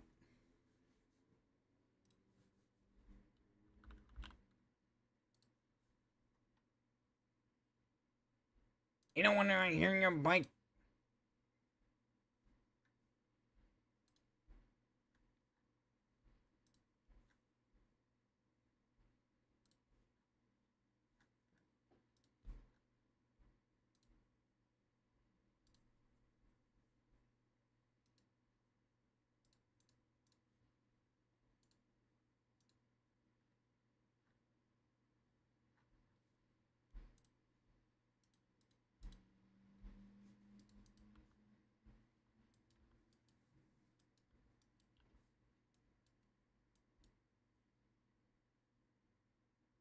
How do these showers keep getting updrafts? My only guess would be. Oh, let me look at. Can this like not lag for like 2 seconds maybe? My only guess is wind shear at the lower levels.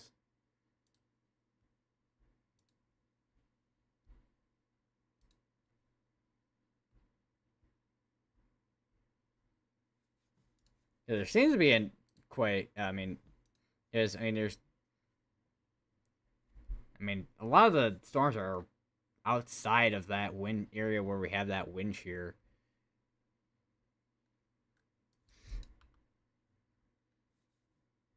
Unless, what do we have? What do we have even in not even the mid levels either?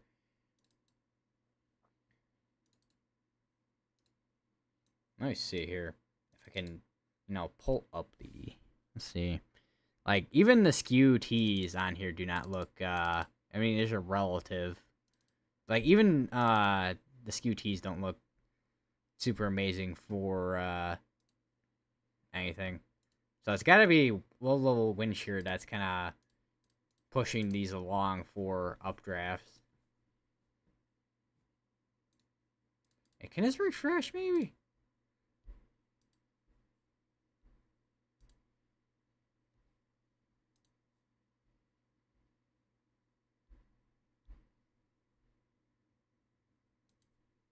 Vertical shear.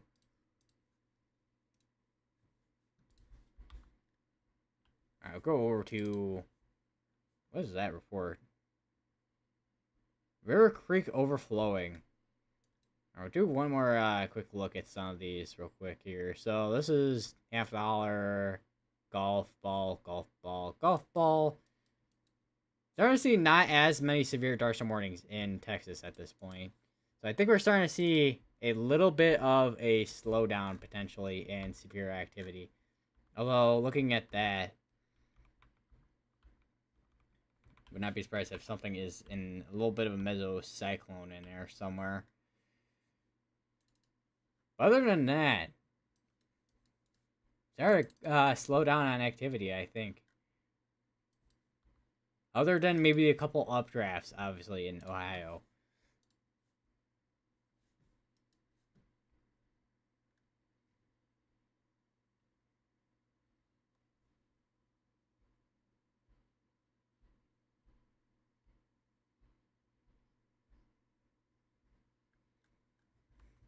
Apparently, Ohio wanted to join the severe weather club for today.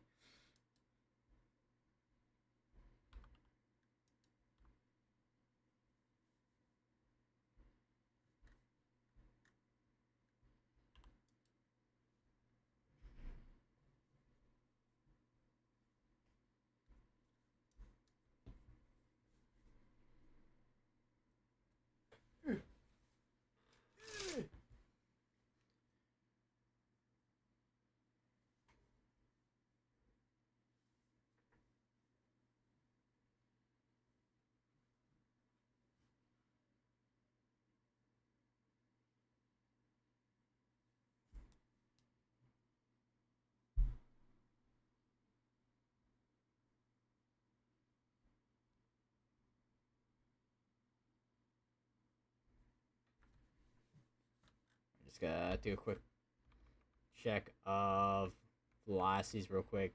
It still seems like, actually looking at reflectivity, I know we're kind of, once again, I know we're close to the radar, so it's not gonna be a great picture of everything, but it still feels like there's some little tiny area that's doing something near Blanchester, unless it's completely fizzled out by now at least, which may be the case.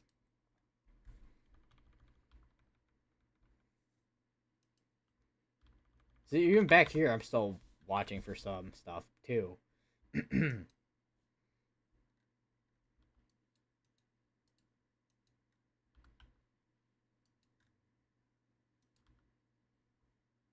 Man, once again, I was not expecting anything in Ohio. I know I probably said it like at least 100 times. Put a quarter in a jar for every time I've repeated something during a stream. You probably have a lot of quarters. Probably, actually. Some rain over in Cleveland, it looks like. Some rain over here too in Detroit. If I'm looking at that right, yeah. There's some rain, some showers over here. Not a lot compared to what I was looking at here. Actually, not even on this radar. It looks like there's a lot. However, on this radar, it looked like there was a whole big thing of rain.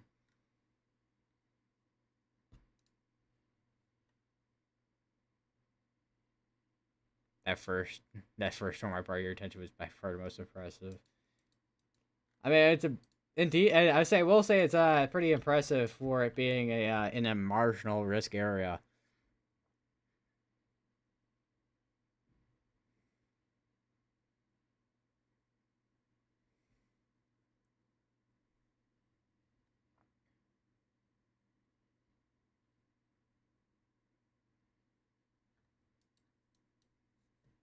Couple reports over here for rain. Inch in 18th in 1 inch in 18th mesonet station. Almost 2 inches of rain here at the Effingham Airport in Illinois. There, getting loads of lightning near me.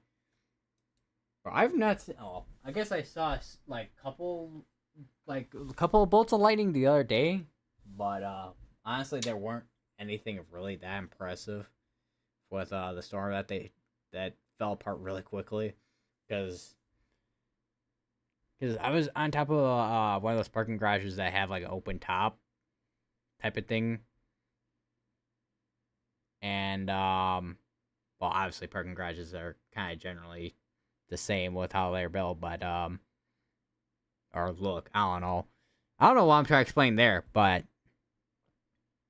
basically, on top of a parking garage, I look to my west. I see this big storm, and I have WeatherWise open because I'm like, yeah, I don't want to wait for radar. Am I gonna open up so I can look at this? So I just open WeatherWise because WeatherWise is 10 times faster with opening things.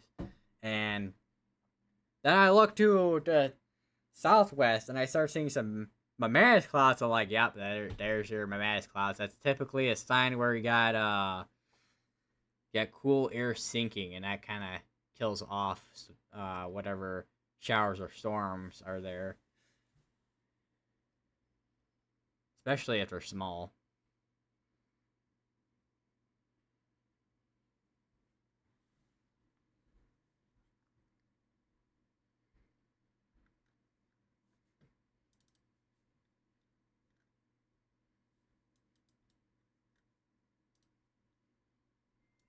I wonder. Hold on. I know there's a camera over in Vega, Texas. I wonder if I could see anything on that. I have a little bit of lighting I can see, but I doubt it's pointing towards where I'm thinking it's pointing. Let me switch over to satellite so I can get a better pinpoint where I'm looking at here.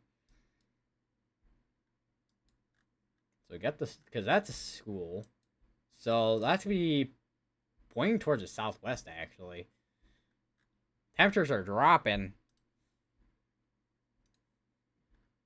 Let me switch over. So this is the Vega, Texas high school cyclone port. And this is pointing towards the southwest because I put on the satellite so I can pinpoint this uh satellite map. This is what I usually used, but then I switch over to gray presentation. I'm like, yeah, I think gray presentation of the map is probably better for.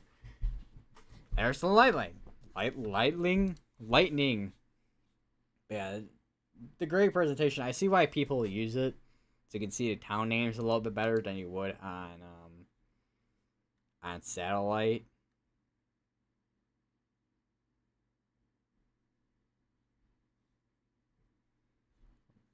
My name's Rob DeCaro from Connecticut, Ohio tonight, and will you guys wish me good luck on Sunday, Bedford, Ohio, for a track and field meet? Yeah, good luck, man. I actually used to run track actually. I've seen quite a few good runners. Yeah, dude, run your best, man.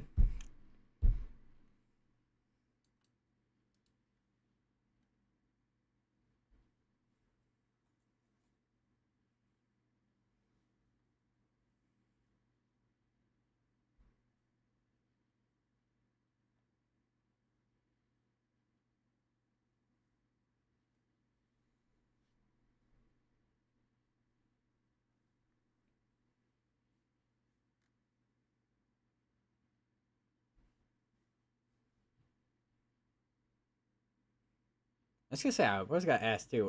What events? Because I know distance runners, because that's what I was run like 400 meter and 800 meter, 1600 meter, 3200 meter.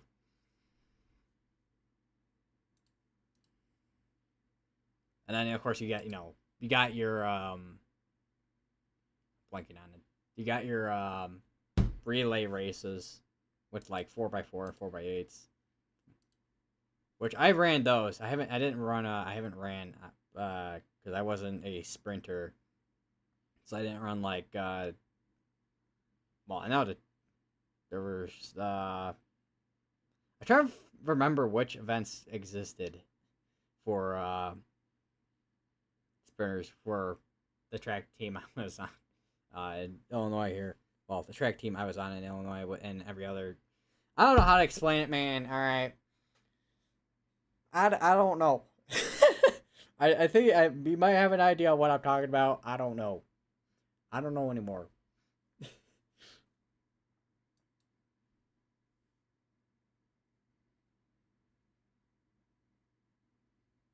What events did I run? I've ran 400.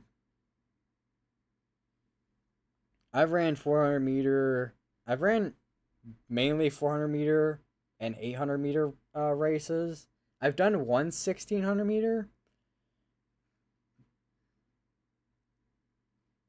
but then for longer races, I literally like my junior year of high school. I literally joined the cross country team. So I'm like, yeah, I like running, so I'm just gonna join this. Why not? And then 3 mile races. I said I saw a message from earlier, but I'm from Northern Illinois, and our winter was kind of garbage over here. Not gonna lie. I mean, we had a couple of good days of snow, but yeah, I wish we had a better winter. Like I wanted to build an igloo, but I don't think there was enough like snow for an igloo. The random thought. Run 100 meter and 200 meter. So basically, like basically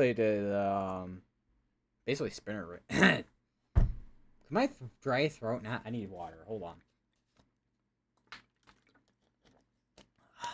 Basically, the sprinter races, basically.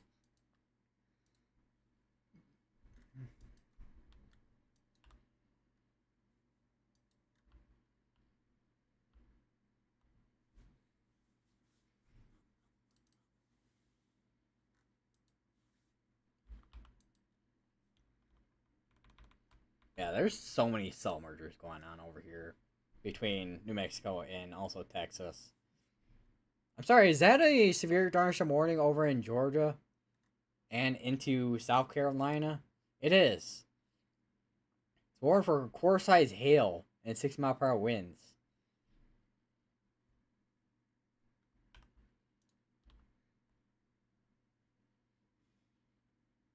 I forgot this area is kind of in a radar hole too, which is kind of annoying.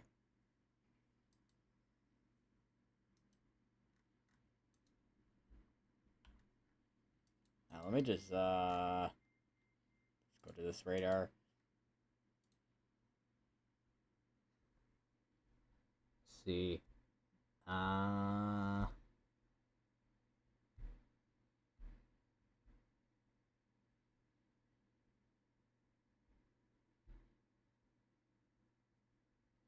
Heavy thunderstorm rain missed.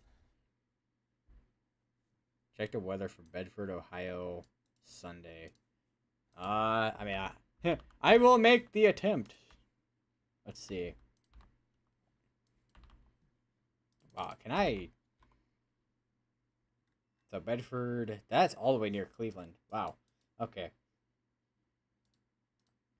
So let me load up Pivotal Weather. Try to see what we got here. Mid-Atlantic probably give me a good idea.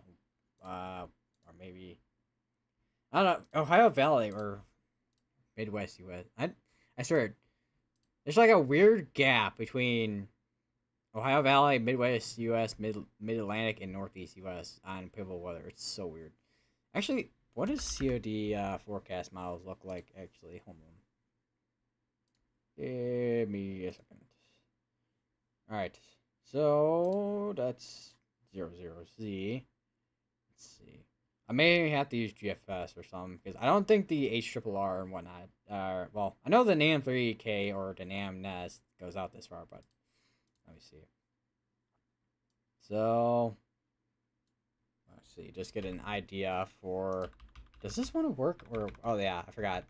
Because Pivotal Weather and also COD have different keys for some weird reason. So basically, looking from HRRR, it looks like it's going to be kind of a cool morning. And then heats up a little bit to like the 60s. And then looking at the NAM, it's basically the same deal.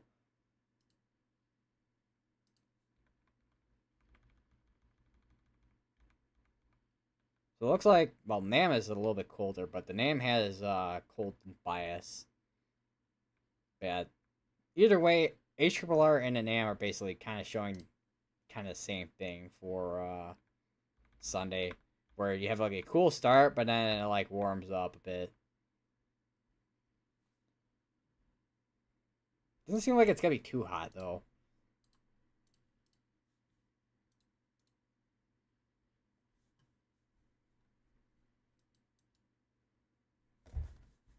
So that's good. Means your body. I mean, the positive, the good thing about cold days is that you aren't overheating your body, but the bad thing about cold days is you gotta take a little bit longer to kind of warm up when it comes to track.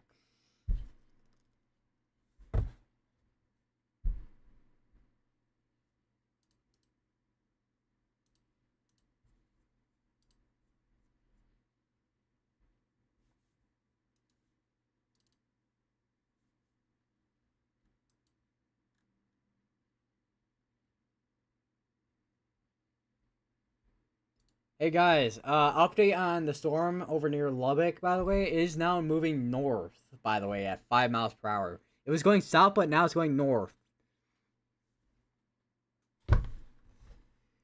Man, this is quite the storm. This is quite the storm of the week, I will say.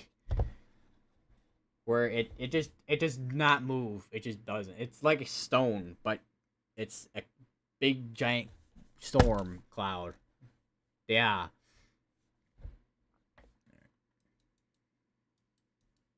The special weather statement over here: 50-mile-per-hour winds in Nichols Light Hill.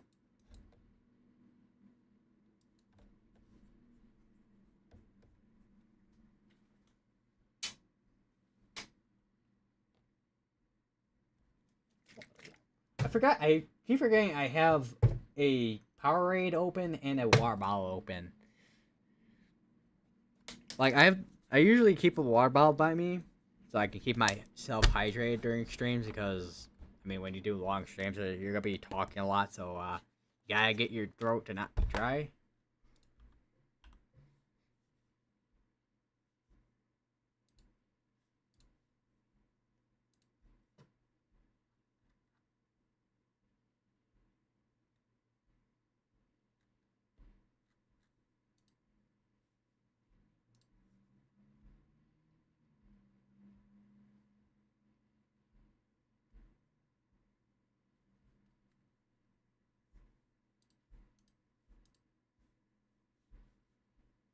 Actually, let me or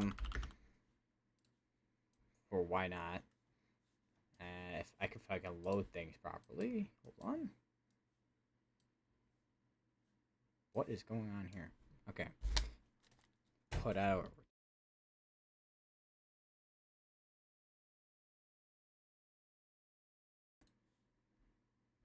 All right. So this is I did not realize my mic settings were not properly set on here as well. I don't know why after Windows updates OBS completely just breaks with the settings, but anyways, so here's the HRRR float 1. So this is 00Z right here on this mallet run. And we'll go over to temperatures here. And you can kind of see where... Oh, let me go over to Sunday real quick. That's Saturday. So it's...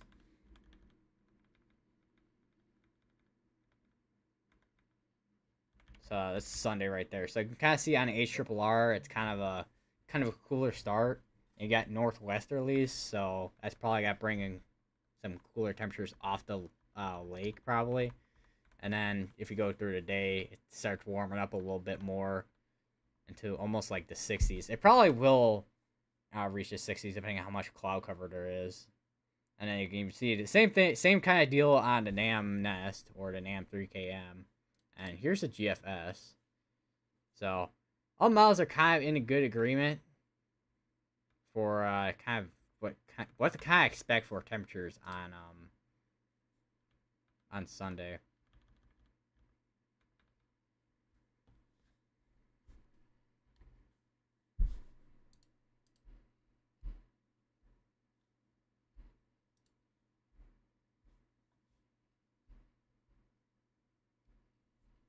And then also, hang on, let me go over to pivotal weather real quick. So here's pivotal weather.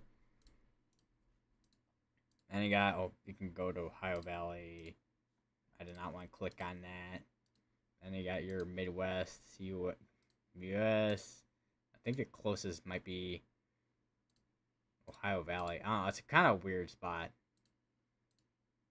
I don't want to click that. No, we'll go Midwest US maybe. Actually, I'm kind of picky on this for some reason. Alright, so then, alright, we gotta go to compare model loops. Then you go to temperature.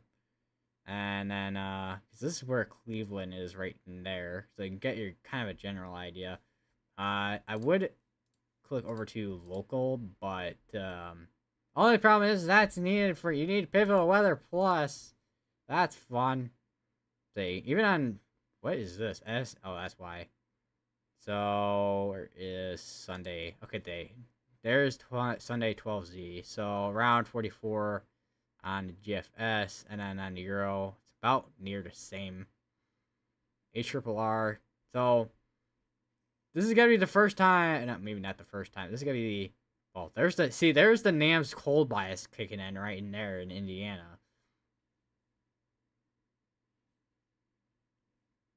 bad. Generally, all the models are kind of in agreement for at least low 40s for the start of Sunday, and then around 18Z I think is middle of the day, I think, or 21Z. I can't remember off the top of my head. And then you can kind of see it warms up to around the 50s. I have a feeling we could see that get to the 60s in Ohio, in near the Cleveland area, or in areas outside of that.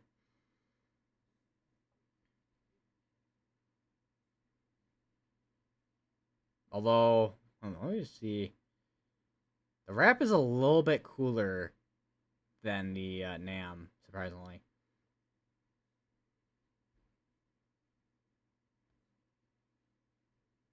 I think. Hold on. Not really. Okay, I was just because I think seeing all this out here. Yeah, you can kind of see your dew points on Sunday. And this is when the this next system's coming in too. I just realized too. For coming in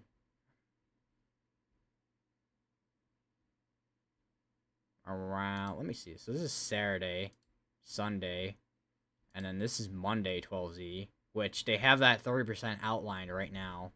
You can see the dew points on a GFS reach all the way up into South Dakota, even on the Euro too.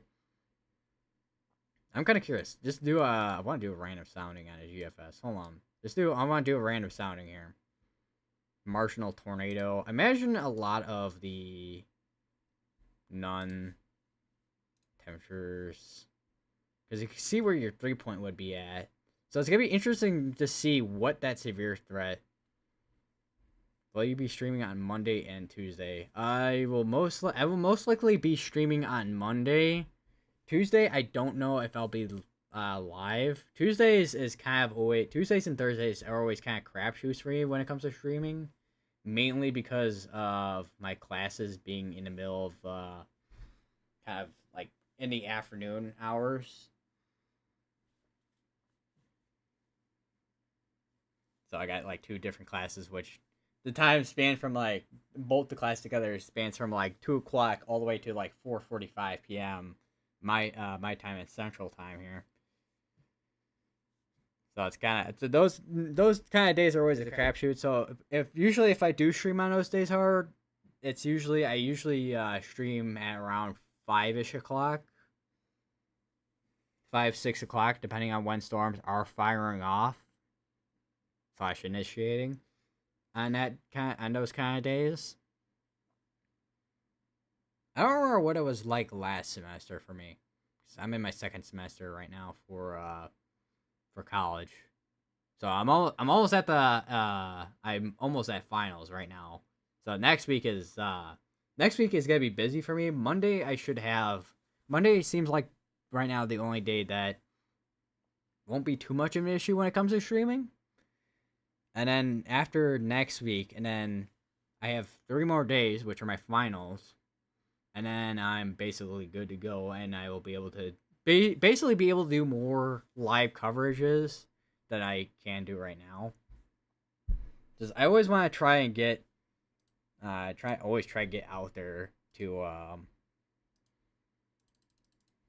get out the information, I guess, when it comes to severe weather.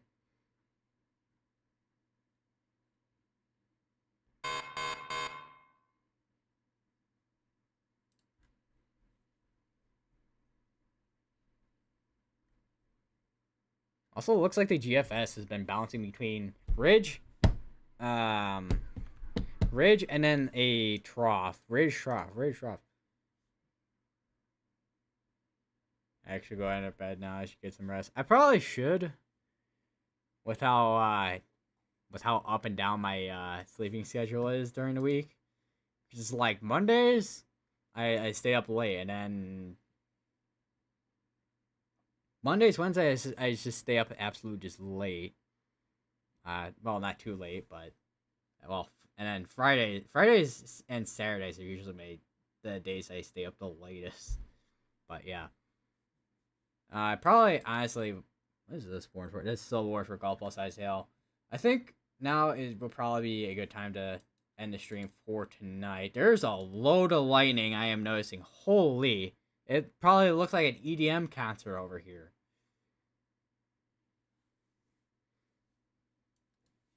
Yeah, I probably will probably end the stream for tonight.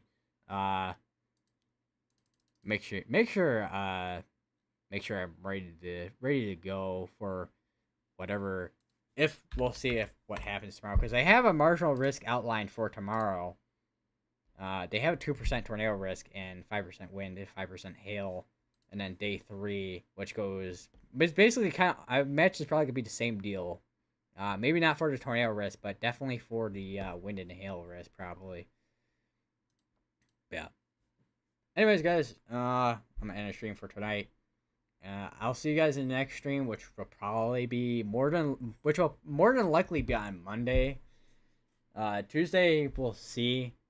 I don't know about Friday. I don't know about tomorrow and Sunday, but those days are probably we'll see what happens on those days, kind of days.